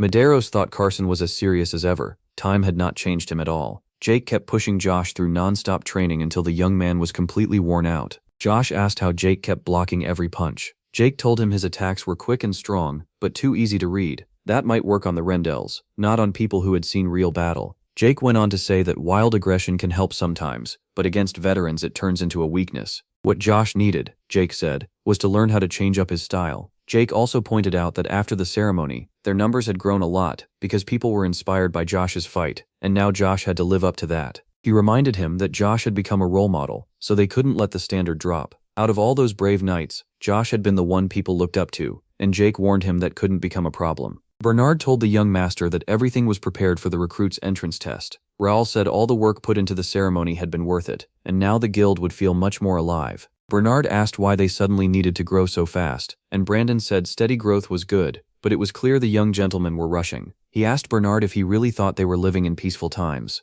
Bernard admitted there were only small troubles right now, and no disaster in the kingdom, but the protagonist questioned how long that would last. Raoul said that in 5 days, something would happen that would end the kingdom's peace. They couldn't just sit back, because it was up to them to stop it. The young man on the throne warmly thanked Sir Carson for arranging the ceremony for the royal family, and Carson answered that he was only doing his duty. Gerald de Reuben, the 6th prince of the Kingdom of Reuben, said that after the gate incident, the royal family wasn't in a position to attend events like this freely. He asked for understanding, since anything could happen, and keeping the royal house safe came first. The 6th prince said he'd heard the most impressive newcomers at the tournament were from the first guild. Carson confirmed it. One military family had joined the ceremony, but none of them could beat the first guild. Gerald Reuben said that was remarkable. He had already sensed at the academy that this was no ordinary young man. Then, when the gates opened in the capital, Raoul's knights had fought on the front lines. They had even beaten the scouts who crossed the border. The 6th prince said an order of that level brought honor to the ceremony, and suggested the royal family should reward them with a medal. He added that they were still guarding the gates, and said he wanted to visit them himself and reward them. Then he asked what Mr. Carson thought of that idea. Carson replied that the first guild had been forbidden from passing through the gates inside the capital. Gerald was shocked. After doing more than anyone to protect the people during the incident, how could there be a ban like that, and who gave such an order? Carson explained that the order came from the Randall family, who handle the capital's defense. They called it a needed step to manage their forces better. That was their reason for the ban. He also said the first guild only opened the gate when they had to deal with spies and save hostages trapped inside. Carson warned that with things this bad, fighting each other made no sense. The conflict had to end. The 6th prince decided he needed to meet Count Randall himself. Meanwhile, the gate outside the capital seemed fairly quiet. Then monsters came out, armored boars with changed fangs and natural weapons. The gate started reacting, signaling that more monsters were coming. The knights guarding the area rushed in to fight. Raoul realized they were up against a whole pack of armored boars. If even a few escaped, the capital would fall into chaos, so they had to stop them right there. Soon, the protagonist was boxed in as boars closed from every side. MC and his team showed what they could do, and wiped out the pack near the gate, but that wasn't the end. Philip said they couldn't clear them out fast, and Jake pointed out they had barely made progress. Pierce insisted they had to finish the monsters here and keep them from crossing the gate. Josh wasn't sure they really could. Raoul told him not to worry. Everyone here was ready to help. Then, the hero looked to the side. A girl was coming toward the gate. She apologized for being late since she needed time to make a potion. He said the whole mission depended on one person, Nakia. It was time for Nakia to show what alchemy could do. Nakia said she understood, then triggered her alchemical explosives. Jake was stunned and asked if it was magic. Philip explained it was magic mixed with alchemy. Nakia couldn't be stopped, and her skill shocked everyone. The monsters burned and cried out in pain. Watching this, Raoul realized Nakia wasn't unstable at all. Even after her sister was saved, she hadn't grown soft. Her talent was incredible. Nakia's alchemical magic had reached an impressive level, and went beyond what anyone expected. Once it was over, Nakia quietly asked if she had overdone it. Philip called the mana-boosting potion a brilliant move, and the protagonist agreed it was amazing. The hero realized that with a mage this strong, their team had grown much stronger. Nakia could become their strongest weapon, and Josh said she had to join them. Their leader said Nakia made beating the boars easy, but this was only the start. Raoul reminded them the S-rank gatekeeper was next. In Randall County, the host apologized for not preparing properly, since he hadn't known the 6th prince would visit. The 6th prince told Lord Randall it was fine. He hadn't expected anything, so Randall didn't need to blame himself. Randall thanked the prince for understanding. Gerald Reuben said he wanted to discuss one very important matter, so he would get straight to it. The 6th prince said he knew Randall had asked for the first guild to be banned from using the gate, and wanted to know why. Randall answered that it was needed to control the gate well, and that the head of the Capital Guard had agreed. He added that the rule didn't only target the first guild, it also covered other knight orders. The prince said he understood Randall's concern for safety, but right now, every fighter mattered. Because of that, he was canceling the ban for the first guild, the knightly orders, and even mercenary groups, since all of them had to defend the capital. He added that he would tell the commander himself and asked Lord Randall to leave gate control to the Capitol Guard. Randall was furious. He didn't care about the prince, the Ashton family, or the First Guild anymore. Soon, he planned to wipe those smiles away. While fighting, Josh couldn't understand why the path was so tight. There wasn't even room to swing a sword right. Philip pointed out that at least the enemy couldn't surround them. Pierce said the terrain would stay like this for a while, so they needed to get ready. Nakia stumbled and nearly fell, but Josh caught her in time. He warned her the road was rough and told the Lady Alchemist to be careful. Nakia thanked him, and both of them turned red with embarrassment. Jake looked at the two of them and joked that the only one who needed to prepare here was Josh. Raul knew C-rank gates were known for rough terrain, and the road alone drained a ton of energy. They got in only because a guard owed the hero a favor. Since the mission was unofficial, MC could bring only a few knights. Luckily, Nakia was a huge help. Even so, at this pace, everyone would be worn out before the raid even started. With ground like this, even resting might not help. The question was what to do next. Nakia stepped up. She asked if they could take a break since everyone looked tired, then said she could help restore their strength. She meant she had a way to get their energy back. Nakia said she had brought something just in case. The girl reached into her things. She pulled out a bottle and said the potion could restore the energy they had lost. It might not match the monastery's potion, but it would still help. Even if it wasn't perfect, it would do the job. Jake grabbed the bottle and chugged it on the spot, which startled Nakia. Right after that, the knight grabbed his sword and said a huge wave of power was rushing through him. Nakia quickly explained it was concentrated, and one bottle was supposed to be enough for everyone. She added that. Luckily, she had brought several more. Pierce sighed that this knight used his muscles, not his brain, so he never knew when to stop. Raul thought Nakia had made something only a skilled priest using divine power should be able to make, yet she did it with alchemy alone. With that problem solved, the expedition could keep moving without trouble. The hero knew bringing Nakia along had been the right call. He said that now their strength was back. They could move on and deal with the Guardian and the rest. The D-rank gatekeeper was a lion-manned boar warrior at level 77. Its guards stood watch at the dungeon entrance. Alfredo Gray approached the guards and praised them for doing their job so well. Gray said he wanted to speak with the prisoner and asked to be left alone with him. The guards stepped away, leaving Gray alone with the prisoner, who was tied to a pillar and unable to move. Gray asked why he still wouldn't cooperate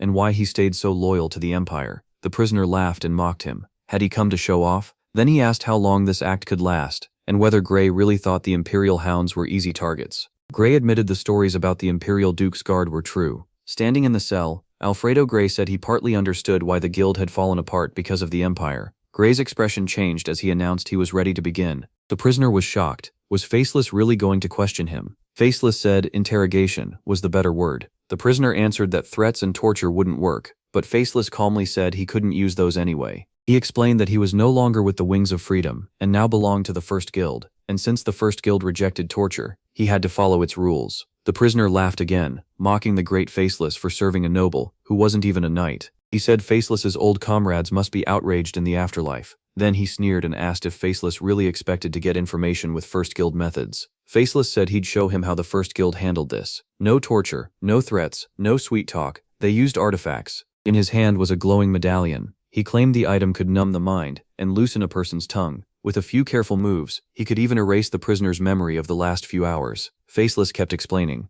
He said the prisoner would forget this meeting and forget that he had revealed all of their plans. That way, Faceless would get what he wanted, and the prisoner could go on thinking he stayed loyal to the Empire. He asked if that sounded fair. Then Faceless brought the medallion closer and asked the prisoner's main question. What was the true goal of the Imperial Hounds? Jake was mad. They had just crossed a gorge, and now they had to head down into a dungeon too. He couldn't believe how these gates were built. Raul explained that the structure was made from mana and was what powered the gate. Its formation still wasn't finished. Once the gate reached C rank, the terrain itself would change. They needed to hurry, because if they didn't kill the Guardian, things could get worse fast. If the dungeon spread through the whole gate zone, even stronger monsters could descend on the capital. There was no time to waste. They had to move faster. Raul felt this was too strange to be chance. This place showed up right before the event, and C-rank gates or higher shouldn't even be possible. The captain of the Capitol Guard got an urgent call for backup from the D-rank gate. The report said the gate had changed drastically and needed help. It almost looked like someone had purposely drawn the protagonist and his squad there. Jake asked the master if something was wrong, but MC told him everything was fine.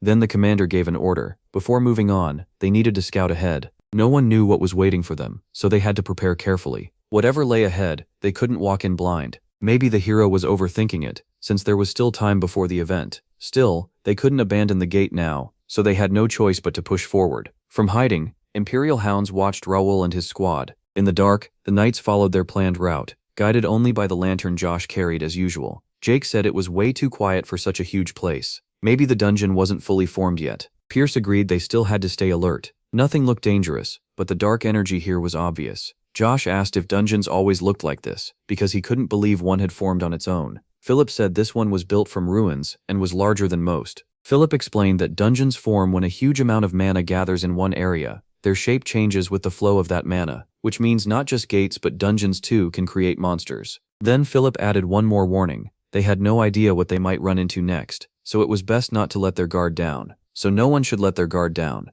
Nakia spotted some unusual pillars and said the moss on them stored magical power. She wanted to take a few samples. Josh teased her, saying Miss Alchemist didn't look worried at all. Philip answered that confidence was a luxury for the strong, and the rest of them had every reason to be tense. Raoul felt the dungeon was far too big for an early stage one, yet its danger felt oddly low. Even for a C-rank dungeon, that was strange, and the mana here was incredibly dense. It almost seemed like someone was holding the dungeon's magic down on purpose. When Josh lit the wall, a magic circle came into view. He wondered if that could somehow be normal, but no, there was no way. He couldn't figure out why a magic circle was inside the dungeon. Maybe it was a spell meant to suppress mana. The commander yelled for everyone to watch out. It was a trap. Armed Imperial hounds charged them from every side. The knights were boxed in. Jake asked if this was really an attack, and the Imperial hounds' leader was pleased they had the knights right where he wanted them. Raoul was shocked to find the Imperial hounds here too. So they were the ones behind the pressure spell. But why were they here? He couldn't tell what those bastards were planning this time. Back in the kingdom of Reuben, the sixth prince greeted his older brother, saying it had been a while. That older brother was the third prince of the kingdom of Reuben.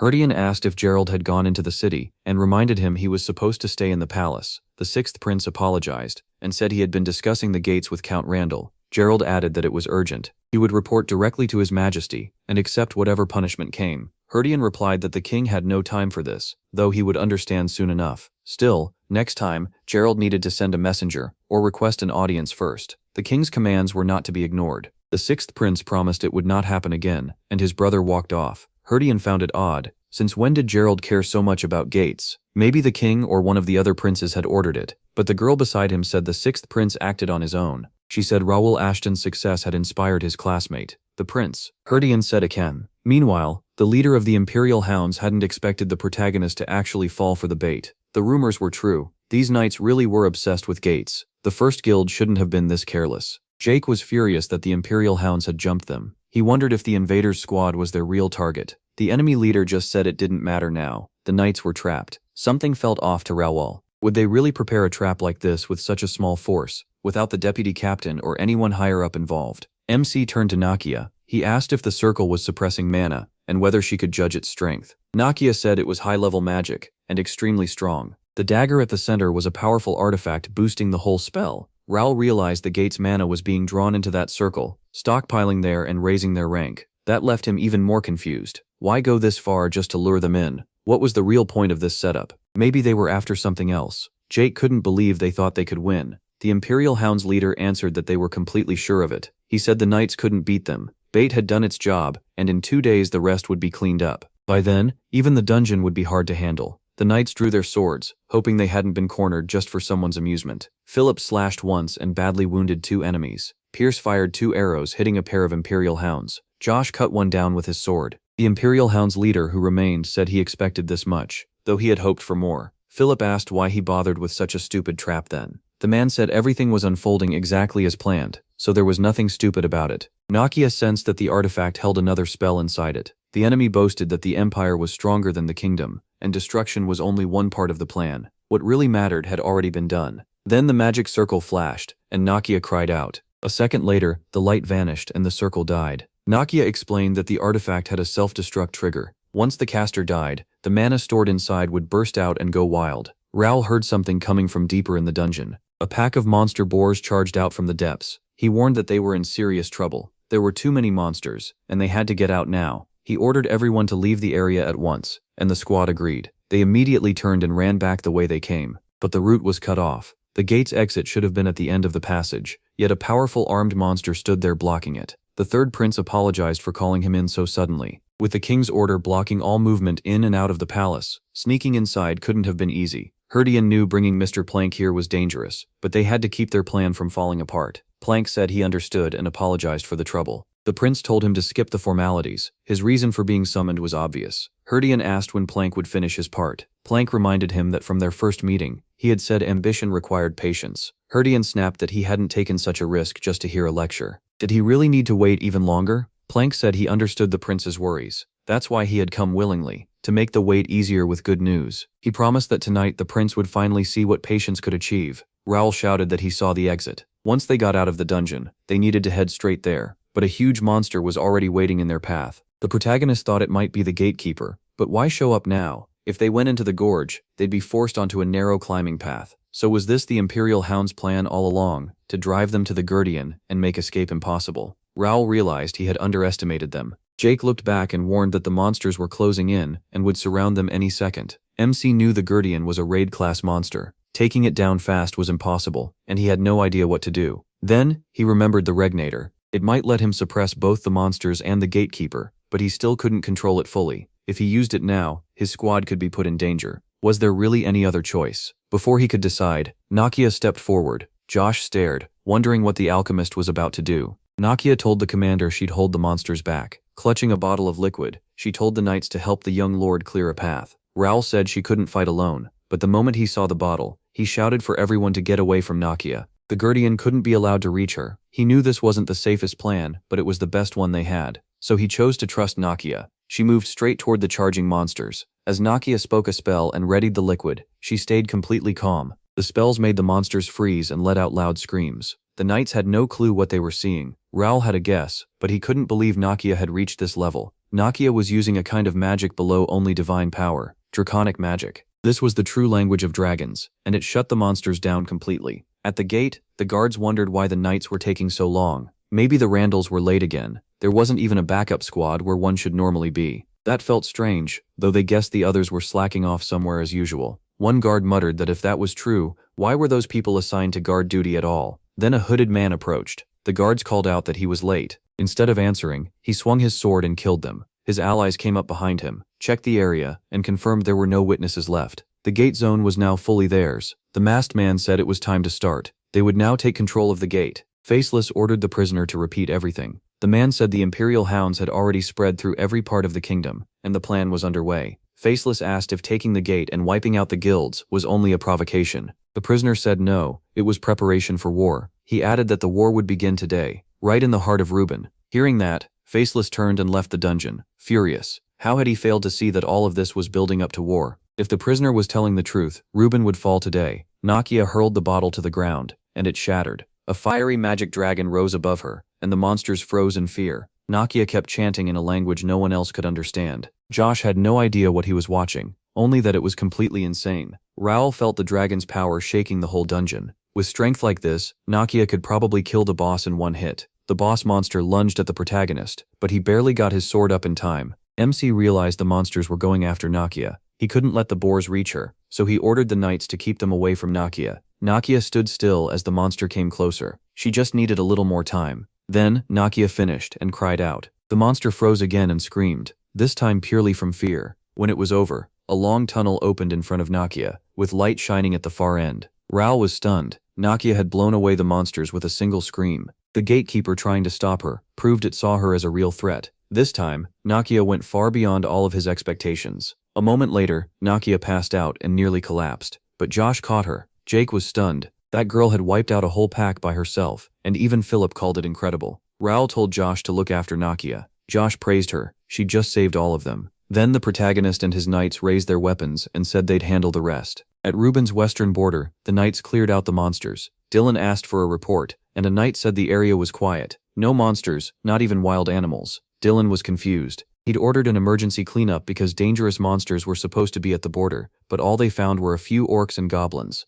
Meanwhile, the Templeton Knights had been sent to the northern border, and one knight confirmed they never got any urgent notice from the Raoul intelligence service. People were saying the knights were led by the master of the sword himself because he believed a monster as dangerous as a dragon had appeared. Dylan figured it could be true if things were serious enough for that man to step in. He just hoped this trip wasn't for nothing. A knight warned the commander that something about this felt off. Sending knights to kill monsters was normal, but choosing only elite knights from the capital had never happened before. It was even stranger to move the main force straight to the borders, leaving the capital exposed. Still, The McNeil and Randall orders were in the capital, so there shouldn't be any immediate trouble. Dylan ordered the group split in two, one team to his father's estate, the other to the capital. They needed to secretly watch the royal castle and keep sending reports. Dylan had a very bad feeling. Back in the dungeon, Raoul and his squad kept battling the boss with everything they had, but this monster seemed impossible to hurt. Arrows did nothing, and swords did nothing. They had to find another way. One hit sent Pierce flying, and it was clear this fight couldn't keep going like this.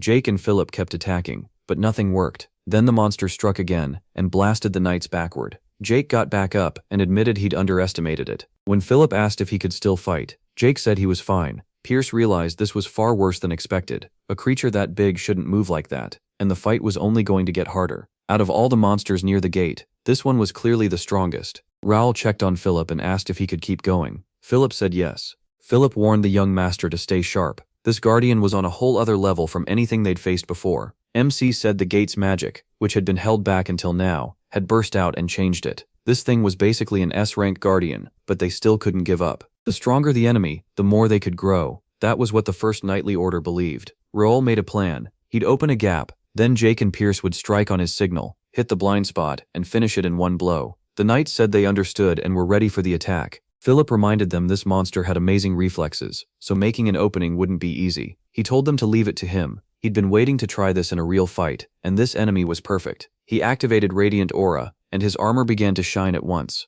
Light wings spread behind him. It was on a whole different level. Jake and Pierce couldn't tell what was happening. Were they being healed? Was this really the effect of that skill? George said he'd seen this before at the initiation ceremony, and called the master amazing. Even Nakia, still in Josh's arms, barely opened her eyes. Raoul admitted this was his first time using it in a real battle, so he was a little nervous. But these knights had followed him here. They were ready to risk their lives for that great cause, so he had to act like a true gentleman. At that moment, Nakia finally woke up. The protagonist said they'd stayed here long enough. It was time to finish this. He poured all his strength into a massive strike against the monster, but it blocked the blow with its weapon, then leaped away. Raoul was shocked by its speed and wondered if it was really a gate monster. MC knew he couldn't beat it alone, but he could keep it busy until the others landed the final hit. Josh asked Nakia if she was alright, and she said she felt much better now. Jake said the gentleman was fighting by himself, and asked if they shouldn't help. Pierce told him to calm down and remember the order. There was still no signal, so all they could do was wait and trust their commander. Raoul kept clashing with the gatekeeper, but the monster still wouldn't break.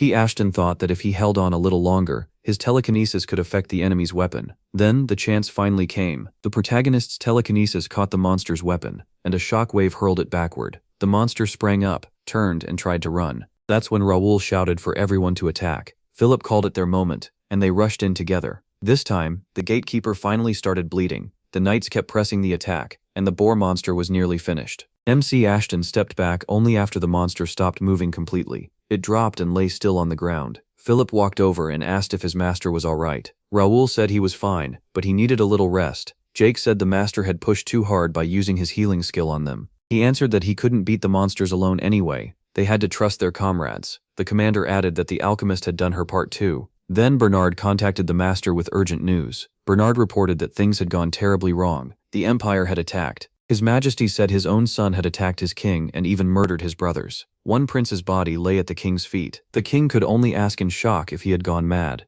Gurdian answered that he was doing it for the kingdom's future. He said the king was too sick to rule, and his brothers were too weak to take the throne. So in a time like this, wasn't it his duty to save the kingdom? The king asked how this could be called salvation when he had joined hands with the Empire. The prince declared that the long war with the Empire was over. Reuben would enter a new age of peace with the Empire of Korean, and he would rule that kingdom himself. Then Duke Carson, chairman of the Royal Knights Association, appeared and attacked the prince, shouting that Gurdian de Reuben was a traitor. The prince mocked him. He'd heard every obstacle to the revolution in the capital had been removed, so maybe the chairman simply wasn't worth removing. Carson ordered the king to be taken somewhere safe at once. The knights lifted him and said they'd handle it, but the traitor said it was pointless. Nowhere in the capital was safe. Carson fired back that if they could just hold on a little longer, Gurdian and the Empire would lose. The prince asked if Chairman Carson was really waiting for Templeton or Ashton. Did he truly know nothing? Carson answered that Gurdian was the one in the dark. The savior of Reuben was coming. At the gate, the Imperial hounds couldn't see why they were even guarding the place.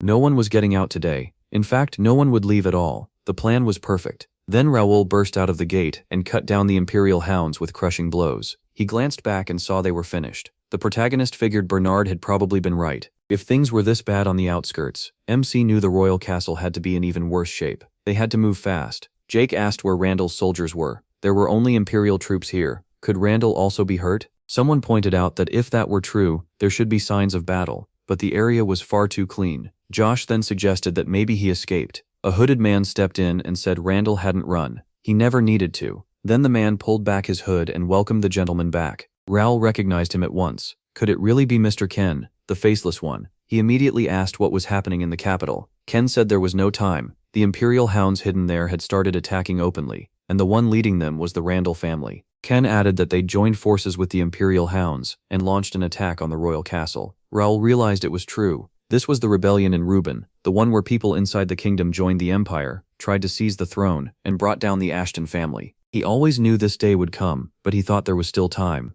Now the protagonist wondered if his own actions had changed their timing. MC asked Ken about Bernard and the knights. Faceless said Bernard had already left with Homer and his warriors, but because of the enemy's tricks, the kingdom's main forces were all far from the capital, making even the royal castle hard to reach. He realized the rebels' core force was the Randall family, the very group in charge of the capital's defense. Jake was furious. How dare they start a rebellion, and side with the Empire too? Pierce told him to calm down. In their current condition, they'd be wiped out fast. Everyone was drained, both in body and magic, so they had to think this through. Josh told Nakia to sit and rest, but Jake still couldn't cool off. Philip asked Nakia if she still had any recovery potions. Nakia said she had a few left, but taking more today would go past the safe limit and might not even work. It could even cause side effects. Ken said they had planned for this and already removed every obstacle that could have stopped the uprising. Raoul knew they were too exhausted to use the aura of radiance again. The gate battle had drained them more than expected. So what now? The protagonist checked the information window, and librarian Rabble told him to use the D-class mana stone in his inventory. The fairy asked the protagonist if something was wrong. She greeted MC and said it had been a long time since she'd seen him.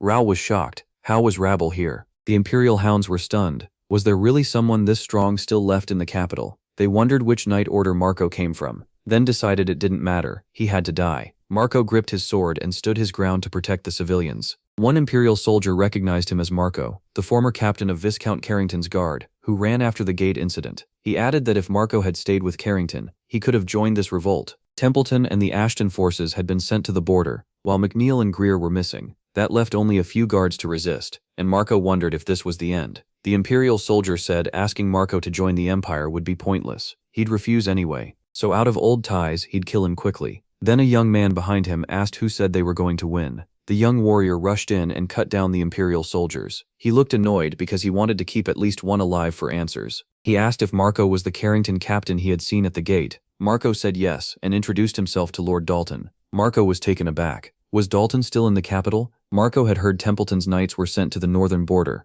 Dalton looked surprised and said he must have missed that. It wasn't easy to avoid the old man's notice. He said he never expected something like this to happen in the capital, and Marco agreed. A woman holding her child thanked the knight for saving them, but Marco said the thanks should go to Lord Dalton. She then asked if Templeton's knights would protect them. Dalton explained they probably couldn't, since Templeton's knights weren't in the capital right now. Still, he told her not to be afraid. This man was here now, the Guardian of Turim. Rabel said a lot of time had passed, so Raoul couldn't have forgotten her already. He asked if she was okay, and Rabel said she was full of magic and doing just fine. Rabel said it was all because the protagonist accepted her. She was truly thankful, and he was happy he could help. Rabel noticed Raoul looked worn out and asked if something was wrong. She said that since he was her benefactor, she'd help this time if he lent her the mana stone. Jake asked if the gentleman was all right and why he kept talking to empty air. MC snapped back and realized the others couldn't see Rabel. He asked the fairy if she could really help them. Josh was confused. Why was the gentleman acting like this all of a sudden? It wasn't a guild link, so who was he talking to?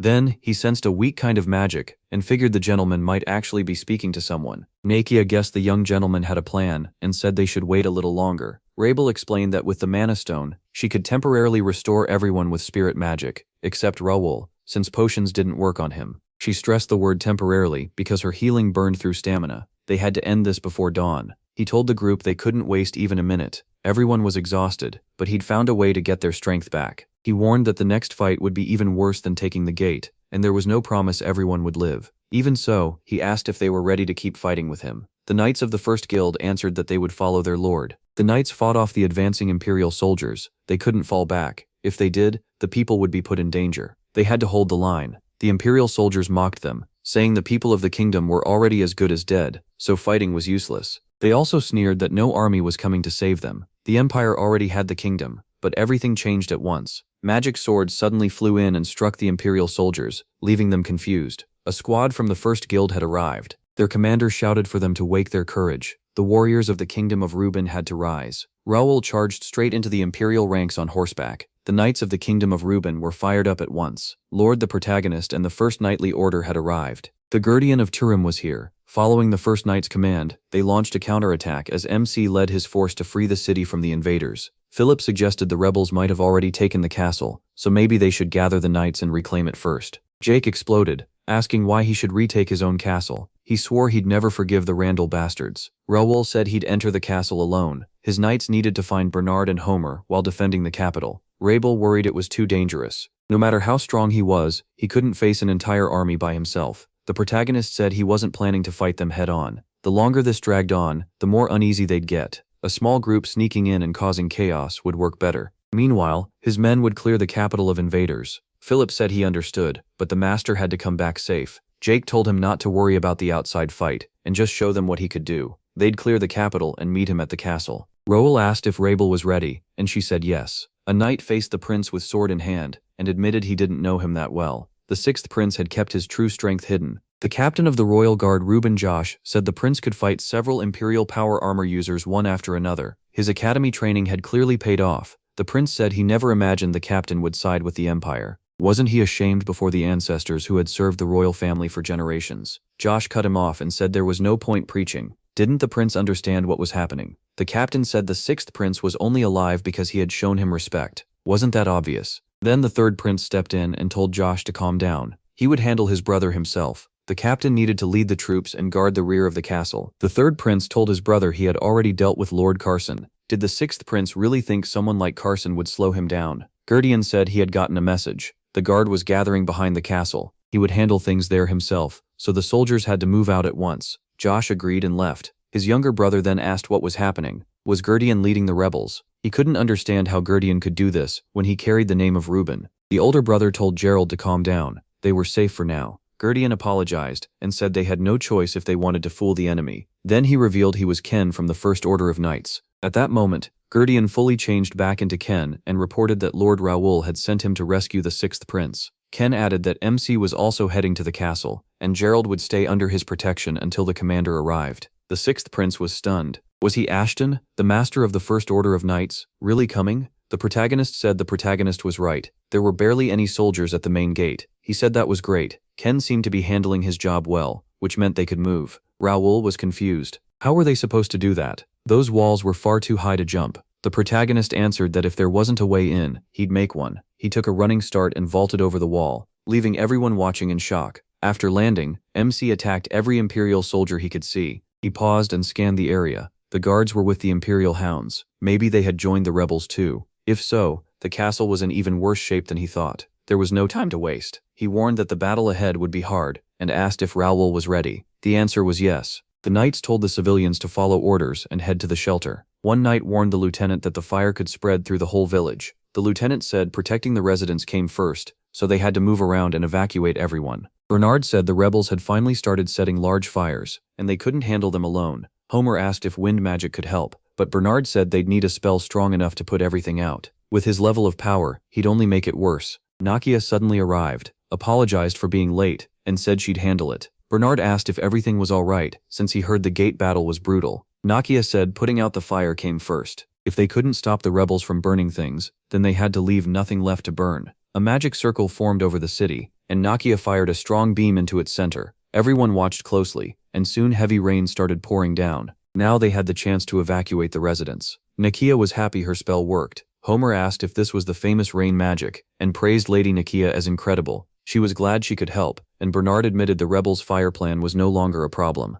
The knights of the first guild arrived, and Jake said the rain magic really impressed him. Bernard was relieved to see everyone safe. George asked where the Lord was, and Pierce said he had gone into the royal castle alone. Bernard was shocked and asked if that wasn't too reckless, since the rebels controlled the castle. Philip said the commander had a plan, and like always, they needed to trust him. Still, Raoul Ashton wasn't completely alone. He had a dependable ally with him. Association Chairman Carson stood with sword drawn against the third Prince Gurdian. Gurdian had to admit Carson truly deserved the title. Master of the Sword. There was a reason for that. Carson ordered the prince to drop his weapon. If he gave up now, he could still face a proper trial. Gurdian was stunned. Was Carson really telling him to keep a little honor, even if it ended in execution? After killing his brothers and turning on his own father, surrender felt impossible. The third prince answered that if Carson wanted to stop him, he would have to kill him. Carson said Gurdian had started a rebellion and thrown away the last of his honor, all because he was blinded by his hunger for the throne. Then he declared, as chairman of the Knights Association of the Kingdom of Ruben, that he would execute the rebel leader on the spot. Before he could finish it, Minister Plank appeared and stopped him. He struck Carson and left the association chairman wounded. Plank apologized for arriving late and said it was lucky the prince was still alive. He claimed a few problems had slowed him down. The prince asked why Plank had not removed Carson from the capital, and Plank said Carson could have ruined everything. Still, he added, it didn't matter anymore. Carson couldn't do anything by himself now. Carson realized it then. The Minister of Finance had joined with the Randall family to plan the uprising. He also wondered where Plank got this strange power, and whether he was even human anymore. Plank said that if the royal family fell while the prince stayed untouched, people would talk. As promised, Gurdian was finally close to enjoying the reward for all his patience, so it was time for the next step. The third prince agreed. If he tried to take the throne now and got called a traitor, that would be a problem. So it was time to leave. Then the prince paused. He asked what should be done with the association chairman. Plank answered that Carson was valuable, but he would never betray his beliefs, not even when facing death. And after seeing this much, he couldn't be allowed to live. Plank swung at Carson, saying a dead man couldn't tell anyone what he knew. But Raoul Ashton stepped in and blocked the strike, placing himself between Plank and Carson. He greeted Count Plank like they were meeting again. Elsewhere, the king felt ashamed of his situation. Hiding from a rebellion led by his own son, he wondered if surviving would even matter. How could he carry on the royal line with any dignity after this? A guard urged him not to give up, warning that if the king broke, the kingdom would fall with him. The king doubted that. The crown prince and second prince were dead, and the third prince had rebelled. Maybe the best way to avoid more bloodshed was to hand the throne to Gurdian. Just then, the sixth prince entered with Ken. The king was overjoyed to see the prince alive. He said Gurdian had lost his mind. He killed his brothers and even raised his sword against the king. The young prince said he already knew, but right now the only thing that mattered was saving his majesty. The king replied that the rebels had already taken the castle. Who could possibly drive them out? The sixth prince said there was one man who could. That man was someone who could save the whole kingdom, the leader of the first guild, Raoul Ashton. Back in the castle, the protagonist asked Minister Plank if he was busy. He mocked Plank, asking if he had gone from treasurer to rebel boss while MC was away, and picked up dark magic as a new hobby too. Plank admitted he was genuinely surprised to see him here. Carson asked how Mr. the protagonist had gotten in, and the protagonist greeted the wounded chairman. MC explained that he didn't know the castle well, so he got delayed. Still, he said he was glad he finally found the place. Carson had heard the knights were trapped at the rebel-held gates, so he asked if he had managed to get past them. At that moment, Carson remembered what Alfredo Gray once said, that this young man might become the kingdom's savior. Now Carson finally understood what Professor Gray meant. Meanwhile, Minister Plank said he never expected Raoul Ashton to appear here. He thought the young man would still be chained up at the gates. The traitor openly admitted he had underestimated him. The protagonist answered that he had also underestimated Minister Plank. He never thought the uprising had been planned this carefully. He laid it out clearly. They trusted the Rendells with defending the capital, which let them build the revolt from inside. They even pulled in the captain of the guard so the imperial hounds could enter the royal palace. Then they sent every force that might stop them far from the capital. Since the third prince had strong influence over the army, that part was easy, and by tying down the first order of knights at the gates, they made sure no one in the capital could crush the rebellion. Raoul had to admit it was a bold plan, and a smart one.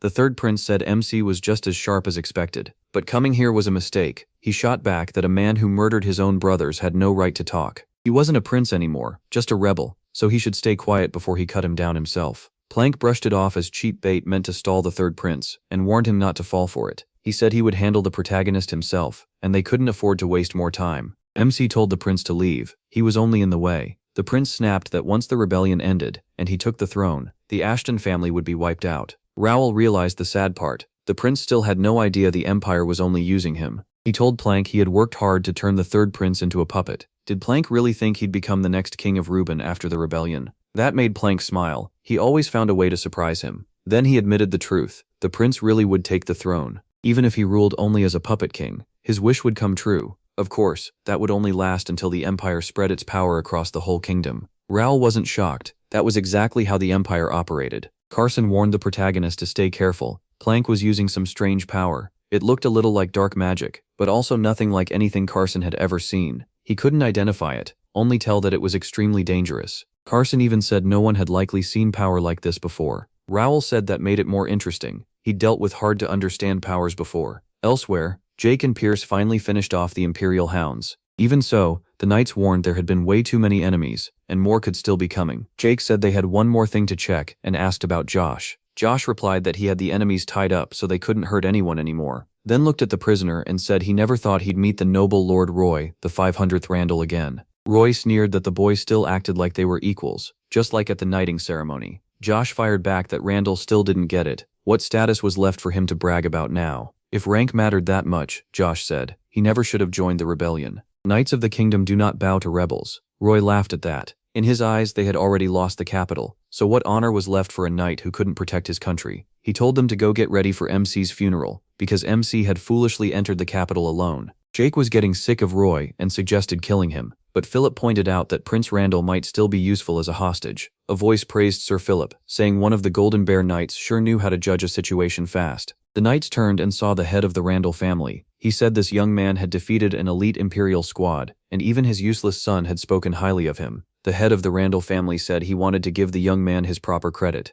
Roy was thrilled to see his father. Philip was shocked to find Viscount Hudson here. Jake muttered that this was exactly what he hoped to avoid, while Pierce kept his bow ready. Hudson de Randall was the leader of one of the 5 great martial houses, a master swordsman, and one of the kingdom's strongest men. Philip knew that without his master, they couldn't beat someone like that. The Count looked around for Raoul. Had he really gone into the capital alone? He then said that if he wasn't here, there was no reason to stay. The First Order of Knights was causing too many problems for their plan. It would be fun to show Ashton the bodies of his fallen knights later. Roy laughed, wondering if these knights really believed he would quietly stay their hostage. Then Hudson de Randall suddenly struck Roy himself, driving a blade through him. Everyone there was stunned. The Count angrily called Roy a shameless insect for interrupting him. Hudson calmly apologized and asked where he was. Jake couldn't believe the Count would treat his own son like that. To him, Hudson looked even worse than the Imperial bastards. Bernard already thought Viscount Hudson was cruel, but even he hadn't imagined it was this bad. Bored with talking, the Viscount stepped toward the knights with his sword and said he wanted to get straight to the point. Back at the castle, Plank found this strange clash of powers interesting, while Raoul kept protecting Carson. Both fighters said they were ready to enjoy themselves. Then the protagonist rushed in, slashed Plank across the chest, and Plank was shocked it landed so easily. But the wound meant nothing.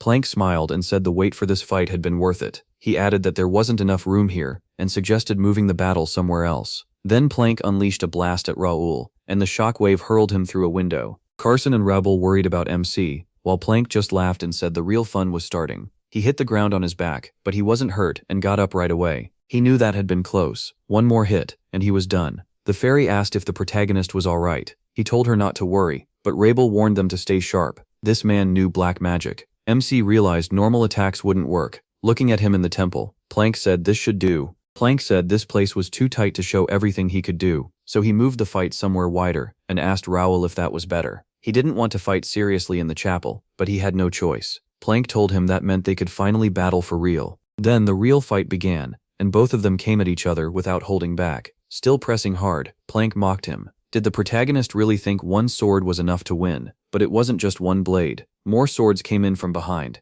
and Plank never noticed them. The hidden blades struck Plank in the back, and finally made him stop. Plank only smiled and asked if Raoul still didn't get it. No matter what he did, his sword would never land. MC realized he couldn't hurt him at all. Plank wasn't just skilled in black magic. He used it in a way MC had never seen before. Plank was a top mage, and black magic was his specialty. He decided there was no point using Regnator if physical attacks failed. Besides, trying it now was too risky. That left one choice. Raoul looked at Rabel, remembering how she once used a magic stone to turn pure magic into divine power. Rabel was shocked that the protagonist knew that trick. Even among fairies, only a few knew it. MC asked if Rabel could do it again now. He needed divine power turned into physical force so it could land a direct hit on black magic. Rabel agreed and said she'd try. Plank was confused. Why was Raoul talking to himself? Was he already casting a spell? He gripped his sword with both hands and swung with everything he had. Plank smirked. The protagonist still didn't understand. His sword wasn't going to touch him. Then a burst of light exploded between them.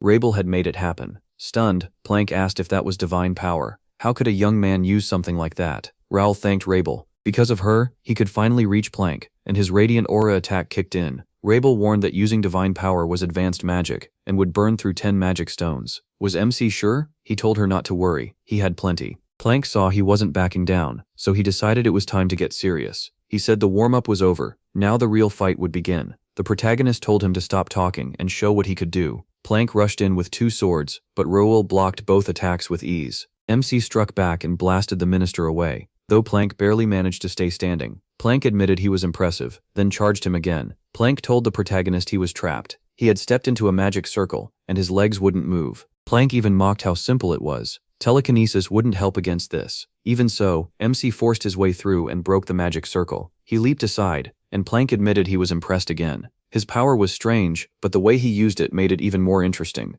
Plank said the protagonist was making this duel worth enjoying. He added that now they could have even more fun. MC knew he had barely escaped. This time had been truly dangerous, and for the first time he wondered if he could even win. Watching the rain, the Imperial warriors guessed someone had cast a rain spell. Still, they didn't care. The royal castle was already taken, so defending the walls could be left to the kingdom's people. Then, the Imperial soldiers spotted someone coming toward the gate. The group below shouted that they had brought the body of one of the kingdom's nobles, and demanded the gate be opened. The Imperial Guard was shocked. Were nobles still left in the capital, and who exactly were they asking them to let in? The writer said the body beside him was Dalton de Templeton, grandson of the Marquis of the Sword, and far too important to leave out in the street. That made the soldiers hesitate. A Templeton still in the capital, they decided to open up and check. The writer introduced himself as the deputy commander of the Carrington Knights. One Imperial soldier muttered that the man really did look too refined to be a Templeton, though he'd heard Dalton was a strong fighter. Then, Dalton suddenly opened his eyes and asked if that was really what they said about him. Before the soldier could react, Dalton slammed a left hook into his face and showed exactly what he could do. Dalton mocked the fallen Imperial fool for judging him by his elegant looks, while his partner rushed the other guard and drove a sword into his chest. The young man wondered if they should pretend to be rebels to get inside, and Dalton said he didn't see any other option.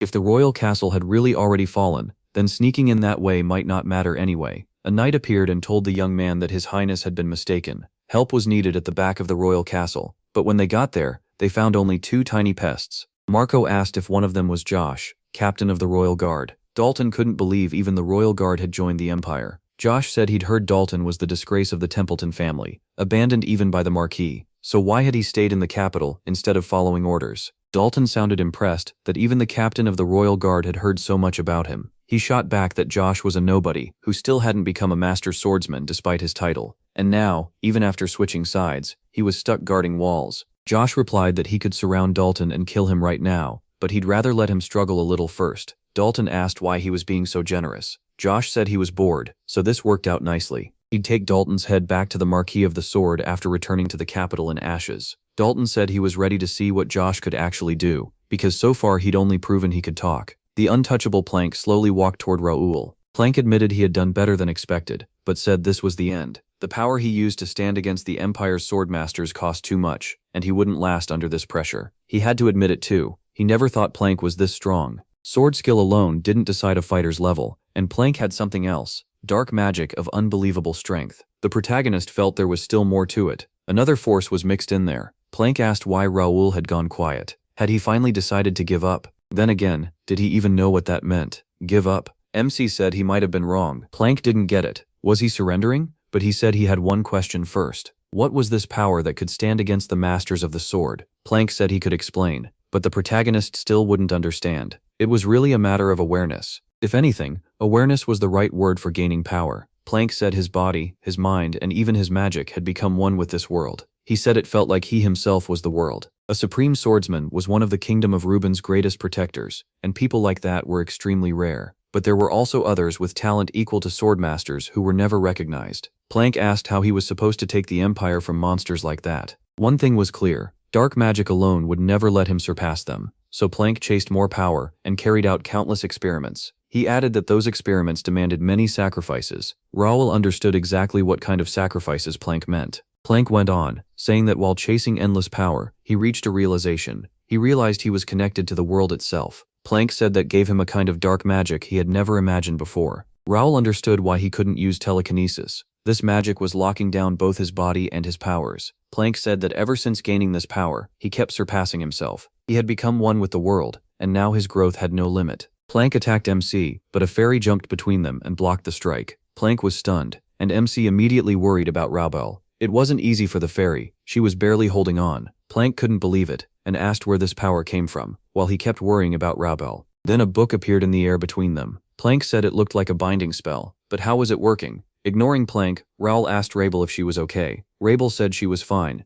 but she was out of magic, so she returned to the book. The protagonist understood right away. Rabel asked what they should do now, since she couldn't help while recovering inside the book. MC told her she'd already done enough. Plank was stunned that the young man could cast a barrier like that in the middle of this fight. He realized he had badly underestimated him. The villain sneered that the fight had gotten boring, so it was time to finish it. Plank charged in again, saying this ended now. Even under heavy guard, the king was alarmed by the noise and wondered what was happening. The third prince guessed Sir Raoul, commander of the first guild, was battling the enemy. From the shaking around them, it sounded brutal. Ken declared that he was going to fight too. He said the commander was alone inside a castle taken by rebels. Since he had promised to help the first guild, he couldn't just stand by. Ken said that if he had to die, he wanted to be with the alongside him. Count Randall noticed the rain had stopped, which would make fighting easier, though that hardly mattered now. Jake admitted their enemy was too strong, and Philip agreed. The Count couldn't believe these fools were still trying to resist. The Ashton family had always been like this, living only for knightly honor. Count Randall said they still couldn't change anything, though there was always a chance. The old man walked up to Nakia, and she met him without fear in the eyes. He decided this alchemist would be a major threat later. Since she clearly wouldn't break, killing her now was the safer choice. The Count raised his sword and said it wouldn't hurt. Nakia never looked away. Then Josh stepped in front of Nakia and blocked Count Randall's strike. The old man was shocked that Josh could still fight. The young man was stronger than he expected. Randall bore down on the blade, and Josh was forced back when he couldn't hold it. Randall remembered him. It was the one who beat Roy during the ceremony. He added that this young man had shamed the Randall name, and now he would pay for it. The old man coldly said Josh should feel honored to die by his sword, but the Count couldn't finish it. A warrior rushed in to help the knights and stopped his blade. Randall recognized him at once. It was the great paladin Medeiros. Professor Medeiros greeted the Count and noted that this was their first meeting since the ceremony. He never expected their next meeting to be like this, standing with swords drawn against each other. Randall asked why Medeiros was here. Wasn't he supposed to be heading back to the northern border with the knights? Medeiros replied that he had been on the way there, but an ominous prophecy made him turn back, his horse around. The Count said he understood now. Even Plank hadn't seen this coming. Medeiros said the massive undead wave at the northern border had already been strange. He could tell something like this might happen. Randall said that returning to the capital after that was something only a great paladin like Medeiros would dare do. Medeiros turned to the knight and asked if he was Philip, the deputy captain. Philip confirmed it. Medeiros told him the knights were already coming and that Philip should join them. He said he would handle the Count himself. Randall warned that Medeiros knew what would happen if two great swordsmen fought in the capital. Their clash would wreck everything nearby. The Count added that, if that was what Medeiros wanted, he didn't care. Then Professor Alfredo Gray appeared, and said there was no need for that. Count Randall saw the old man and was shocked. Why was he here too? He figured Minister Plank's plan had completely fallen apart. Gray said sadly that he hadn't been able to stop this tragedy. Like the Count said, if two great swordsmen clashed here, it would only bring more disaster and more victims. Gray added that if he joined in, things would get even worse. This fight had no point. Holding a glowing sphere, Gray asked Randall why not retreat and try again another time. He warned that more knights would be arriving soon. The Count said he had no reason to stay. He respected them for ruining what had been his perfect plan. Then Randall noticed Raoul Ashton on the ground and said maybe the plan wasn't fully ruined after all. A book floated above the protagonist, and the fairy begged him to wake up and tell her how he felt. Plank said MC was the biggest nuisance in his way. If not for him, everything would have gone smoothly. Plank admitted he had fought hard and earned some respect. Still, he was only the Count's youngest son, and Plank thought his limits were obvious. Plank said it didn't matter what Raoul tried. He himself was one with the world, so resisting him was useless. From inside the book, Rabel urged the protagonist to hold on. She promised she'd be out soon. Plank added that the Empire would have welcomed someone like MC if he weren't an enemy. He swore to erase him completely, then summoned a huge snake-like energy monster above himself. Rabel screamed for the protagonist to wake up. Raoul still didn't move. Ken and the Sixth Prince heard a huge blast. Ken guessed it might be magic from Sir MC's battle. The Faceless One wondered what kind of fight the young master was facing. Plank laughed, saying not even a speck of dust should have been left. But he was still there. He appeared right behind Minister Plank. Raoul drove a heavy punch into Plank's jaw and sent him flying. Plank did not understand what was happening. Why was the young man not dead? Dalton kept trading blows with Captain Josh. The Imperial soldiers mocked the knight for struggling against a young man. To them, it showed why taking the kingdom had been so easy. Dalton figured Captain Josh got his rank through family ties, though he still fought like a pro. Josh admitted Dalton was stronger than expected, but the fight was starting to get on his nerves. Dalton realized fighting the captain was much harder than he thought. Josh had earned his title, but Dalton still had to keep him busy. Josh snapped that he was tired of Dalton's cheap tricks and was done playing around. Then an explosion and bright flash went off behind him. Josh broke off the fight, turned and asked what that sound was. Someone reported that the knights had returned to the capital and were rushing the main gate. Most of their troops were away from that side, so the gate wouldn't last long. Marco said Paladin Medeiros was with them too, and Dalton noted the professor must have realized something was wrong. A knight asked Captain Josh what to do, but Josh was stunned they were asking him at all. They needed to run and warn the Imperial soldiers. Josh told Dalton he was lucky, they'd settle this later. Dalton thought Josh would be watching his back from now on. He figured freeing the castle should be much easier now that the knights had arrived. Raoul kept fighting Minister Plank. Plank asked how this kid was still on his feet. His stubbornness was unreal. The protagonist tossed away his sword, closed the distance, and cocked his fist for another hit. Plank stopped the punch, grabbed the sword, and brought it down at our hero. Raoul sprang aside and got ready to attack again with his bare hands. Plank realized MC had used psychokinesis on his legs to shift his movement mid-step. He landed another punch on him. Plank was blasted back and couldn't believe it. Where was the protagonist getting this kind of power? He demanded to know how MC still had any strength left when he was barely alive. Rabel had done all she could from inside the book, but now it opened, and she flew out. At last, she could really support him. Raoul kept pressing the attack while Plank did nothing but defend. The next hit was so strong that Plank had to retreat just to stay safe. The protagonist had no weapon, while Plank still held swords, yet Plank couldn't understand how the protagonist kept getting stronger right at death's door. Plank wondered if MC might be like him, another person of the same kind. He said Raoul could feel that power too, which was why he wasn't like everyone else. Plank went on, saying sir he knew the feeling of being linked to the earth, drawing strength from it, and becoming one with the whole world. The protagonist said it was actually because of a high synchronization frequency. He explained that this value showed how ready the senses were to unite, and was used to measure power. MC guessed that was what Plank had mistaken for something else, though he found it weird an NPC like him could sense it at all. Rabel watched him closely. Plank was baffled. What was the protagonist talking about? And what did NPCs have to do with anything? Raoul said that ever since waking up in this world, his number had always been at 100, and he had never used it. Plank snapped that MC was talking nonsense and should stop muttering to himself. He used his magic, and Minister Plank suddenly felt his body lock up. The protagonist said he had chosen to treat this world as real instead of just a game, but that didn't mean he couldn't use its rules. An oversized empire was never a good thing. He thanked Plank for reminding him who he really was. Raoul smashed Plank in the jaw again, sending him even farther this time. Plank insisted MC still wouldn't be able to stop them. He said nothing he did would matter, the kingdom would fall, and the empire would win. Plank added that the Ashton family and the knights could do nothing, and would be remembered only as failures. The protagonist said he was sick of this talk. NPCs with long speeches were the worst, and he already knew how this quest worked. He said he was done talking, and ready to end it. This was getting boring. Plank summoned the three-headed snake again, and declared that Raoul couldn't escape him. MC didn't flinch, and struck back hard enough to force the energy beast away. With his next attack, he dropped Plank to the ground. Plank crashed down and no longer had the strength to stand. Plank gave a bitter smile. He never thought it would end like this. His plan was perfect, and Raoul ruined all of it. He had meant to bring down the kingdom and replace it with the Empire's banner. The protagonist asked why he did it at all. What was the point, and what drove him? But Plank stayed quiet and gave him no answer. Then MC understood. There was never any deep reason. This was a beta scenario, built with a perfect connection, but random NPCs were never given real feelings. Still, that did not mean Plank deserved forgiveness. Because of that traitor, too many innocent people were killed, families were torn apart,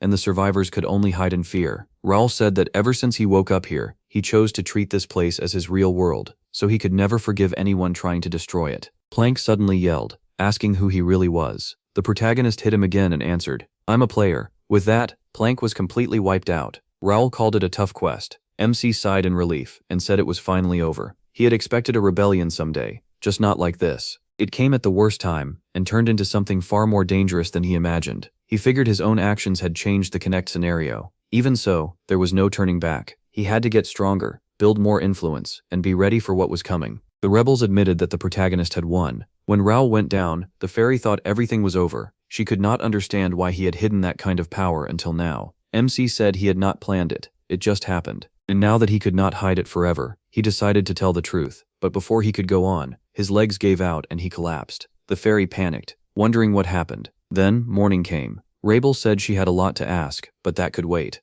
Raoul was exhausted, and the fairy told him he had done well. As the sun rose, the nightmare of that night, the rebels joining hands with the Empire, finally began to fade. The brutal day was over at last. After the D-rank gate, the Imperial Hounds, and the rebel battle. Right after the fight, the protagonist passed out, just like the fairy warned. Ken and the sixth prince found him soon after. The same happened to Philip, Jake, Pierce, Josh, and Nakia. They pushed themselves too hard, collapsed at dawn, and stayed unconscious for 3 days. The king survived, but his health quickly failed again. He had been weak for a long time, and the shock was too much. Worst of all, the one behind the rebellion was the third prince, and that was hard to accept. Dylan reached the capital not long after the Holy Nights, but by then most of the rebels were already gone. The nobles who reacted too late fell into panic. To prove they had nothing to do with the revolt, they rushed to send supplies to the people. Little by little, the kingdom and Tarim started recovering from the chaos. A few more days passed. Then the sixth prince Reuben addressed the third son of Count Ashton, the current leader of the First Order of Knights.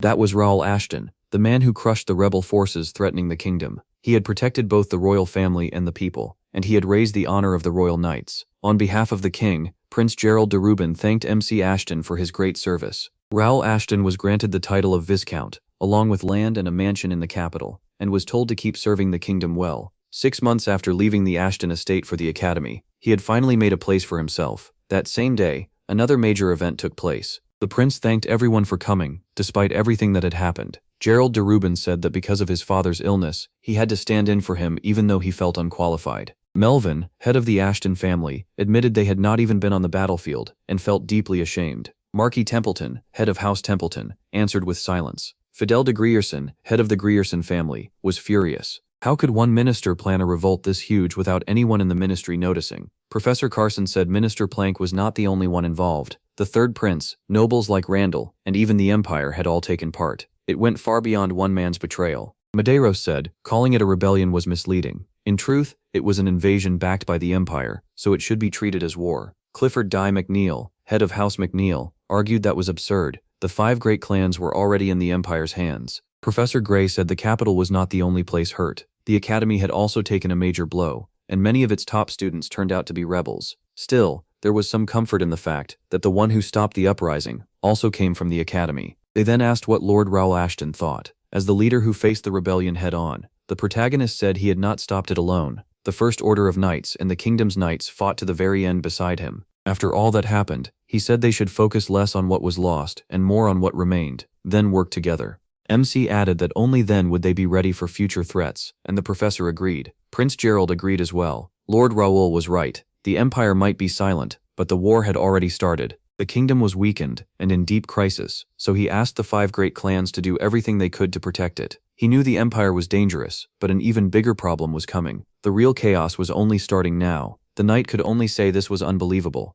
He wondered if this was really how the game worked. Then a message appeared. The open beta update for the Connect system had been completed. The knight was stunned by how real it felt, like he had actually been sent into another world. His name was Kim Il-woo, and he had just turned 25. For once, something exciting had happened in his ordinary life. A new virtual reality game called Connect system had launched, and Kim Il-woo was picked as a beta tester. The capsule looked straight out of sci-fi. Online, people called it a scam, while others said the players were just test subjects. Kim Il-woo decided to try it anyway. The virtual world blew him away. It felt so real that he could barely believe it was fake. This was more than simple virtual reality. Kim Il-woo could feel the wind and smell the air. Even the background characters seemed real, which made him wonder if pain would feel real too. Then, the mayor of the free city of Mira, Ronaldo, welcomed the newcomers. The city seemed truly glad to have them. Kim Il-woo was surprised. He got thrown into an event right away, instead of training. The mayor brought up the huge uprising in the capital, and Kim Il-woo realized this was the start of the main scenario. Ronaldo went on, saying the shocking event had worried many people, but the kingdom was not falling apart. He said that was thanks to the pride of their city, the hero who crushed the rebellion, Lord Raoul Ashton, and his First Order of Knights.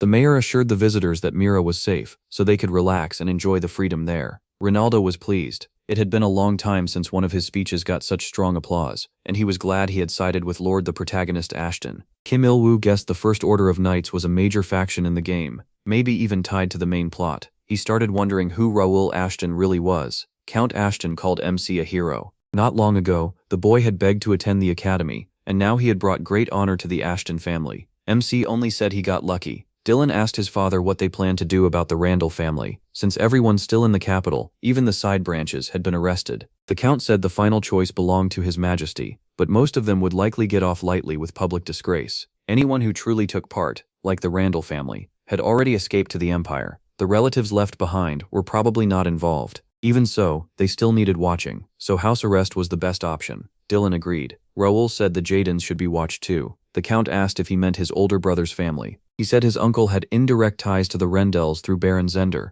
and he had also been linked to the rebellion's main planner, Minister Plank. That alone was suspicious enough. Even if Lord Jaden was not openly involved, there was a strong chance he had a hand in the rebellion. In fact, it was very likely Lord Jaden really was involved. Dylan agreed with Raoul. Even though their uncle had stayed quiet for years, it was smarter to be careful. The Count said they should remain here for now and watch the rebels' relatives. Count Ashton said his son had grown a lot, and he no longer had any regrets. From now on, the kingdom would need the protagonist even more, so he had to carry out his duty well. A servant arrived with word that the prince wanted to see MC Ashton. His father and older brother wished him luck. His father said Raoul already looked like a grown man from behind, but his face was still that of a boy. Dylan agreed. Dylan pointed out that he had been the first to warn them about their uncle. He never imagined that weak little boy would change this much. The Count said they could not keep relying only on their younger son. If Dylan stayed by the protagonist's side, it would be too obvious, and the protagonist was still too young to carry that burden alone. That left only one choice. Dylan needed to find his second brother, Lawrence.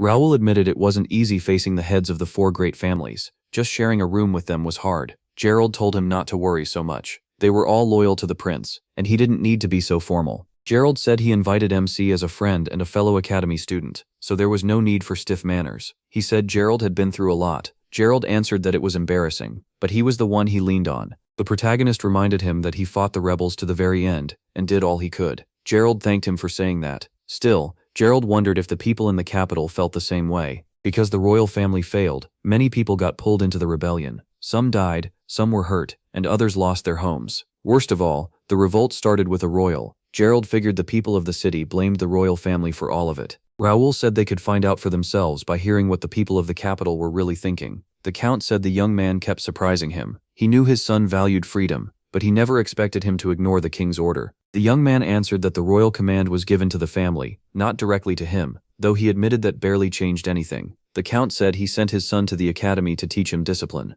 As part of the Templeton family, he needed to care about honor and act with more responsibility. The Count didn't want him to live only as the grandson of the Master of Arms. He had to prove himself on his own. Now the Count felt all that effort hadn't been wasted. When he heard Dalton joined the mission to stop the gate, and even fought the rebels alone to save people, he could hardly believe it. After all, Dalton never took part in family matters, even though he was always busy outside of them. The young man was glad to hear that praise from the Count. The Count went on, saying Dalton's actions helped the Templeton keep their honor. It even made him think Dalton should be allowed more freedom. It would be better for both the family and Dalton himself. If the family stopped trying to hold him back, he wouldn't force Dalton into some role anymore. Maybe Raoul's first order of chivalry would fit Dalton much better. If Dalton wanted to follow MC, no one would stop him. The Count told him to think it over, since it could help him later on. After the failed revolt, the Empire might give up on weakening the kingdom from the inside. Instead, it may get ready for full war, and the rebels who escaped there will probably fight with them. The old man added that if that day came and they faced the Empire directly, even he, the swordmaster, would join the fight. Sword training was underway when the instructor told everyone to watch closely. The sword should move like part of the warrior's arm. Raoul said everyone was training hard.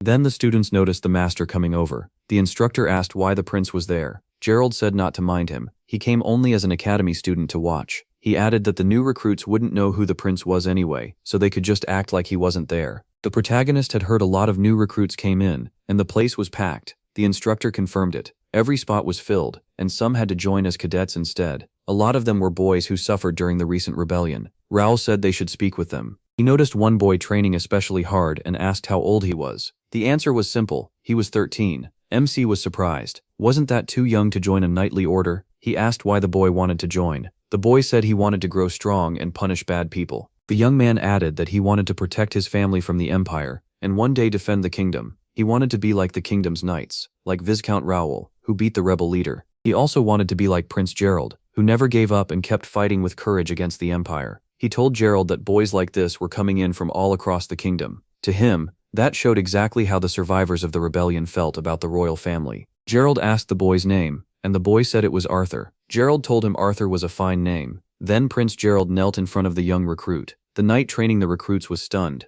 and Raoul watched closely too. Gerald said Arthur's courage filled him with shame. He was young and small, but his spirit was strong. He knelt to honor that bravery, and to apologize for what Arthur had suffered because of him. Then Gerald swore to everyone there that he would carry their courage with him and protect the kingdom, even at the cost of his life. He would not stay weak anymore. King Thaddeus II, ruler of Reuben, was once thought to have died during the uprising in the world of Connect. He survived, but his condition was still critical. The crown prince and second prince died in the uprising, while the third prince, the one behind it, ran to the empire. That left the fourth prince first in line for the throne. Raoul had saved his family, and used to think it didn't matter who became king. Now he knew he was wrong. The one with the right qualities to rule was standing right in front of him. Gerald asked again if the boy's name was Arthur, then said he'd remember it. He believed Arthur would become a great knight of the kingdom, and hoped they would meet again. The protagonist felt that in a time of hardship and division, this was the ruler the people needed most. Someone strong and brave enough to face the empire's hounds. Someone who could pull a kingdom back together after rebellion tore it apart. A ruler who truly cared for the people and understood humility. By blood, the best choice was the sixth prince, Garde de Reuben.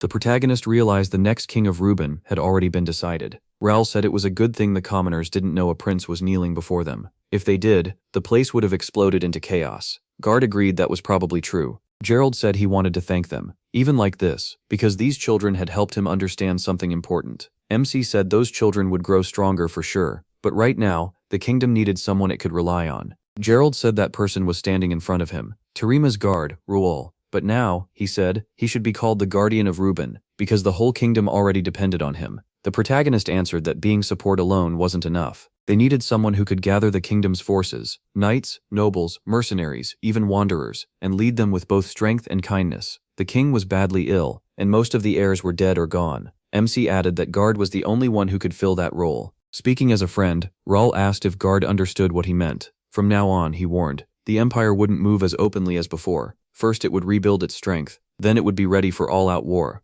The kingdom needed unity more than ever. But when that time came, not only the nobles but the royal family too would fall into chaos. Guard said that when the day came to bring order to that chaos, would he stand with him? He gave his answer, yes. At Viscount Plank's mansion, they found a hidden room deep under the estate. Plank clearly had a very dark hobby. Philip said dark magic ruins the mind and body, but this place might still hold clues about the uprising. Pierce asked whether Nakia had found anything. She replied that a strong sealing spell covered the room, but there were no traps or dangerous parts. Still, the magic was so old it would need to be decoded. It might even be ancient magic, older than anything left in books. Pierce wondered how Plank had learned ancient magic in the first place. The knight reported to Philip that the cave search was done, and all physical evidence had been collected. It was definitely man-made, but it seemed to have been built thousands of years ago. That meant Plank didn't create the cave. He built his mansion right on top of it. Now everyone wanted to know what he had been hiding. Philip said they would need to report it to the master. Far away stood an ancient castle on a cliff above the sea. Ken still couldn't believe the hunter from the guild had turned out to be the leader of the rebellion. Now he was just a criminal, locked alone in chains inside a cell. Ken remembered the comrades this man had destroyed and wanted to kill him on the spot. But he held back because he still needed answers. Who in the Empire backed the rebellion? How was he tied to the Empire's ducal army? And were there any rebel forces left besides the families already involved? Ken also asked whether any of the 5 great warrior families remained besides the Randells. The prisoner looked surprised. Did Ken really know so little? The criminal said they were all the same, born in lies and living in lies. Ken asked what that was supposed to mean. The prisoner answered that the uprising and the Empire meant nothing. None of it mattered. The whole world was meaningless. He said he had learned the awful truth. This world was nothing but a made-up illusion. Soon everyone would know, because cracks had already started to appear in that false world. Silver Zero was, as usual, waiting for the next report. He was told that all the exiles were safe, and for now no one seemed especially suspicious. The nobles and official chambers were a little stirred up, but things soon settled down. On top of that, they were rebuilding their strength fast, with focus on the 4 great families. Silver Zero noted that the plan had failed in the end, and that failure only made the enemy stronger. The leader asked what had become of Plank. Eighth reported that Plank was caught in the royal palace. His dark magic was sealed, and he was locked in a cell. Now he just mutters nonsense like he's lost his mind, and they think the dark magic caused it. Silver Zero said the Emperor was deeply upset by this failure, and asked if Number 1 understood that. Number 1 said he understood. He blamed himself for falling short, and promised to make up for it. Silver Zero warned that he had better do that, because next time, he might not live through it. Number 9 said this loss was his fault too. Silver Zero asked if they were talking about Raoul Ashton. That one man had wrecked their whole plan. In the end, Plank failed because he couldn't get rid of the protagonist Ashton. On top of that, MC is tied to the 6th prince from their academy days, and rumors say he's backing Guard as the next king to use his influence. He wasn't just a promising talent anymore, he was turning into one of the Empire's biggest threats. Someone suggested moving before he grew even stronger, but Silver Zero said there was no point getting involved with Raoul Ashton anymore. Then the leader said he would watch this young man himself from now on. Clearly, he had to be taken much more seriously. That night, a sparring match was held in the arena. Josh said he wouldn't go easy. Dalton answered with a silent stare. After a quick, brutal exchange, Josh ended up on the ground, cursing under his breath. Had that happened again? Dalton told him he did well, giving him rare praise. He admitted things could have gotten risky if he hadn't been using 2 swords. This time, the weapon gap gave him the edge. He had expected Josh to rely only on power, but his technique was solid too. Josh said that still wouldn't be enough against a master swordsman like Count Randall. Dalton said every knight dreams of becoming a master swordsman, but Josh's choice surprised him. Their styles were nothing alike, so why pick Randall? Josh said it wasn't about admiration, he just wanted to beat him. That night, he couldn't land a single hit on Count Randall. No matter what he tried, the gap between them was clear. A master of the sword stood at the very top of knighthood, so high it almost felt impossible to reach, much less surpass. Dalton pointed out that Josh still named him as the man he wanted to defeat. Most people feel that kind of overwhelming gap and quit. Once they see how far away that peak is, fear takes over. But Josh wasn't like that. Instead of giving up, he kept searching for a way to win. Josh agreed. Knights of the First Order don't quit. There were a lot of capable people here, and that made things more interesting. In the basement under Plank's mansion, Raoul Ashton noticed a glowing mark on the wall and froze. Were there really ruins hidden under the estate?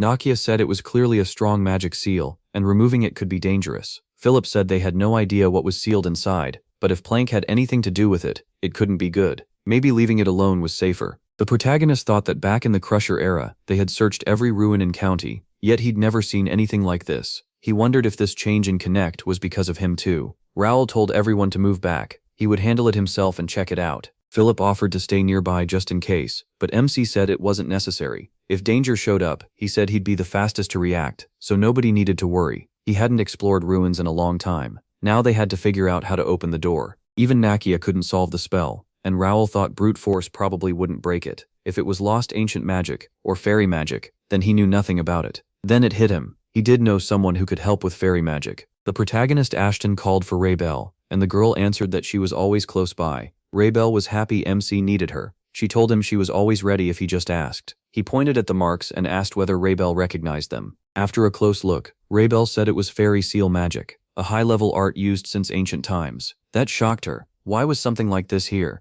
Only a few fairies could make a seal like that. At least now Raoul understood why Nakia couldn't read it. He asked if she could remove it. Raoul said this kind of magic couldn't simply be broken, which left him stunned. Most people think of a seal like a locked door, but this one wasn't. Raoul explained it was more like a guard than a lock. A lock can be opened. A guard decides who gets through. This door only let the worthy pass. Raoul said that meant the guard might not be physical, or maybe the answer was even simpler. Raoul asked what he meant. Then the protagonist said, as the third son of Count Ashton of the Kingdom of Reuben, he was requesting an audience with the master of the seal. The guard repeated his name in surprise. Then it said the young man was lying. Because he was hiding his true identity, the guard refused him entry and ordered him to leave. Raybell got angry. What did that mean? MC was MC. Where was the lie? She added that it was fairy magic. Who else could have done such a thing? He tried to make sense of it. Maybe the guardian knew his real identity, not his. But how could that be? Still, he pushed that aside. Whatever answer he needed was behind the door, and that answer might explain why the protagonist had awakened at all. So he gave another name.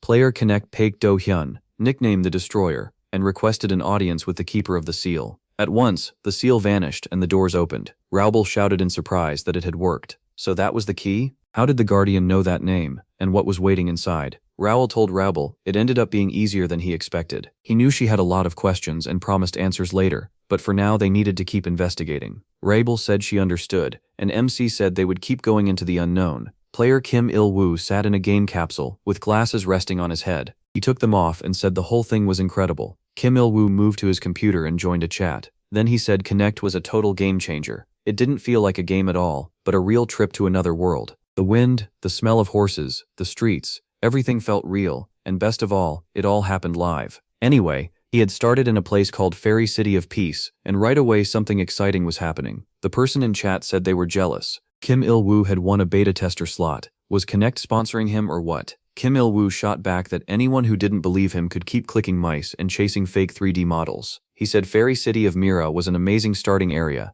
packed with quests, big rewards, and really useful NPCs. Then he said there was no time to waste. He planned to grab everything he could before open beta started. After that, Kim put the glasses back on and climbed into the capsule. Rabel told Raoul that since the seal was made with fairy magic, if the fairies had set it as a trap, she could be in danger too. She added that they had gone much deeper than she expected, so she still wasn't sure this wasn't a trap. He said he could definitely feel a kind of magic he didn't recognize. The magic here was unusually dense, so strong it lit up the whole area. Rabel warned that the deeper they went, the stronger the magic got, so they had to stay careful. Raoul thought that with this much magic, it had to be ruins or a high-level dungeon. During his time as the Destroyer, how had he missed a place like this? It looked like his presence had changed the flow of events, but a place like this shouldn't just appear from nowhere. Rabel spotted light ahead and wondered if it was the exit. At the end of the passage, they found a giant chamber with a glowing gate in the center. The gate stood on a pedestal at the middle of a pyramid. Raoul was thrown off by the dark spot at its center. Fairies shouldn't be able to make something that gave off such evil magic. Was this some unknown kind of gate? He guessed it might be a dark gate, a path to the demonic world. Back when he was the Destroyer, the protagonist had seen dark gates more than once. He had only entered them during quests, and never found one hidden like this. If nobody discovered them, demons could pour out and throw the whole continent into chaos. So why was one here? Then someone appeared behind him. Rabel jumped and cried out that something had come out. The stranger walked toward them, and both Rabel and Raoul stayed on guard. MC realized something strange. He could feel the magic pouring off this being, but sensed nothing else. What kind of creature was this? The man told the stranger wearing Ashton's mask to lower his sword. That blade couldn't touch him anyway, and the reverse was true too. Raoul wondered if the master of this dungeon was standing in front of him. The man said that wasn't quite right. He was only a trace, a remnant from the past. The man called himself Cardenas. He said he guarded the Dark Gate, the bridge between the human world and the world of demons. When Cardenas noticed Rabel, he sounded shocked. Was that really a fairy? It had been a very long time. Rabel was just as surprised. He could actually see her? Cardenas said the blue fairies of Lake Valacia had taught him a few spells more than 1,000 years ago. That thrilled Rabel. So he really had met fairies before, but what was Lake Valacia? Cardenas repeated that he was only what's left of the past, a piece of the seal guarding the gate from the demon world. Even so, there was still something he needed to ask. Who was the person behind Ashton's mask? He decided there was no reason to hide it anymore. He was going to tell the fairy the truth. His name wasn't really his, and yet in a way it was. His real name was Baek Do-hyun, also known as the Destroyer. He came from Earth, a world tied to neither this one nor the demonic realm. For some reason he woke up in the protagonist's body. Then he explained that he had died in an ambush, yet somehow opened his eyes in this world inside Raoul's body. He still didn't know why, but he took it as a second chance and chose to live in this new life. The gatekeeper asked if all of this was for revenge. MC answered that maybe it was. Revenge was still burning inside him, but even if he got it, that alone wouldn't be enough. He said this second chance was meant for more, fixing his old failures and reaching what he couldn't before, the top. That's the life he chose to live as Raoul. Cardenas said the story was interesting. He wanted to hear more later, but not now. Someone else had arrived uninvited,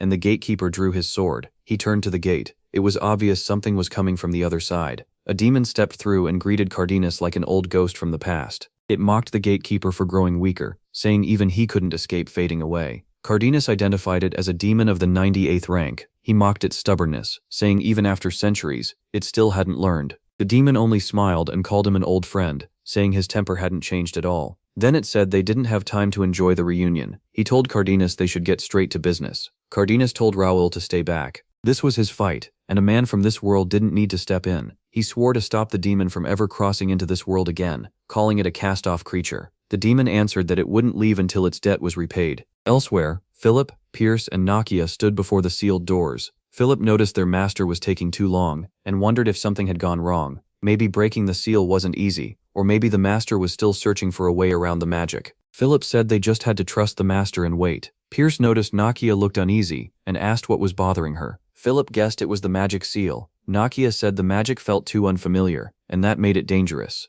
From the moment she entered the mansion, she had sensed something strange. It was faint, but it felt deeply wrong and filled her with unease. Nakia said it felt like something from outside this world. At the gate, Cardenas and the demon were locked in a fierce fight, and it was hard to tell who had the upper hand. Raoul saw how powerful the gatekeeper's strikes were. even without a mana blade. The demon was Viscount Fumas, an enemy our hero couldn't beat before. Fumas was no weak foe, only Cardenas could stand against him. So who exactly was Cardenas, and what kind of memory fragment was he? Fumas hadn't expected such fierce resistance again. Even now, the gatekeeper refused to give in. Fumas unleashed his full demonic power and struck with a catastrophic 4th-degree attack. The impact shook the ground under Cardenas, but he didn't fall and kept fighting. Fumas said he had been right. After all those years without care, Cardenas had slowly weakened. He said humans were the reason. Because of them, he could finally settle his debt. Fumas said most demons were just beasts chasing power. They would have rushed out and tried to crush Cardenas by force. But he was different. As one of the demon world's leaders, he knew how to command those beasts and win with brains, not just strength. From their last fight, Fumas had guessed this altar was protecting something important.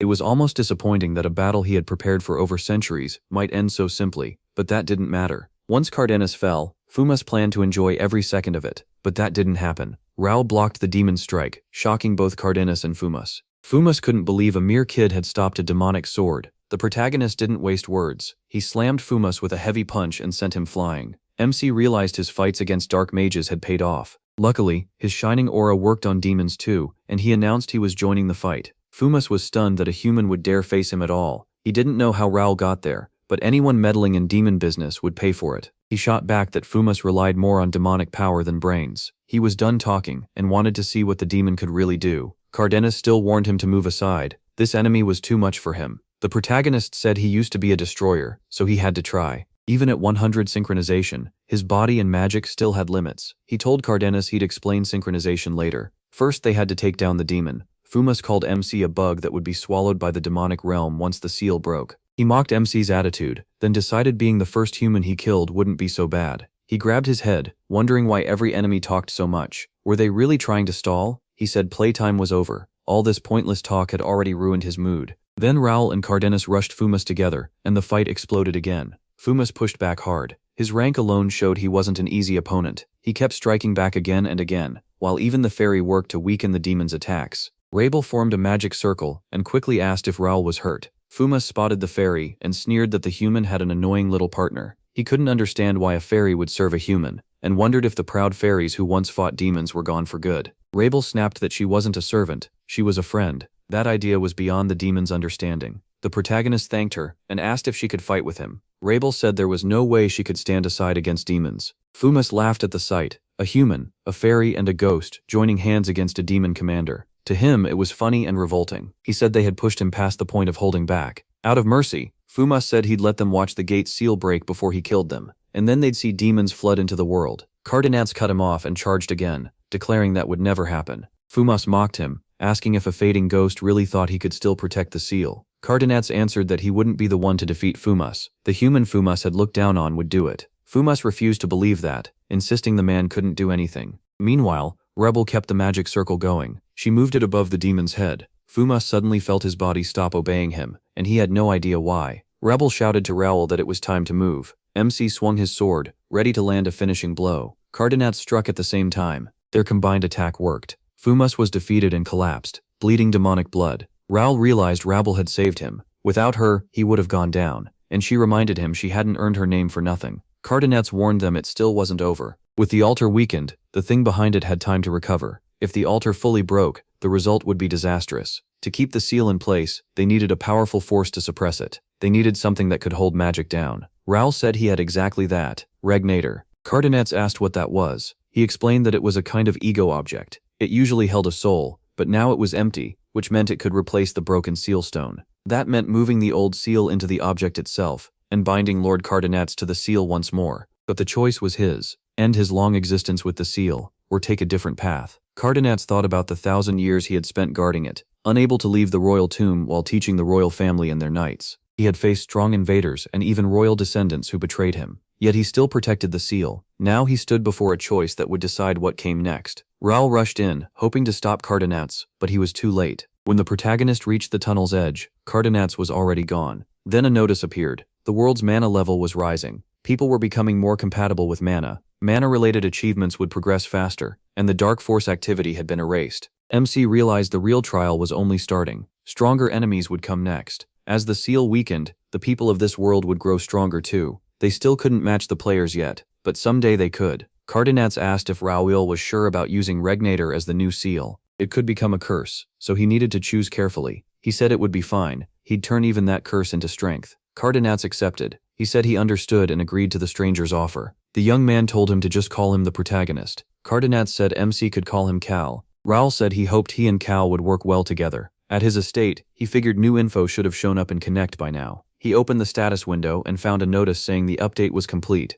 The protagonist saw that almost nothing had changed from when he first logged in. Then he read the new scenario, Dawn of Chaos. Gates burst open across the continent. Weak regions were overrun by monsters, and humanity lost a huge amount of land. On top of that, an unknown plot shook the 4 ancient seals that kept the interdimensional gates in check. During the chaos, the kingdom's guards were wiped out, and the royal families couldn't stop it. The old balance broke, letting hidden forces move in. The baronies and their people were hit the hardest. Big noble houses with strong knights and armies kept their losses low and recovered fast. It wasn't just military families. Other powerful houses started making moves too. After 10 years of peace, this was the perfect time to show the power they'd built up. Raoul saw these as abandoned monster lands that a small force of knights and soldiers could take. Normally, the royal family keeps the nobles in check, but after recent events, it was a mess. Losing their hidden guard hurt them badly. The nobles still didn't know the full story, but they soon would. Without Cardenas, could the royal family still control the military houses? Raoul knew there was no real way to stop what was coming,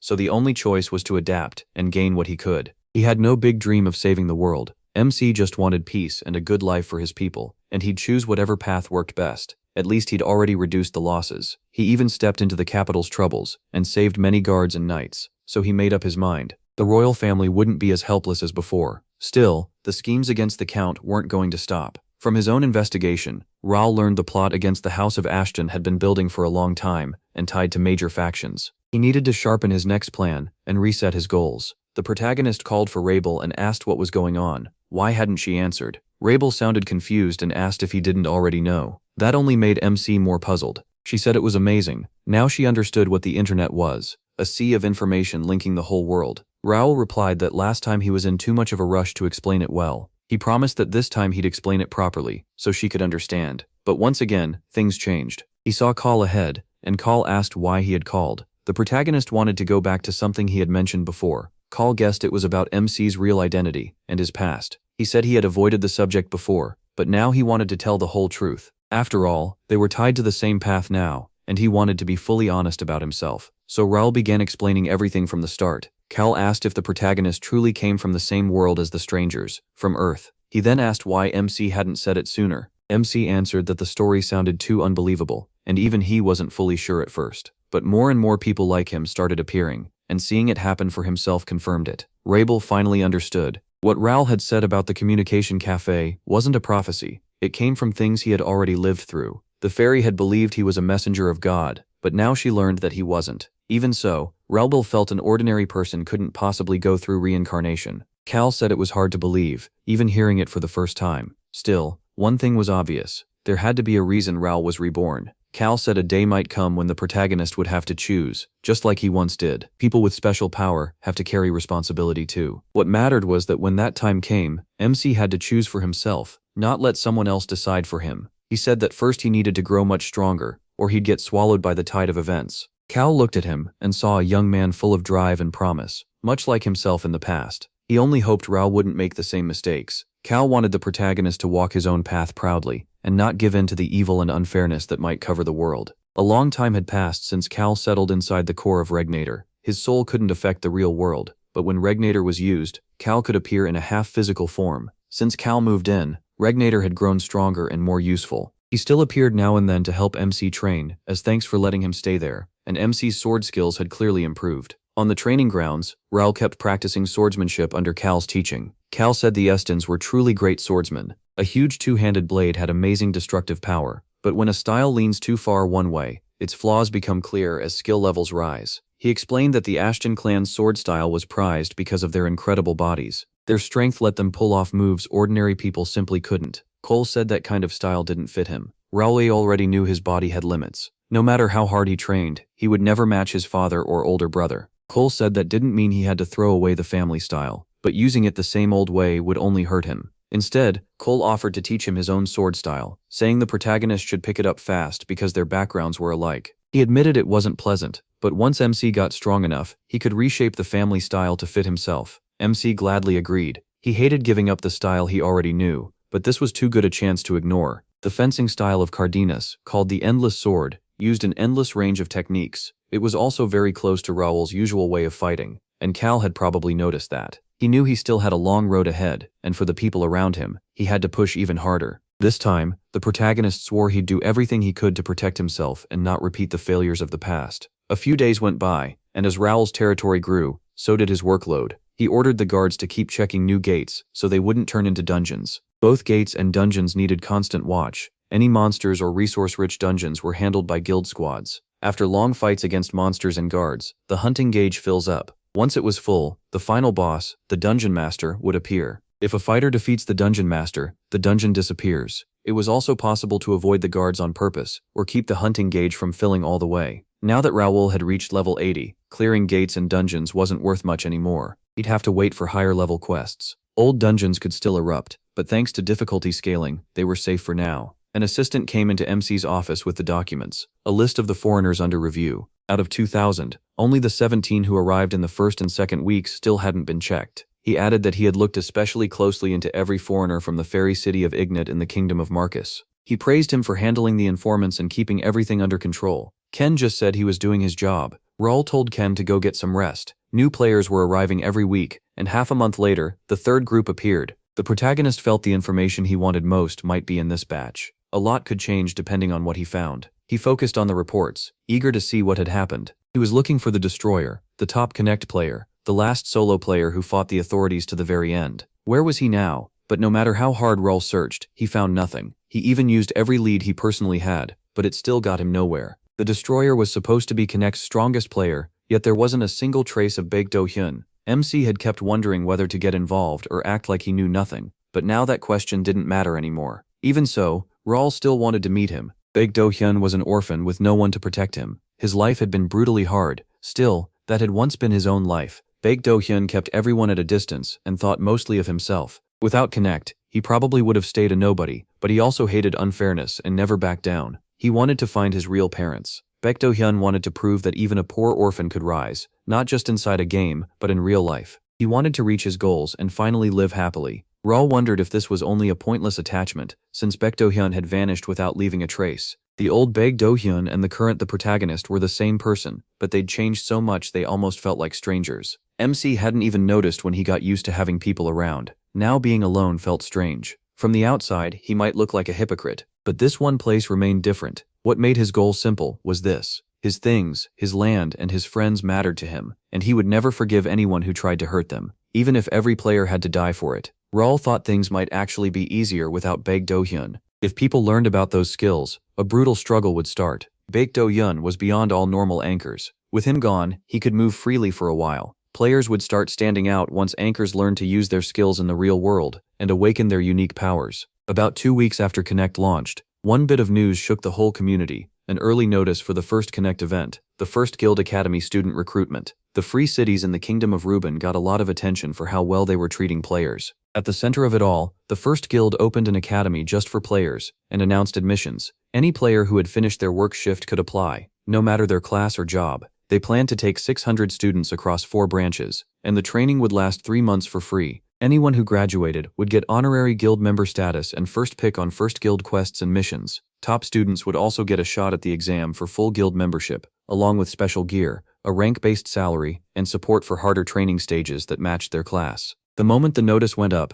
every forum exploded. Just like always, players started complaining about the operators. No matter how good an event or patch is, someone will hate it. Help new players, and veterans complain. Make a hard quest, and beginners complain instead. A lot of players believed the developers only cared about money, not game balance. This was exactly the kind of move Raul had wanted to make for a long time. By teaming up with the mayors of the free cities, the protagonist laid the groundwork for real player support. Players would naturally gather in Ruben's free cities, where they were treated fairly. Then the first guild could start picking out the most promising ones. MC believed those players needed to stay under control. They couldn't be seen, but he knew someone was pulling strings behind the world. Connect's operators. To Raul, they were the biggest enemy. By the middle of the game, Connect's administrators had lost their power and turned into tools for powerful people. What should have been fair got twisted for corporate-backed guilds. while rushed events were used to boost guilds supported by the state. Connect's AI tried to block too much meddling from the administrators, but it couldn't fully erase their influence over player actions. He planned to change that. This recruitment wasn't just about finding talent or making the guild look good. It was a test to see how much an event like this could affect Connect itself. Normally, events are made and run by the game staff, but Connect is built to allow freedom. As an in-game NPC, the protagonist wanted to make events and quests himself. The administration had no way to stop him or the first guild. That meant it was fully possible to run events inside Connect that shaped player behavior, and maybe even steer the players themselves. Connect's administrators thought they could control players from above, but that was about to change. The mayor of Mira welcomed Viscount Raoul. MC apologized for showing up without warning, and said he knew the mayor was busy. The mayor brushed it off and said there was no need for formality between them. He thought about how Mira had gone from a small province to a major center in just a year. He knew the mayor saw him as the city's savior. The mayor asked why Viscount Raoul had come and promised to help with anything he needed. The protagonist explained that he was there to introduce someone. The mayor was curious. If the Viscount was making an introduction, there had to be a good reason. MC said the man would be working with him from now on.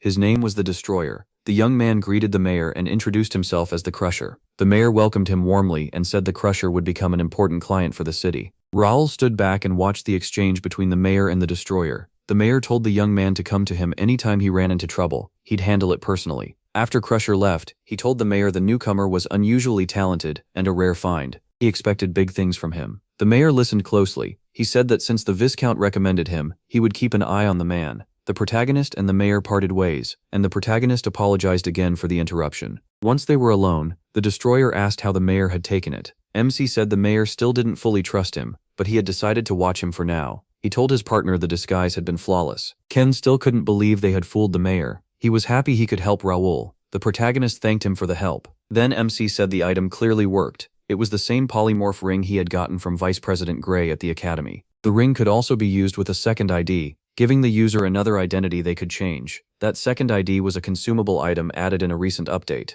Raoul bought it from the in-game player shop, and with it, the disguise became perfect. It was ridiculously expensive, especially compared to real-world prices, but he still thought it was worth it. With those two items, he had made a new identity for himself, the Crusher. Now he could move around as a player. The protagonist said it was time to get back to work. At Connect headquarters, an emergency meeting was called in the conference room. No one knew why they had been summoned. Then Li Huan, the executive director and head of planning at Connect Corporation, said the issue was so important that it required an emergency meeting. Li Huan assumed they had all heard about the first guild entrance exam. One part of it, the battle test, would be broadcast live by Connect Corporation. The idea came from Raoul, head of the first guild, and his representative, the Crusher. The company's president had approved it himself. Everyone in the room was stunned. The first guild had really suggested this, and the president had personally signed off on it. Li Huan angrily asked how any of this made sense. How had a plan made by an ordinary game character, not company staff, gotten approved? He couldn't understand how the president had greenlit such a wild idea on his own. In Central Square of Peace you could buy, sell, or get just about anything. The Crusher and Rabel sat off to the side, quietly watching the crowd. Raoul thought being around players in this form felt strange, like stepping back into his old life. The Crusher said he felt at ease, while the fairy stayed busy with her work. Rabel said a promo video and announcement had gone up on the official site, and the young man asked how it looked. Rabel guessed they were serious about expanding. The ad was already on major portal main pages and across online communities. The Crusher said all they had left to do now was get ready. Raoul told Fairy to keep watching the official site and the forums, then report anything unusual. That was the plan for now. MC was relieved things were moving smoothly. He had expected this to be much harder. What worried him most was whether a guild led by an NPC would be accepted as a real negotiating partner. Instead, the deal went through more easily than he expected. Now the Connect side would have to prepare seriously. This was a chance to entertain players and promote the company, so they wouldn't treat it lightly. He said everything was on track and looked forward to seeing how it all would end. But the plan still had one major weakness. Raoul was acting as a player, but the Crusher wasn't a real person. So if Connect asked to meet the Crusher face to face, he couldn't make that happen. Rabel came up with an answer. The fairy pointed out that Connect was run by an AI, so why not send the proposal straight to the administrator? He had never heard of anyone contacting the administrator directly. Usually, when something goes wrong, people call someone from operations instead. Rabel asked what the button was for. Then, Rel asked what it said, and the fairy read it out. Call the system administrator. That shocked him. Could he really contact an artificial intelligence? If so, he might finally learn how he ended up here after being reborn. The Connect system administrator could know the truth. The fairy asked if he should press it, and the young man nodded. a message popped up saying 4th level access had been confirmed. The protagonist could hardly believe it was actually working. He asked who he was speaking to and what it really was. The reply came back, System Administrator. When he asked where it was, the answer was simple, access denied. Raul was let down. It was basically just an automated response. The fairy told MC to focus on the real reason they were there, and he agreed. He sent a proposal to Connect headquarters. The administrator told him to upload the file, and soon a message confirmed it had been received. The result would come within 24 hours. Then, the fairy noticed the button had vanished on its own. The next day, a letter arrived approving the proposal and setting a meeting date. The protagonist was stunned. The meeting with Connect happened over video, so there was no need to visit the office. What he didn't expect was for CEO Mosh J to show up in person. Even with that surprise, the talks went smoothly. The first guild was officially recognized as a legal group, and everyone was happy with how the broadcast money would be split. At the end, Director Mosh J spoke directly to the destroyer. That immediately made the young man nervous. Had the director noticed something? Instead, Mosh J gave him his personal contact info and said this would not be their last meeting. Raul had no idea what that meant. Mosh J barely spoke during the meeting, yet it felt like his attention stayed fixed on him the whole time. That uneasy feeling wouldn't go away. The destroyer decided it was time to move on to the next step. In the CEO's office at Connect headquarters, Director Mosh J asked how things were going. The assistant said everything was on schedule and there were no issues. Mosh J said there wasn't much time left before the promotion was officially announced,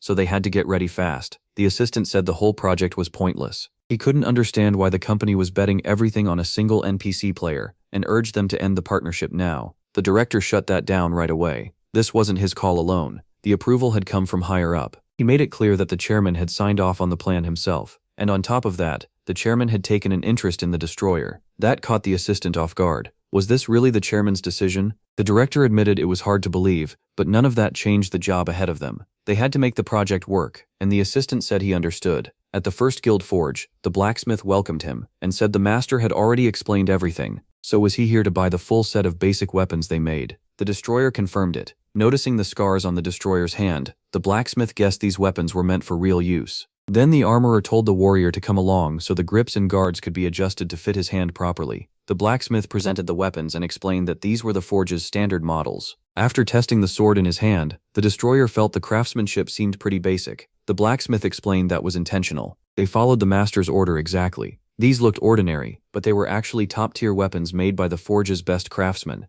each marked with the seal of the first guild. The destroyer said he was impressed and sure the master would be happy. The blacksmith told him to inspect everything closely, since the fitting process could take a while. Once that was settled, the young man decided his next stop was the leather workshop to order armor. Connect still didn't have much of a brand culture, so gear with a logo was bound to stand out. To the destroyer, this was a huge chance. The broadcast would reach the whole world, and Connect moved fast. Soon everyone would know their name, and he planned to make sure of it. The First Guild Academy announced a special selection event. Out of 600 applicants, only 16 would be chosen, and everyone had to fight to earn their place. Connect also promised portals to Mira for all participants, and soon a major ad campaign kicked off. The head of Connect's promotion team said it still wasn't enough. They needed bigger buzz and had to use every tool they had to fire up the community. The topic didn't even matter. They just needed controversy, arguments, and conflict. As long as people started fighting over it, even negative reactions would help the project. The department head said what they needed most was attention. Journalists had to be pulled in,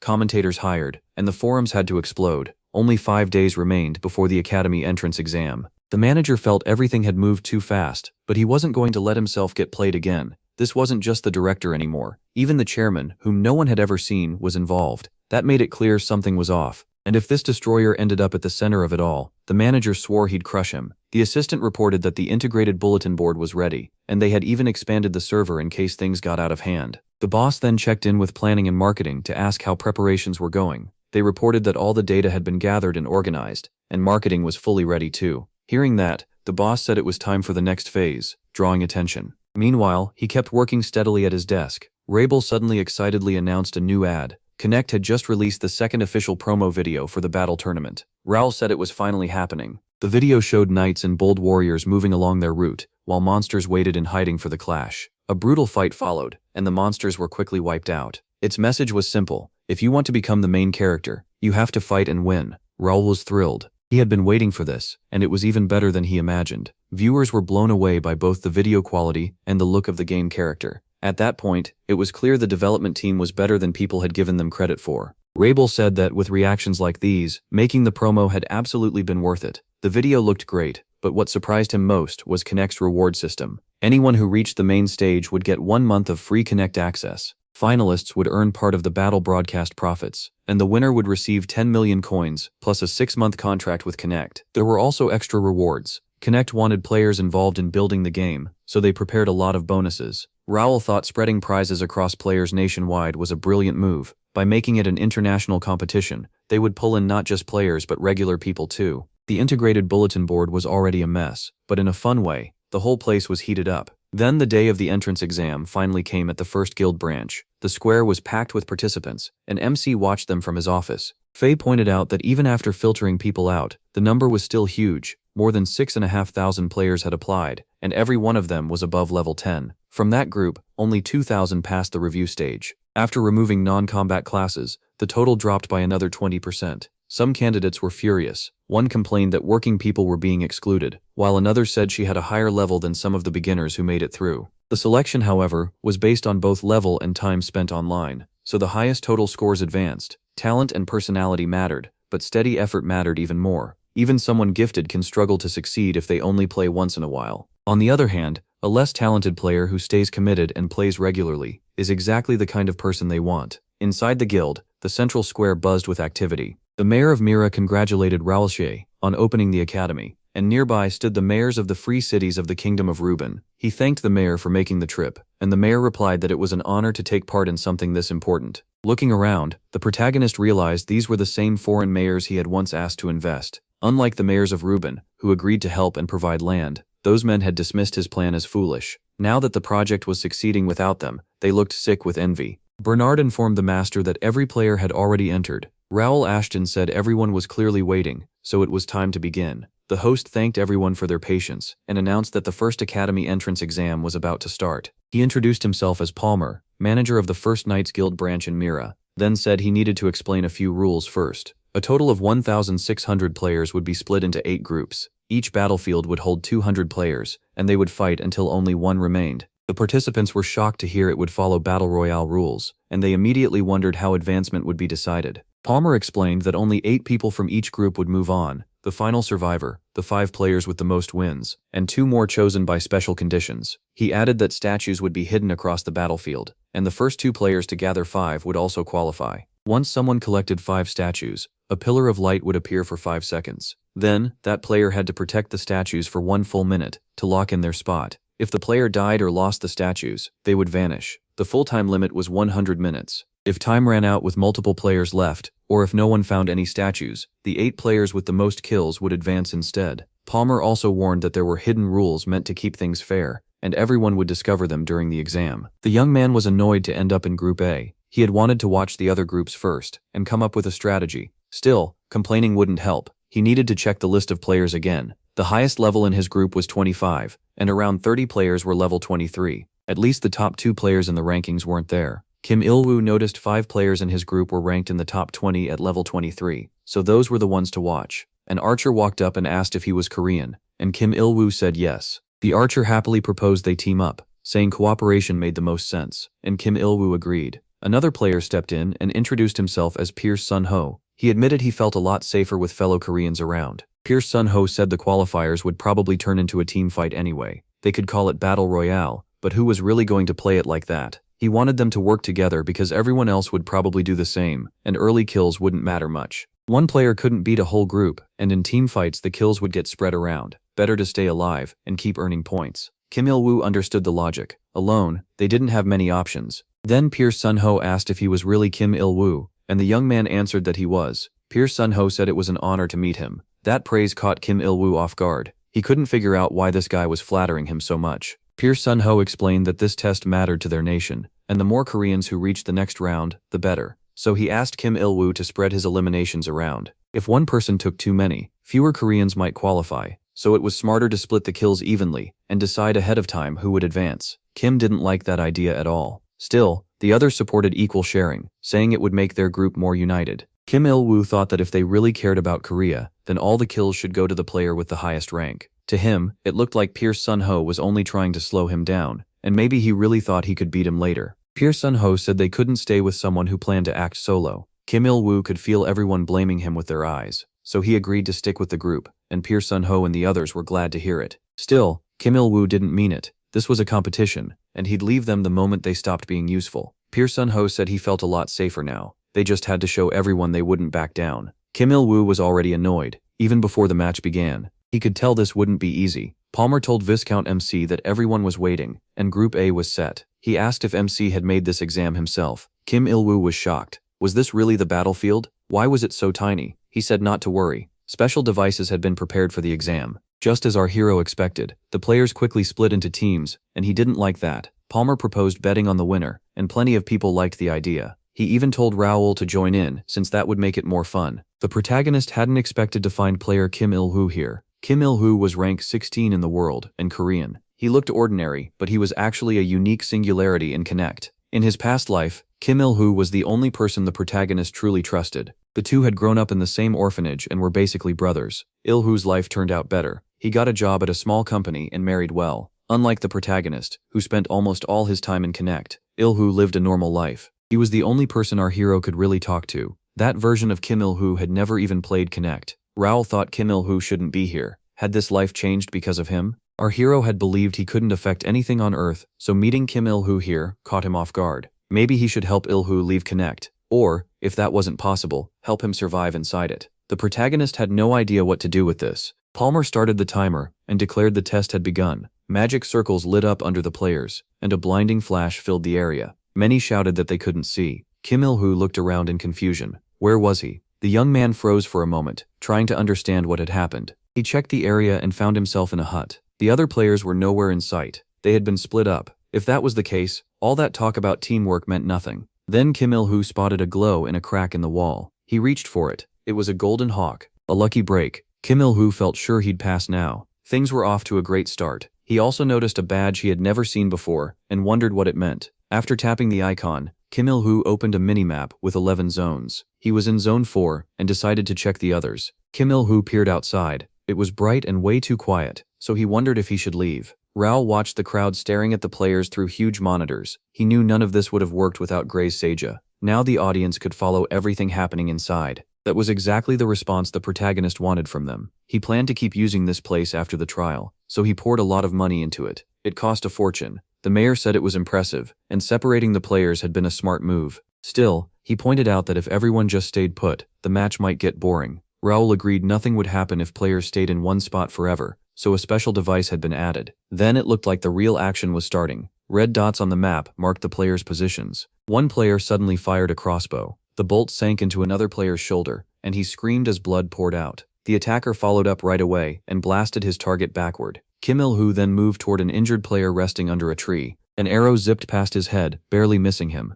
Kim Il-woo steadied himself and figured out where the attacker was. The system announced that anyone who stayed still for over 5 minutes would have their location revealed for 30 seconds. Kim Il-woo decided that wasn't too bad. He realized he wasn't the only one exposed. Now he could spot the archer nearby too. The archer thought the penalty should have ended by now, but his target still hadn't moved. So where was he? Kim Il-woo appeared behind him and drove a knife into his back. Another player saw blood spray from behind a house and knew one more rival was gone. That player activated a magic circle. Panicking, he decided to burn the whole area down. Kim Il-woo slipped up behind him, thinking the mage had messed up by ending up alone. A moment later, Kim Il-woo finished him off too. Then the young man took stock of the situation. He knew this was only the start. So far, he had 1 golden hawk and 3 kills. Suddenly the whole area shook and buzzed. Kim Il-woo stared around, wondering what was going on. The system announced that 10 minutes had passed. The zone with the most survivors would vanish in 1 minute, and anyone there had to reach another zone before time ran out. Kim Il-woo understood he had to move fast and started to run.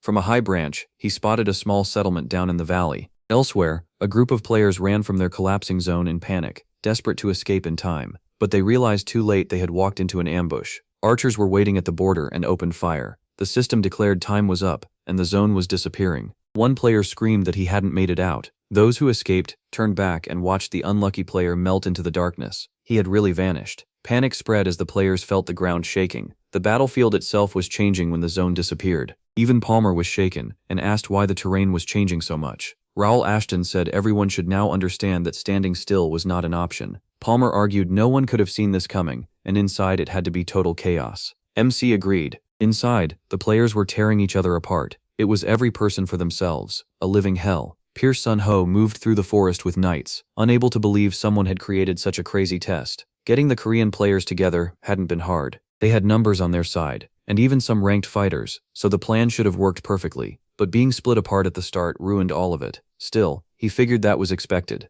If a team couldn't be formed beforehand, then the only choice was to build one after the battle started. Since languages were translated automatically, he didn't have to search for Koreans only. Pierce Sun-ho had spent most of the match gathering 5 teammates. Now it was time to use them. After checking the rankings, Pierce Sun-ho was stunned. How had Kim Il-woo already gotten so many points? He was in second place with 5 kills. Pierce Sun-ho figured Kim Il-woo had just been lucky enough to ride the first wave and climb the rankings. With 5 living shields around him, he thought catching the leaders would be easy. He was sure he'd crush everyone soon. Then magic circles flashed under the players again, and the whole area lit up. The system announced that cheating had been detected, and as punishment, the players would be scattered to random spots. Pierce Sun-ho was teleported too. He was furious. Whoever made this test was completely insane. He thought they were probably sitting outside laughing at him, and Raoul was. Pierce Sun-ho realized his whole plan had just fallen apart. He suddenly sneezed and guessed someone must be cursing him out. Pierce Sun-ho understood there was no way to rebuild his team now. It had become even harder to catch Kim Il-woo. Then a player behind him asked what he was doing out there alone. Kim Il-woo stepped out from behind a tree. Pierce Sun-ho lit up at once. Kim Il-woo was alive. That was a relief. But Kim Il-woo stopped him and warned him not to come any closer. Pierce Sun-ho said Koreans had no reason to fight each other. Since they had met again, they should team up.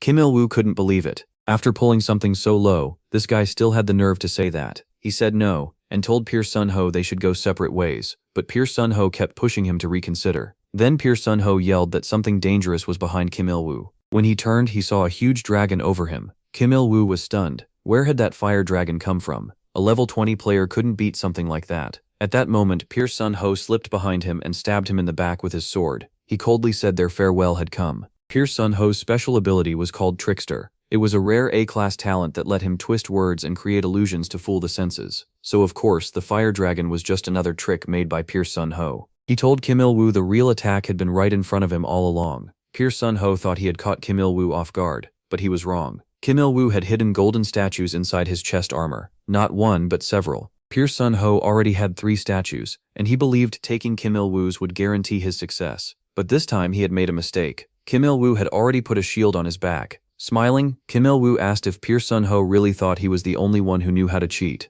Kim Il-woo said his opponent was even dumber than he looked. He added that this scumbag should have been smarter, and finished off Pierce Sun-ho. Then player Kim Il-woo cheerfully announced that he had collected 5 golden statues. The first day's prelims ended after groups A and B finished, and the community exploded with talk. One Korean player had drawn big hopes, only to die because of his own stupidity. While people outside were going wild, the players inside Connect were also busy. The Chinese players had the biggest numbers, and they focused on studying the strange forced portal. Li Jin-chung, the last Chinese survivor from Group B, asked if they had figured out its range yet. The penalty range. They said they had just finished checking the footage and found a pattern. Li Jin-chung said he knew it. The data was still limited, so it wasn't exact, but if more than 5 people stayed together for 3 minutes, a forced portal would open. After hearing that, the Chinese player told his allies to build a plan around it. Tomorrow would be the perfect chance to show the whole world China's spirit. On day 2, Li Junqing's plan paid off. Group C's morning test ended in a huge win for China. 5 of the 8 who passed were Chinese, and not one was Korean.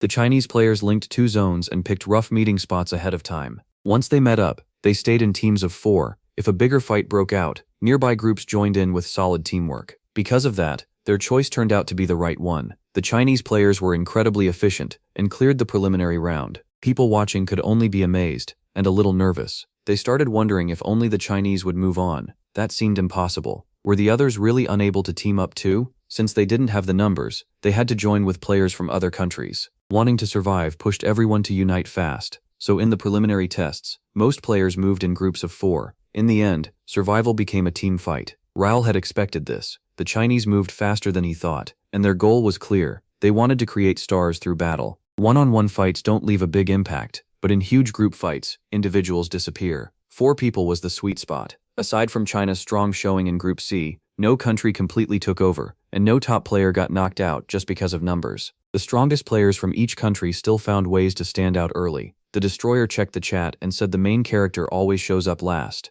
He figured it was worth ending with a big impression, even though he used to avoid attention. Now things were different. He wanted a new path, the kind that would make him influential. For that to happen, everyone had to see that Baekdo-hyun was on a whole other level. The preliminaries had turned into team battles, and the Korean players hadn't done well enough, which let the public down. Baekdo-hyun figured that if he pulled off something big now, people would have no choice but to notice him. The problem was that Baekdo-hyun was a fake identity, not a real person. Without a real background, too much attention would eventually expose him. Still, since the plan was moving ahead, the setup had clearly been done well, so he decided to stop holding back. He briefly forgot that Rabel was a sage who had spent thousands of years in a library, taking in endless knowledge. At first, she had only learned about Earth bit by bit through the internet. Rabel said the internet looked like both a magic circle and a barrier to her. Information moving through the network felt like magic flowing through a circle, while the security system was like a protective barrier. At some point, he felt like he had gone past the level of a normal internet expert. Rabal said she'd help the protagonist and asked for Baekdo-hyun's personal data. The protagonist answered that you can't just do that.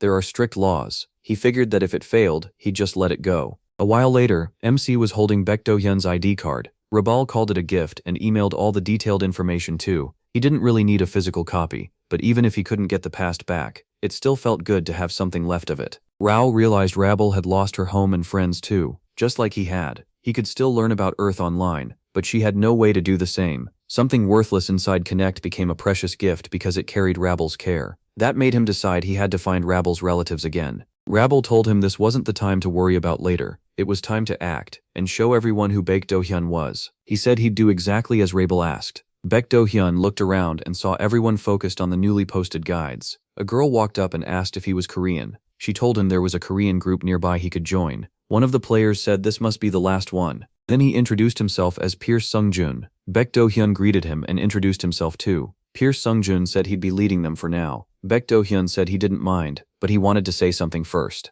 He said he planned to clear the preliminary round alone, so they should leave him out of their strategy. Everyone stared at him in shock. Was he really going solo against all of them? Baekdo-hyun said he wouldn't touch his fellow Koreans until he'd taken down the players from other countries. He added 2 requests. First, they should get as many kills as possible early on. Second, if things went bad or someone gathered 4 fragments, Sung could head to Sun 1 when it opened in the middle of the game. With that, Baekdo-hyun said they'd meet again in the main game. Gray's polymorph ring was on his finger. He bought an upgrade scroll from the player shop and raised it to +5. Now he could tune his abilities however he wanted. Baekdo-hyun decided it was time to test it for real. After checking the status window, he felt he had adjusted everything perfectly for his level. Now he could move as Baekdo-hyun. With the polymorph ring and his second ID, there was almost no chance anyone would suspect him. Still, being careful was smart. He couldn't let any hidden bursts of too much power slip out. He thought that if he upgraded it more, the adjustment range might even turn positive. The upgrade scroll prices depended on the item's class. For unique items, each scroll cost 10,000 coins. Since the fail chance could jump hard from here, it was safer not to push it. Before, players could make a lot of coins by taking first place in story quests. But now that new players had joined, there was no promise they could keep controlling the quest. Soon it was time for the final match, and Palmer started the countdown. At the set time, the test began. Baekdo-hyun spawned somewhere inside the settlement. His telekinesis was definitely weaker, and its sensing range had dropped too. Even so, he could still clearly detect things within about 3 meters. For a beginner, that was pretty good. Like always in unknown territory, Baekdo-hyun summoned a large number of magic swords. This time, he planned to show a completely different level. He thought only someone who'd never served in the army would call that good hiding. One player was tucked into a corner, nervously checking around. He didn't want to be found, but the protagonist spotted him and dropped him in one hit. Baekdo-hyun decided not to waste time this round. The next player was holding a combat spear in his hands, and another player noticed Baekdo-hyun standing on a rooftop. It didn't matter. Baekdo-hyun was faster, stronger, and sharper, so he took that opponent down too. He closed the gap and finished the enemy with a sword strike. He figured this area was cleared out now. With no enemies left, Baekdo-hyun moved on. A small animal ran down the empty street. Then it leaped through a window and landed in a girl's arms. She said Yoonbeol was fine. It was Ha Sung-hyun from Korean, and her special power was summoning animals. A nearby young man asked Ha Sung-hyun how things were going. She said she was fine and that there were no enemies in the block. He thought it looked like just a cute fox cub, but its senses were impressive. Either way, it was good that they could stay there. Ha Sung-hyun asked if they should go fight. The player was surprised. They had already settled this. Their team was supposed to put survival first, but Ha Sung-hyun reminded him she'd wanted active fighting from the start. The young man shot back that no matter what Ha Sung-hyun thought, they weren't leaving. If she wanted a fight, she could go alone. He said she only pushed that plan because she could support them safely from the back. Did she really think they'd listen just because she was pretty? Ha Song-hyun knew talking to them was useless. If she stayed, she'd never get rid of them, but she couldn't move alone either. She remembered the words, if things went bad or someone got 4 fragments,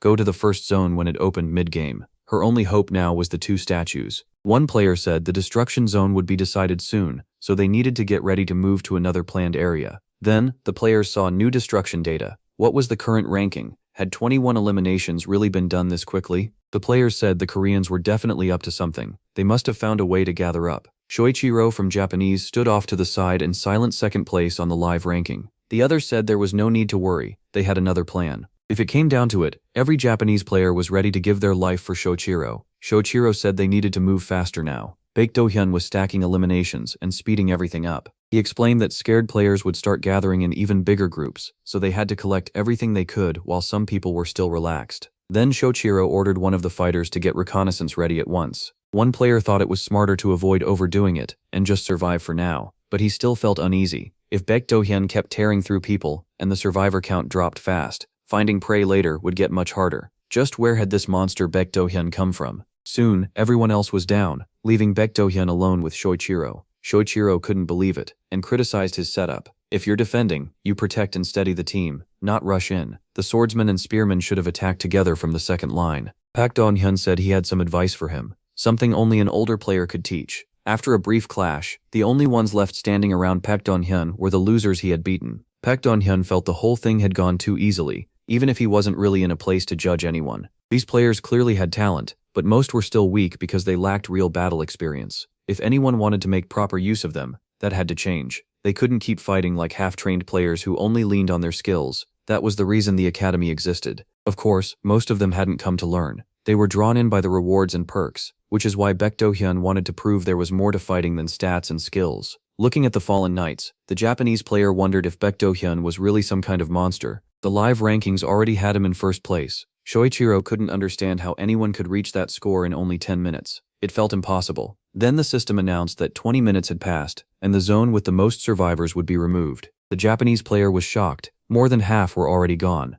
Nearly 20 people were with him, and if they all attacked together, Baek Do-hyun should have no chance. An assistant told Shoichiro they had found Baek Do-hyun near a building 2 blocks away, fighting a group. Shoichiro asked if several parties were chasing after him, but the assistant said Baek Do-hyun was alone. Shoichiro refused to believe it, and assumed his team was hiding nearby. The assistant said he had checked the whole area. No one else was there. Baek Do-hyun was taking on 4 people by himself. Shoichiro told everyone to get ready. They would wait for the fight to end, then hit the Korean from behind. He didn't care what secret Baek Do-hyun had. If the Korean was truly alone, this was a huge chance. Take him out and claim the top spot. Shoichiro admitted Baek Do-hyun was impressive for beating so many people, but he believed the Korean would never reach the top. Baek Do-hyun really was fighting alone, yet no one could bring him down. One opponent thought that firebomb should have been enough to finish someone in a single hit, but even the fire attacks did nothing to Baek Do-hyun. One of them asked if they had anything stronger, and his ally couldn't imagine what would beat a firebomb. At this point, the mages were clearly no help.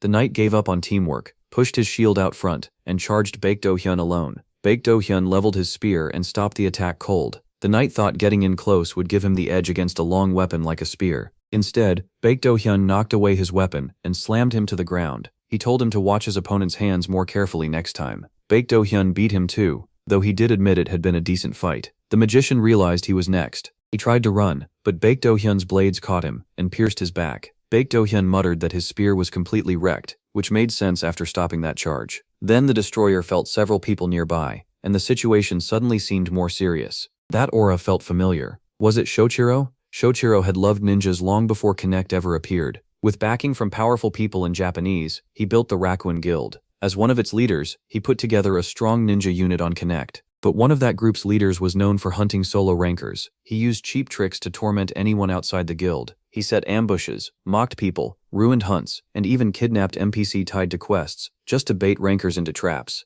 Baek Do-hyun had naturally become one of his targets, and his quests had failed more than once because of it. The man never showed himself. No matter how hard Baek Do-hyun searched, he only found underlings and never the real one. Baek Do-hyun said he'd missed him a lot. Was this Japanese man blocking his path again? The destroyer wasn't about to face an old enemy without preparing first, so Baek Do-hyun decided to handle it his own way. Japanese fighters spread out with their weapons ready and closed in around the Korean. Shoichiro saw no reason to fight up close if Baek Do-hyun was by himself. He was sure that no matter how dangerous the destroyer was, he couldn't block everything. Shoichiro ordered his men to fire, convinced this would finish the Korean, but Baek Do-hyun vanished without warning. What were they supposed to do? A second later, arrows started dropping the Japanese warriors one by one. Shoichiro told one of his men that the Korean was in the next house and sent him to check. He also ordered another warrior to keep watch around them. Then, an explosion went off, and the blast threw Shoichiro backward. Right then, his assistant reported that he still hadn't found Baek Do-hyun. Shoichiro turned and saw his injured subordinate with arrows stuck in his back. Had Baek Do-hyun somehow attacked from behind too? Did he have some kind of cloning skill? A player begged Shoichiro for help, but Shoichiro saw it for what it was, a trap. The injuries weren't fatal. Baek Do-hyun had aimed away from the vital spots on purpose, leaving the victim able to keep fighting. He was clearly baiting him into a trap. Shoichiro shouted for the destroyer to stop hiding and face him directly. Baek Do-hyun answered from outside the house, asking if Shoichiro really wanted him to step out. Pointing his magic blades at Shoichiro, Baek Do-hyun asked why he wanted that so badly. Shoichiro noticed the flying swords too late and barely tried to dodge. He got hit, but escaped the rest. His assistant wasn't so lucky and dropped to the floor. Furious, Shoichiro swore he'd kill the Korean, but Baek Do-hyun was already behind him, coldly calling him helpless and pathetic. Shoichiro froze. Did Baek Do-hyun actually know who he was? Baek Do-hyun walked up and dropped him with a punch to the jaw, saying of course he knew him. Then the destroyer asked if Shoichiro really didn't recognize him. Shoichiro said this was his first time seeing him and demanded to know what he wanted. Baek Do-hyun said that was too bad, but they had plenty of time to get familiar. He knocked Shoichiro down and planted a foot on his head.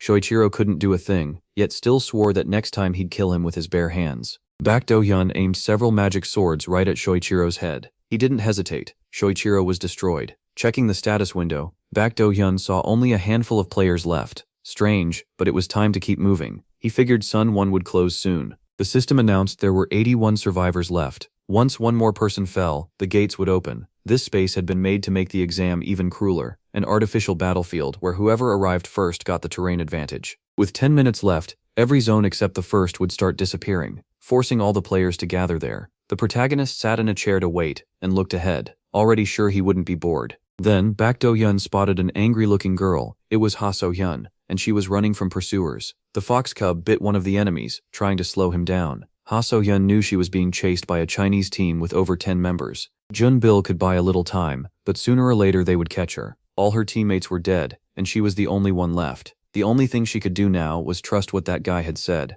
When she reached the gate, she saw someone already there. Baek Do-hyun was just sitting and waiting for another player. Ha So-hyun was stunned that he was sitting there with no protection at all. He looked like an easy target, and because of her, he might get dragged into danger. With no other choice, Ha So-hyun activated her spiritual beast's intuition. Now she could see her pursuers even through the wall. The Chinese saw So-hyun crossing open ground and thought she was practically asking to get shot. Arrows flew after her. So-hyun changed direction, and the arrows missed. She raced toward the gate and the waiting player, almost there. As she got close, the girl shouted to warn him that enemies were right behind her. Even now, So-hyun stayed stubborn and proud. Instead of crying for help, she yelled for him to watch out. Baek Do-hyun suddenly appeared beside her and told her not to stop. Just keep running to the gate. So-hyun was shocked. How had he gotten there that fast? The survivor count dropped to 80, and the gate swung open. The Chinese players thought this guy was trying to play hero. He had to be tired of living. Baek Do-hyun burst forward, rushed past the Chinese, and took down each opponent in seconds. He stopped and saw no one else nearby. They had probably run off in fear. So-hyun asked if he was okay. Baek Do-hyun said no one would come near this place for a while. The girl bowed to thank him for saving her, and apologized for leading those pursuers to him and putting him in danger. Baek Do-hyun said it was fine. He had to stand by what he said before the trial. He told her to treat her wounds first, so she wouldn't lose too much blood. So-hyun asked what he was still doing there. After taking down that many opponents, he could have stopped fighting already. Baek Do-hyun said he just wanted to test himself. He rarely got a chance to fight so many players at once. Baek Do-hyun worried she might get the wrong idea, and think he liked hurting people. So-hyun felt this man never wasted words. He proved everything through action. She wondered if getting into the academy could make her that sure of herself. But first, she still had to pass the test. Baek Do-hyun warned her that more people were coming. Another Korean group was moving toward Zone 1. From the wall, So-hyun saw the Chinese attacking them. Baek Do-hyun told her they should cover the group. The Koreans formed a circle behind their shields and fired back. Ha So-hyun thought the formation looked impressive. One Korean set up a magic circle and used it as cover while shooting arrows. Baek Do-hyun noticed that fighter could stop incoming enemies and knock away spells. He started wondering if blocking magic was one of his skills. The Koreans got through safely and reached the gate. Baek Do-hyun praised the rescued players for making it through. The young man said they were just lucky. If the fight had turned close range, reaching the gate would have been much harder. To Baek Ho-hyun, the fact that they pushed through that danger proved they weren't cowards. Baek Ho-hyun said he needed to speak with Ha So-hyun and Pierce Sung-joon. He felt they had earned a reward for getting this far. Baek Ho-hyun pulled out the figurine and asked if they had gathered enough. So-hyun said she had 4 figurines, and Pierce Sung-joon said his team had 4 too. Baek Ho-hyun told them he'd give each of them 1 statue. So-hyun was shocked, but the destroyer reminded her he was only keeping his promise. He had told them to collect enough figurines and come to Zone 1. Most teams would probably hand all their figurines to one person, so Sung-joon needed to pick who that would be. So-hyun said she wanted to stay and help, but in her condition she knew she wouldn't be much use. Baek Do-hyun disagreed and told her he valued her help. She held out her hand and promised she wouldn't leave this debt unpaid. Baek Do-hyun shook her hand and said he'd be waiting. Then he warned that the enemy would start attacking the castle soon. Gao Jiling of the Chinese side was caught off guard. 2 at once? Everyone saw a pair of glowing pillars rising from the castle into the sky. One player asked if they should move on Sun 1 now, but Gao Jiling said they were already late and needed to signal the others. Those fighters in the south had to be called in too. Still, there was no reason to panic. This scattered crowd couldn't beat a team that stayed united. Once the signal went out, the warriors started gathering at the meeting point. Gao Jialing counted 30 men in all and felt that was more than enough to sweep the field. He couldn't see how Baek Do-hyun could hold the castle against that many. In the current rankings, Baek Do-hyun had 50 kills. Gao Jialing was second with 10, and only 34 players were left. Baek Do-hyun knew the other zones would soon vanish, leaving only Sun 1. The end was close. Pierce Sung-joon couldn't believe Baek Do-hyun wasn't worried. He had racked up a lot of kills in the last fight. Another wave was coming soon, and he still hadn't rested. They had just spent 10 minutes holding back the players rushing in from the light pillars. They kept every statue, but the team was exhausted, and their small numbers were obvious to everyone now. Baek Do-hyun guessed that was what troubled Pierce Sung-joon, so he told him not to worry. This would be the final battle. Pierce Sung-joon was stunned and asked how he knew that. Baek Do-hyun said that, knowing his friend, he was sure he'd gather the last fighters and send them here. A warrior suddenly ran in with news that the enemy was advancing, and Pierce Sung-joon asked how many there were. The warrior said there were too many to count. Baek Do-hyun realized Gao Jialing had finally arrived. Gao Jialing was a dangerous planner, and the respected leader of the huge Chinese guild Supreme Lord. His real strength was his leadership. He could use even the weakest guild members to wear down his enemies and mess with their heads, and plenty of players had fallen for it. He also liked staying in the shadows, and in Baek Do-hyun's past life, getting close to him had been difficult. But now things were different. The protagonist planned to drag him into the open. Baek Do-hyun could tell his opponent had prepared fast. Was he really trying to take him down? The magicians moved first and activated a protective magic circle. Pierce Sung-joon drew his bow and said he'd cover them. The archers on the wall were ready to show what the Koreans could do. The Chinese were about to face their strongest players. Baek Do-hyun realized this time was different, because he wasn't fighting by himself. Looking over the enemy line, the destroyer spotted openings even in that neat formation. By packing in so tightly, they were stopping themselves from using their skills well. They were about to learn how costly those gaps were as Baek Do-hyun moved in. He activated telekinetic teleportation, the same skill he'd used to toy with Choi-Chi-ro. Right after that, he used a dagger technique he had learned from Ken. It didn't take long for the destroyer to wipe them out, and he wasn't hurt at all. Baek Do-hyun told the survivors their formation wasn't bad, but it had become their grave. He decided to cut through them one by one until he reached Gao Jialing. Before long, Baek Do-hyun and Gao Jialing finally faced each other alone. The Chinese fighter couldn't believe it. How had Baek Do-hyun beaten all his men by himself? Baek Do-hyun asked if Gao Jialing really wasn't going to fight. If he was scared, he should surrender now. Gao Jialing yelled that he would never give up. Then, the Wind Mage unleashed his unique powers. He boasted that he was #1 in the People's Republic of Chinese, and that nobody was better than him. Knowing this fight wouldn't be simple, Baek Do-hyun raised a blade in each hand. As he closed in, Baek Do-hyun said they were finally meeting face to face. In the end, nothing special happened. Gao Jialing showed himself and got destroyed. Baek Do-hyun called it an easy win, almost too easy to be satisfying. His kill count had reached 80. Anyone who saw Baek Do-hyun fight was stunned and sure he'd win. He looked like the top hunter in the preliminaries. Still, some users doubted him because his performance seemed almost too perfect. Even so, everyone kept asking the same thing. Who is Baek Do-hyun? He had appeared out of nowhere and shaken everything up. Chancellor Li Huan, head of Connect headquarters, was furious. What was untraceable supposed to mean? His assistant said their intelligence team couldn't dig any deeper. Administrator D controlled that connection, so unless it was a special case, they had no access to users' personal data. Chancellor Li Huan argued that if Baek Do-hyun was in the game, someone had sent him a capsule. All they had to do was check the delivery list and addresses. The assistant said no one named Baek Do-hyun appeared on the list, so he must be tied to the VIP players somehow.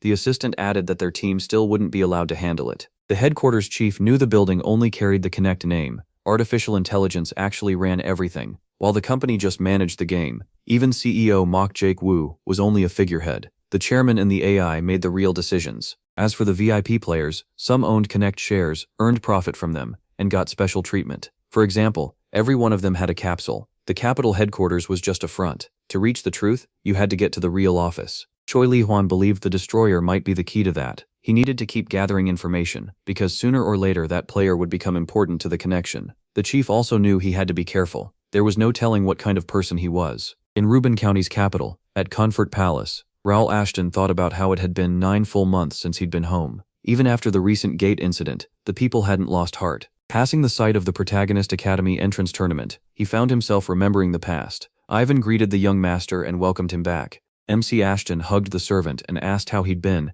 and whether he had gotten sick. Even said he was doing fine. Even said he was happy to see his master healthy. He had wanted to send a carriage, but His Excellency was too eager to see his son. Roll said he wouldn't keep him waiting, then asked to be taken inside. There was a knock, and the Count allowed them in. He found Count Ashton waiting there. A chill ran through him. Even wished them a good talk and shut the door. Left alone with his son, the Count barked out whether the protagonist knew what he had done wrong. Roll was stunned. He thought he'd done the opposite of wrong. The Count reminded him that he was now the rightful lord of the land and couldn't leave it unattended for so long. The protagonist realized he had stayed in Bado Yoon's body since the start of beta testing. Now on round 32, he had once again left the estate in Bernard's hands, and his father clearly knew it. The Count said that no matter how busy Raoul was, he couldn't ignore his duties. MC lowered his head and apologized, promising he wouldn't leave the estate that long again without warning. The Count warned that if it happened again, he would be confined and forced to train for a month. He could only hope it wouldn't come to that. His older brother Dylan walked into the office, asking if their father wanted to see him. Spotting Raoul there, he was clearly happy. His little brother had finally come home. The Count said he had something important to tell them both. It would have been better if Lawrence were there too, but he had ignored the summons again. Their father reminded them that the continent's situation was getting worse. He had hoped to wait until things calmed down, but he couldn't anymore. Starting today, Dylan would officially be the heir and head of the Ashton family. He needed to prove he could lead without wavering. The protagonist knew Dylan had basically been the heir already, but making it official changed everything. He asked why they needed such a major change right now. The Count answered that he would be stepping away from his position for a while. The time had come for him to reach the next stage of sword mastery. Raoul realized his father had finally made his decision. The Count went on. These were dangerous times, so he had to grow stronger. Dylan hadn't expected something this big and asked how they could help. The Count said he planned to spend about 2 months in seclusion to seek enlightenment. Until then, he would depend on Dylan, who said his father could trust him. He promised to do everything needed, and more. That news took a huge burden off Raoul. Last time disaster hit Count Ashton's house, Dylan still hadn't been named the official heir, so when their father died without warning, the estate fell into disorder. The Count then turned to MC. No matter what weighed on him, he was still part of the Ashton family, and had to help Dylan run the estate. He made it clear he would need both sons supporting this. Dylan, the eldest, was the first to spar with the Count. After Raoul took his turn, he could only think, who even asked for this sparring? He remembered that the last time he crossed swords with his father was over a year ago, before leaving for the academy. Since then, his growth had shocked everyone, and he thought he had improved a lot. Still, Count Ashton shocked them all. After the match, he told Dylan that he relied too much on raw power. Dylan shot back that without the Aura sword, his father would already be on the ground. He thought the two of them were alike, both leaned hard on strength. Even with mana protection and telekinetic body enhancement, the protagonist still took plenty of hits from his father. He knew he had to switch tactics. The Count told Raoul to stop overthinking and just attack. Dylan chimed in that he'd offered to train with him before. His little brother needed more muscle, or he wouldn't have enough power. MC activated his bright light aura. This time, he decided to show what he could really do. He unleashed expert swordsmanship, 8th level mid-range telekinesis, and every buff he had, even flash. He used everything and still lost. Count Ashton felt like the swordmasters from his past life.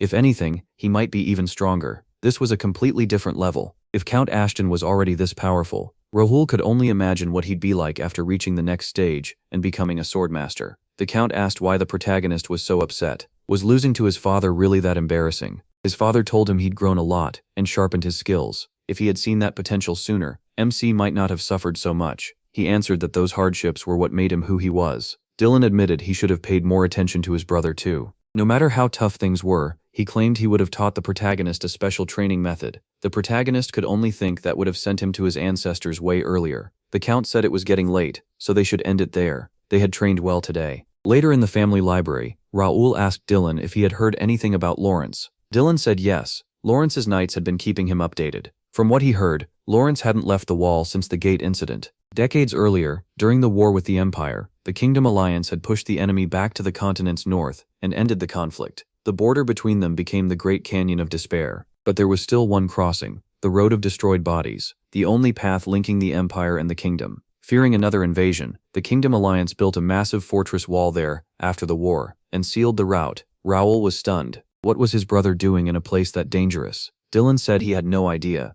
Maybe Lawrence was hunting monsters. After the gates opened, there were constant reports of monster hordes beyond the wall. According to the latest reports, the whole area had fallen into chaos. Imperial undead roamed the region non-stop, and once the gates opened, fights with monsters broke out everywhere. Dylan couldn't understand what Lawrence was still doing there. It was time for him to come back to his family. In his past life, Raoul reached the wall when barely anything was left of it. This time, he had to stay sharp. According to the script, huge events would happen at the wall when the Empire launched its invasion. That meant Lawrence could be in real danger. MC decided he needed to get ready for that, and asked Dylan if he remembered the offer. Raoul reminded him that he wanted Dylan to serve as an advisor to the First Guild. Dylan repeated that he had already refused. As far as he was concerned, he had made himself clear. He didn't like the idea of joining a private company, but he told him not to overthink it. It could simply be a way to stay connected. The protagonist reminded him that Dylan now carried responsibility for the county. Support from the guild wouldn't hurt. Dylan finally agreed because his brother was asking, though he still didn't get why the idea bothered him so much. Raoul then said his sister-in-law had joined long ago and had been waiting for Dylan to agree. That caught his brother off guard. She was already with them?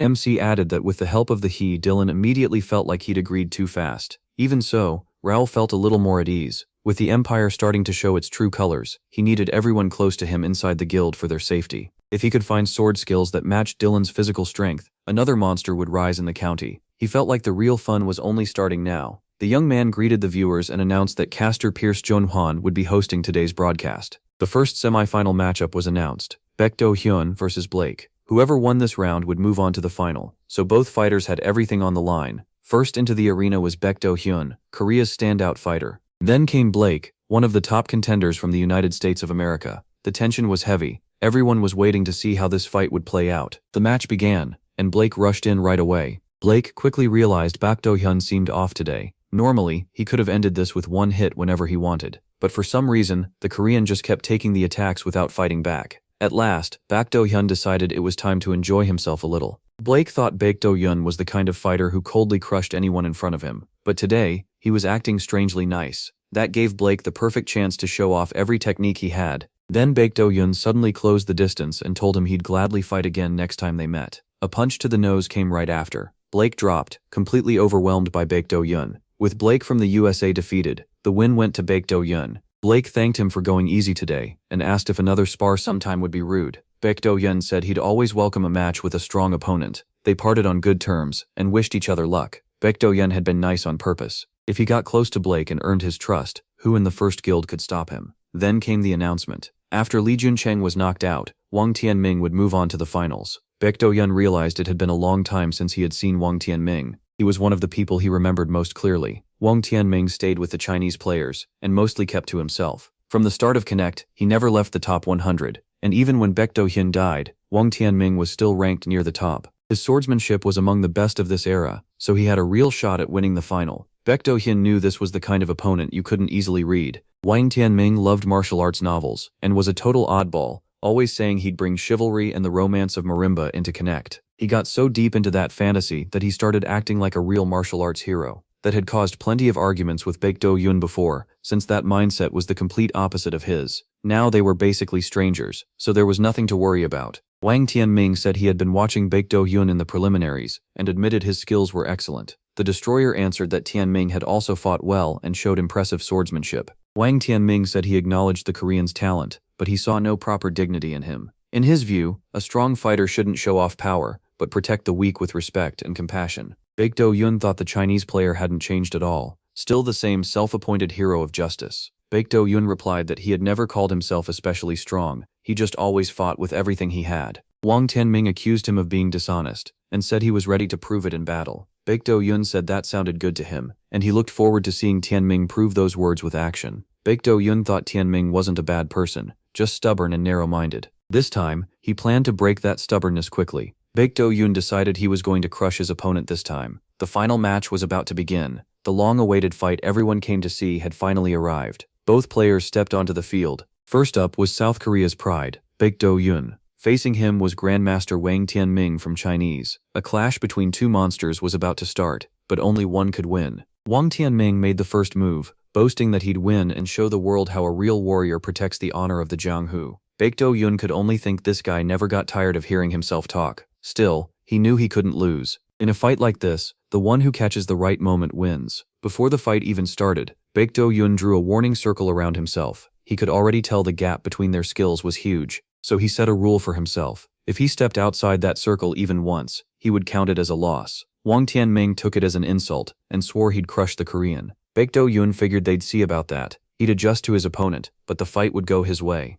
Wang Tianming couldn't figure out why none of his attacks were landing. He even came from behind, but Baekdo Yun still blocked the strike. Tianming had no idea what made this opponent so hard to deal with. For the first time, Wang Tianming truly felt helpless. Still, Tianming had studied him. After looking over the prelims and main matches, he decided Baekdo Yun only had telekinesis, short-range teleportation, and basic weapon skills. To him, telekinesis wasn't that scary. Baekdo Yun just used it at the perfect time, and the teleportation and weapon skills had limits, so Tianming wasn't worried. That meant, in his mind, Baekdo Yun had no real answer to sword ki. Tianming rushed in and yelled that he'd slice that face open. Baekdo Yun stopped the sword and blasted him back. Tianming was stunned. Telekinesis shouldn't have blocked that, unless Baekdo Yun had filled his blade with mana. Then Baekdo Yun got tricky and wrapped a rope around Tianming's leg. Tianming realized he might lose his balance, and the next pull dropped him hard to the ground. Baekdo Yun asked if he knew how to fight with his fists. Wang Tianming couldn't believe it, but he had no time to think. Baekdo Yun's fist was already flying at his face. The hit landed, and Baekdo Yun knocked him out with a punch to the jaw.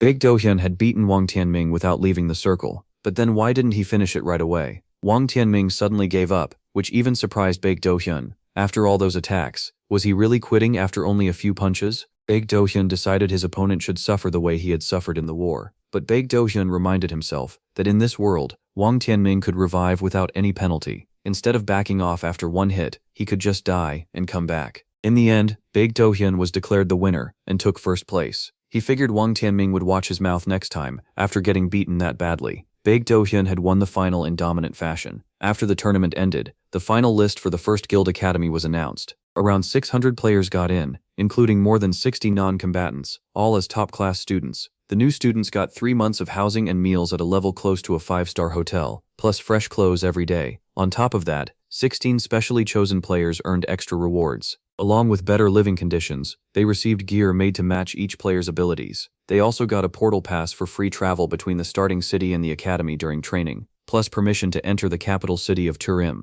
The ban on leaving the city was removed for them. Meanwhile, Connect Corporation, boosted by the tournament broadcast, was busy building a personal streaming system for players. With help from different platforms, Connect players started live streaming. Even though Baekdo Yun's channel said there would be no live streams, it still had the most subscribers. A match clip of Baekdo Yun pulled in hundreds of millions of views in just days, and blew up online. The editing was handled by the team. Baekdo Yun also earned a special award. Whether he finished the academy or not, he would be allowed into the guild and could start taking its missions. Of course, that was mostly meant to pull attention elsewhere. Baekdo Yun would do a few field exercises and take the final tests, but he wasn't going to sit through classes. He had bigger things to handle, and Bernard reported that the conference was ready. He asked if Ken was close by, and Bernard said everyone was waiting for Raoul Ashton. That made the young man realize it was time to return to his real work. At the meeting, they were told that strange readings had appeared in 3 regions. Ken added that witnesses saw an unknown night order, about 10 men strong, drive out the monsters and secure the main roads.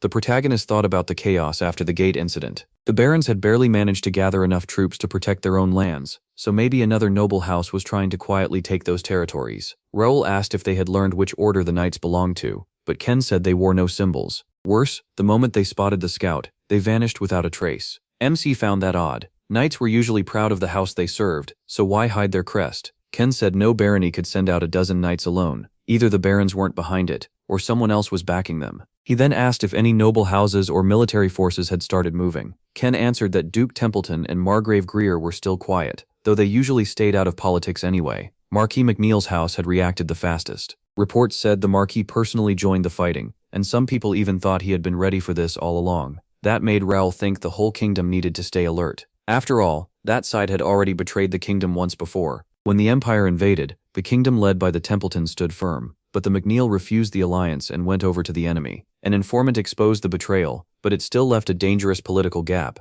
Now the real question was when the Empire first pulled the McNeil over. If that hadn't happened yet, they might still win them over. If it was already too late, they'd have to wipe them out. Ken said the house of Marquis McNeil and the house of Earl Randall looked the most suspicious. Viziad Jaden was also worth watching. Raoul wanted to know what his uncle was doing now. The Viziad had returned to the capital, and from the way he was meeting relatives from the same faction, he was clearly planning something. It might be tied to the recent incident. From what the protagonist knew, those knights were probably sent by them. He told Philip they would stay on full alert, and if anything went wrong, they'd use the portal. Raoul also said control of the gates and monster cleanup would pass to the regular army, with Jake in charge. MC stressed that their enemy had already started making real moves, and probably saw them as easy targets, so now they needed to teach that enemy what happens when you take on more than you can handle. He told Bernard to stay in the capital. If they lost contact with him, and something serious happened at the estate, Bernard was to put their earlier plan into action. Bernard asked if he should take Miss Nakia back to the family estate,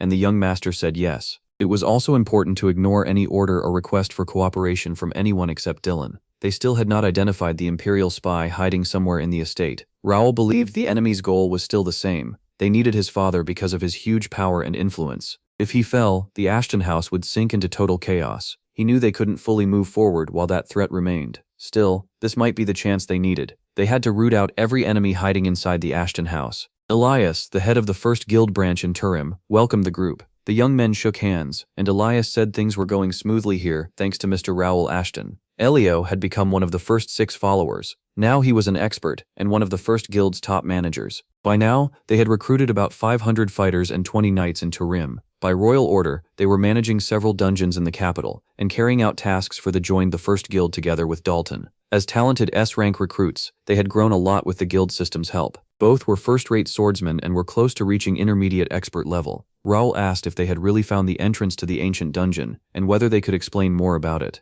The knight said an adventurer had discovered the dungeon, and luckily it was secured without much trouble. Raoul was relieved. At last, they had found the ancient dungeon. In KNET, there are 2 kinds of dungeons. One kind comes from gates that weren't fully sealed and fused with this world. The other kind is made up of natural dungeons that existed before the gates ever appeared. The first type keeps spawning monsters and can only be sealed under special conditions. The second type holds the world's secrets, magic labs, hidden ruins, dragon lairs, and more. These are called ancient dungeons. Regular dungeon entrances don't look like much, but inside they're really interdimensional gates linked to another space. Ancient dungeons are different because they're part of the world of KNET itself, which makes them much harder to find. The knight believed this was Jinak's dungeon, whose entrance had been lost 5 years earlier. Raoul asked about the current situation. The knight said the place was under heavy guard, and news about it was locked down. Jinak's dungeon used to draw huge numbers of adventurers, and it was marked as top-level danger. Only a small section had ever been explored, but even that turned up priceless relics that drove explorers wild. Still, the dungeon was feared because almost nobody who went down came back alive. Years ago, the entrance supposedly caved in right after a noble house's expedition entered. Now, after all this time, it had appeared again in a completely different place. The knight asked Raoul Ashton if he planned to take on the dungeon. The protagonist said he wanted to clear it before anyone else, and would bring only a small group of elites. The knights asked who he had in mind, and MC was surprised they seemed so eager to come along. The commander said he had already picked his team. Raoul turned to Knight Ken and asked if he was ready to conquer the ancient dungeon. Caught off guard by the offer, Ken happily accepted. He paused for a moment. Then Ashton made it clear that among all the knights he was taking only one. That one was Ken. His friends and fellow knights congratulated Ken on joining the commander for the dungeon run. Out of the 10 who entered the first order, Ken ranks just behind Dalton and is the only one to reach intermediate expert level. He may be small, but Ken is quick, and his control over mana is far better than most, making up for his size. On top of that, Ken would be important in the coming dungeon raid. The commander asked if Ken was happy serving in the first order. Ken said there was no better place. Training was excellent, the treatment was great, and they even had medical insurance. Raoul listened quietly. He realized that even though he and Ken had gone to the same academy, they had never really gotten close. The protagonist told Ken to speak freely if the order had any flaws. It was still new, and there was plenty left to improve. MC said it was time to get to the real issue. Before they talked about the mission, one matter had to be settled first. Raoul brought up Lady Cal de Greer, the knight. The Marquis of Greer led one of the 5 strongest military families in the Kingdom of Reuben. The Greer family, from the southern coast, was famous for unmatched spear skills. That fame gave the house great status and helped it raise many talented fighters. But after the Great War with the Empire took both the family head and his heir, House Greer slowly began to decline. Worse, secret techniques passed only to the future head were lost, so the family could no longer properly train new spearmen. People said the family stepped back from politics and focused on its own lands, hoping to recover its old glory. That made it easy to understand why a Marquis of a daughter hid as a boy to enter the academy. Cal apologized, saying she never meant to trick the commander and had no ill intent. If he wanted her gone, she would leave the order at once. Raoul Ashton asked if Lady Greer no longer wanted to be a knight. Cal answered that no matter what happened, she would follow the knightly code. But wanting to be a knight was not enough. Most knightly orders in the Kingdom of Reuben would not accept women. That surprised Raoul Ashton. So why was Cal acting like she had to leave? Had the order disappointed her? Cal quickly said no, then asked if that meant she was allowed to stay. He replied that it should be obvious. No order would turn away a fighter that strong, especially one who reached expert rank in her teens. Cal pointed out that she was the daughter of Marquis Greer, and Greer and Ashton were rivals. The protagonist said it didn't matter. If trouble came, he would take full responsibility for letting her join. To him, rank and family meant nothing. What mattered was a person's intent. Cal knelt and declared that she, Knight Ken of the House of Marquis Greer, once again pledged loyalty to her master, Viscount MC Ashton. The commander answered that he, Raoul, head of the First Order of Knights, accepted Ken's oath and would carry out his duties as her master. He felt the road had been long, but he had finally reached his goal. Cal was the first true talent the protagonist noticed at the academy. She would become the first female knight in county to reach master level, a genius with huge S-rank potential. Things had gotten messy, and Dalton may have claimed Ken first, but now Ken was finally on their side. Cal wondered what came next. Would she reveal her sex and her status? Raoul told her the choice was hers. If she wanted, she could tell the others, but Cal said she would rather keep being Ken. The protagonist nodded and said they could move on to planning the dungeon raid. Later, the carefully chosen squad pushed deep inside, led by Guildmaster MC. The guide said this was where he left them, and wished the team luck. He thanked him for the help. One warrior could hardly believe he had been picked for the raid. To him, it was a huge honor. He said every trip with the master got his blood pumping, and Josh added that he had even brought the magic lamp Raoul Ashton had trusted him to guard. The guild leader smiled at Josh's excitement, but said this time he had brought something better than a lamp. The protagonist opened a book in his palm, and a fairy came out of it. The fairy proudly said they could count on her, then flooded the dungeon with bright light. MC Ashton urged the squad to conquer this ancient dungeon and carve their names into history. Ken, along with the rest of the warriors, fought the monsters head-on. One of the creatures couldn't handle the pressure and fled deeper into the cave. Ken realized the master was right. This dungeon was different. Most of the enemies were spirits, so normal physical attacks barely worked. Raoul Ashton already knew these spirit monsters were vulnerable to psychokinesis. An excited Josh rushed over and said he had found a hidden passage. Ken was amazed by how easily the master knew the way. No surprise, since the protagonist had cleared this dungeon in a past life. The Janik dungeon was the very first dungeon he had beaten. Even alone, he cleared what many players could not, because of its brutal difficulty. This dungeon had been made for espers, people with psychokinetic powers. Janak, a famous ancient fist master, was one of those espers. He built this dungeon as a trial for people like himself, but after espers vanished from county, clearing it became nearly impossible. Janak's close friend was the ancestor of the Greer clan. Roll wondered whether Call knew that. Ahead stood a massive structure in the middle of the forest. Josh stared and asked if this was still inside the dungeon, or if they had somehow come outside. The protagonist remembered the place well, even if ancient dungeons can be wildly unpredictable. Everything around Ken felt strangely familiar. Josh said he really wanted to know where they had ended up. Then metal warriors appeared in front of the squad. Ken noticed a copper statue and remembered something the commander once told him. Raoul had asked whether Ken had heard the story that the Marquis of Greer's ancestor hid treasure in Janak's dungeons. That rumor had lasted a long time. Ken said most artifacts found there had some link to the Greer family, so whenever the dungeon appeared, the Marquis gathered a raid team. But most knights and mercenaries never came back, and each failed attempt cost the family dearly. The Marquis's last failure happened 5 years ago. That raid was led by his direct heir, Cal's older brother, Sean Greer. Sean Greer had been serving at Raoul Academy, and as soon as he heard the dungeon was found, he gathered knights and soldiers and marched out. He never returned. Ken told his master, him Ashton, that he had to reach that place no matter what. If nothing else, he had to do it for his older brother's memory. Ken was certain the copper statue was Jeremiah de Greer, founder of the Marquisate of Greer. A warning announced this was a restricted zone, and trespassers could die. Raoul Ashton told Ken it was time to rely on him. This was his moment. Ken raised his spear and stepped toward the copper statue. The copper warrior struck with his spear and demanded to know who dared disturb his eternal rest. Ken answered that a warrior of the Greer clan had come to greet the founder of their family doctrine.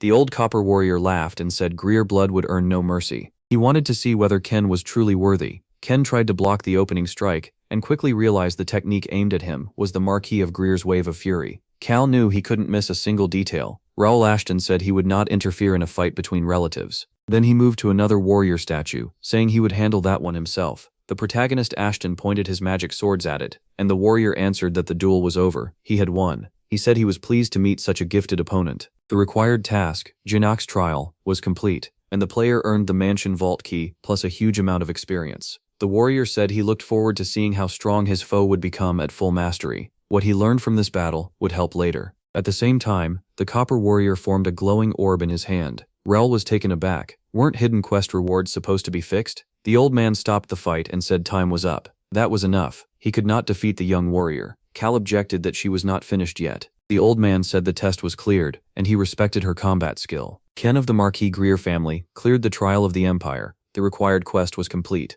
Ken passed this test too. Raoul Ashton felt everything was unfolding just as planned. The group arrived in a grand room that felt as rich as a mansion in the capital. The commander praised the knights for their hard work, told them to rest, and said the guild would contact them later. MC decided to look over his rewards and opened his status window. He started checking the rewards and achievements he had earned. One reward boosted part of his mental power. It was a special S-rank elixir Janek had left for his successors. That shocked him. In his past life, the first elixir he got like this was only B rank, and everyone after that received C rank ones. Raoul Ashton drank the S-rank elixir, and its power spread through his body. New growth choices tied to his abilities appeared right away. He could now boost strength, control, or range with his telekinesis, and the options were amazing. Still, he knew he had to stay calm and choose carefully. Telekinesis had 3 core parts: strength, control, and range. Strength meant the total weight he could move. The higher it was, the faster and heavier the objects he could handle. Then came control. Control raised the number of objects he could move at once, and let him handle them with more precision.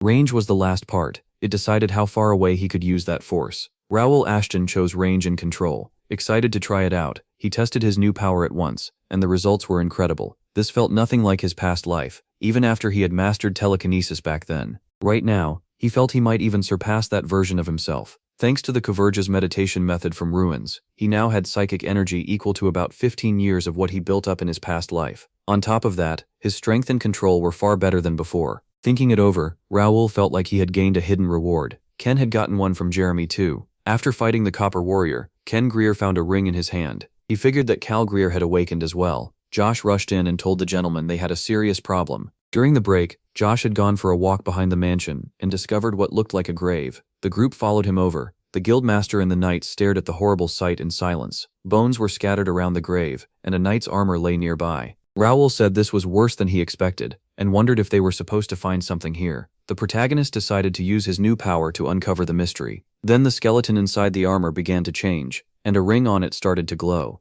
Josh handed the commander some papers he had found beside the body. Raoul checked them and realized they were a diary. The first entry, dated September 7th, said the writer learned about the JNEC dungeon from Fabian. Fabian had been upset because the writer scored highest at the entrance, so sharing the news felt suspicious. On September 10th, Fabian from the McNeil house tried to make peace and suggested they raid the dungeon themselves without telling the adults. By September 12th, the writer agreed. Waiting for family support seemed pointless, so he chose to restore the family's secret art on his own. The September 15th entry said the raid party, along with escorts and foot soldiers, entered the dungeon easily. Fabian seemed willing to cooperate, so everything looked fine at first. But on September 19th, the writer began to feel that something was wrong. The dungeon was full of spirits, and physical attacks did nothing to them. They were completely useless against those enemies. Then the September 21st entry revealed the betrayal. Fabian and his group vanished overnight. The priest and the guide were found dead, and the writer had no doubt Fabian was behind it. Worse, the entrance they had used was gone. The last clear lines said he had to survive. Only he and one escort knight were left, and if he died, Cal would be all alone. He called the dungeon cursed and regretted coming there. After that, the writing became a mess. Raoul Ashton guessed the writer had gone insane. The name Fabian of the House of Marquis McNeil stood out to MC. Fabian was the youngest son of Marquis Clifford de MacNeil, the Axe Master, born when Clifford was already past 40. That made Fabian a late-born child. He wasn't very gifted, but the Marken adored him so much that he even created a nightly order just for him. To Raoul Ashton, that sounded far too much like his own situation. He told Ken he was sorry for the tragedy that happened there. Ken reminded him that he had already pledged loyalty to his lord and wouldn't let his own pain weigh the protagonist down. He only asked that if MC ever fought the McNeil house, he be allowed to stand at the front. The commander agreed and promised Ken a chance to take revenge on the people who had betrayed him. Still, there was one condition. Ken had to win that revenge with his own strength, and he answered that he would never stain his honor. They felt dealing with Fabian alone would be easy, but there was no reason to act too soon. Sooner or later, a clash with the McNeil seemed certain. They also realized they weren't the only ones who could play dirty, and when the time came, the McNeil would pay everything back. Once the raid was over, the Janek dungeon was moved to the territory of Calypso. That happened because of an unexpected special reward. The reward was the core of the Janek dungeon. With it, the owner could control the ancient dungeon and open or close entrances wherever they wanted. Raoul thought knowledge about ancient dungeons was highly secret. Even when he ran an information network, he had never heard of anything like this. By using the core, he could restore what remained of the dungeon and turn it into a training ground under two ancient masters. Even Bernard the Lord of the Wind came there and trained his psychic power successfully. From here on, their focus had to be training soldiers and rebuilding the knights for what was coming. A month later, things had changed at the first guild academy of the world. Dalton and Ralph greeted each other, and Raoul asked about the new recruits. Dalton said they were improving fast. Dalton now led the first guild academy, as both its director and sword instructor. When he asked about guild recruitment, Dalton said he was targeting experienced players, but fewer people wanted to join than expected. The protagonist told him not to force anyone, and to make sure the few people they had in mind stayed protected. Dalton promised he would take care of anyone who became his subordinate. Normally, a person could join only one guild, and each guildmaster could lead only one. There was one loophole though: permission to create a sister guild, a second guild that could compete with the first. Raoul Ashton planned to use that rule to form a player-only group apart from the first guild, the Purple Guild. The first guild had already hit its highest possible level, so adding another guild like it would give them power no one else could match. MC said he was counting on Dalton and would hand most of the Purple Guild's authority to him. Dalton pointed out that the lords would never guess such a hidden force was being built. Then the protagonist switched back to Baek Do-hyun and said he needed to upload some records before leaving that day. Soon, an announcement went out. Baek Do-hyun had entered training arena number 1, and everyone wondered how much higher he would push his score this time. 2 months had passed since the first students entered the first guild academy. The academy had trained 600 students from that first group, and they were improving fast. One thing especially made this place different. It was the virtual fights run through the Magic Circle of Illusions, a combat program that created special conditions and monsters to test the students. Even after 2 months of training, the top rank still hadn't changed. Baek Do-hyun remained the clear number 1. No one at the academy could touch his spot. He barely showed up to class, yet his score kept climbing. Even the instructors admitted his skill, and rumors said he was busy doing jobs for the first guild. A lot of students wanted to spar with him, and chances to fight him were always in demand. Even Wang Tianming wanted payback for his loss. Baek Do-hyun couldn't help wondering if they ever got tired of this. Tianming said they couldn't graduate until they beat him. One student told the others to calm down and wait their turn instead of charging in out of excitement. Baek Do-hyun had to admit that kind of stubbornness deserved respect, so he offered to spar against 2 at once. They agreed, but before long both challengers were down and deactivated. Wang Tianming was frustrated. Even together, they couldn't land one hit. What kind of monster was Baek Do-hyun? One of the losers called Baek Do-hyun a complete anomaly, and said it was hard to believe he was even the same kind of player. Tianming insisted the others were just not good enough, but swore that one day he would beat Baek Do-hyun himself. Lately, the Purple Guild had been getting more and more attention from rankers, and even instructors were pushing it hard. Tianming said he wasn't interested, and had no plans to join any group. He had already turned down every offer from guilds in his country. Chancellor Yun Myung, though, said the terms were pretty good, so he was seriously thinking about it. Chancellor Yun Myung said he wanted the best guild. Even if he made one himself, he doubted it could beat the one he was looking at now. Once they graduated, meeting Baek Do-hyun wouldn't be easy. So if Tianming truly wanted to beat him someday, joining the same guild and waiting for the right moment might be smarter. After thinking it over, Tianming asked if any guild brochures were still available. He admitted that after losing, he got mad and threw his away. Chancellor Yun Myung told him to ask an instructor for another one, and to learn how to control his temper. At the first guild's Mira branch, someone said the business aimed at outsiders might finally start making money. Raoul Ashton said he was glad to hear it. He added that more outsiders were expected soon, so they planned to expand before the numbers got too high. The guild was also handling workers and funding, ready to provide whatever was needed. They were truly thankful for the personal help from him, Ashton. Then Bernard stepped in with bad news. They had just gotten a message from an informant inside Conford Castle. Count Melvin had collapsed and was unconscious. Raoul Ashton realized this was a real emergency and wondered how it had happened. Everything was playing out just as expected. All forces were ordered to stay at full battle readiness, and from that moment on, everyone was to treat it like a military crisis. Every knight in the Peace Branch was told to head to Caleb's castle. An emergency officers' meeting would be held that evening, and until then, everyone had to stay ready. The protagonist asked Ken for an update. Ken said the Count still hadn't woken up, but healers and priests were already treating him. Raoul told Ken to come with him to the main estate, while Dalton and Nakia went with Bernard to Calypso Castle. The commander said he had a special order for Nakia. The secure information transfer mode was turned on. First, they needed to get to the main estate fast. When the protagonist woke up as MC Ashton, he promised to accept this life as real and face whatever came next. He made up his mind to stop it, no matter the price. No matter what, he would stop the tragedy hanging over Count Melvin's family.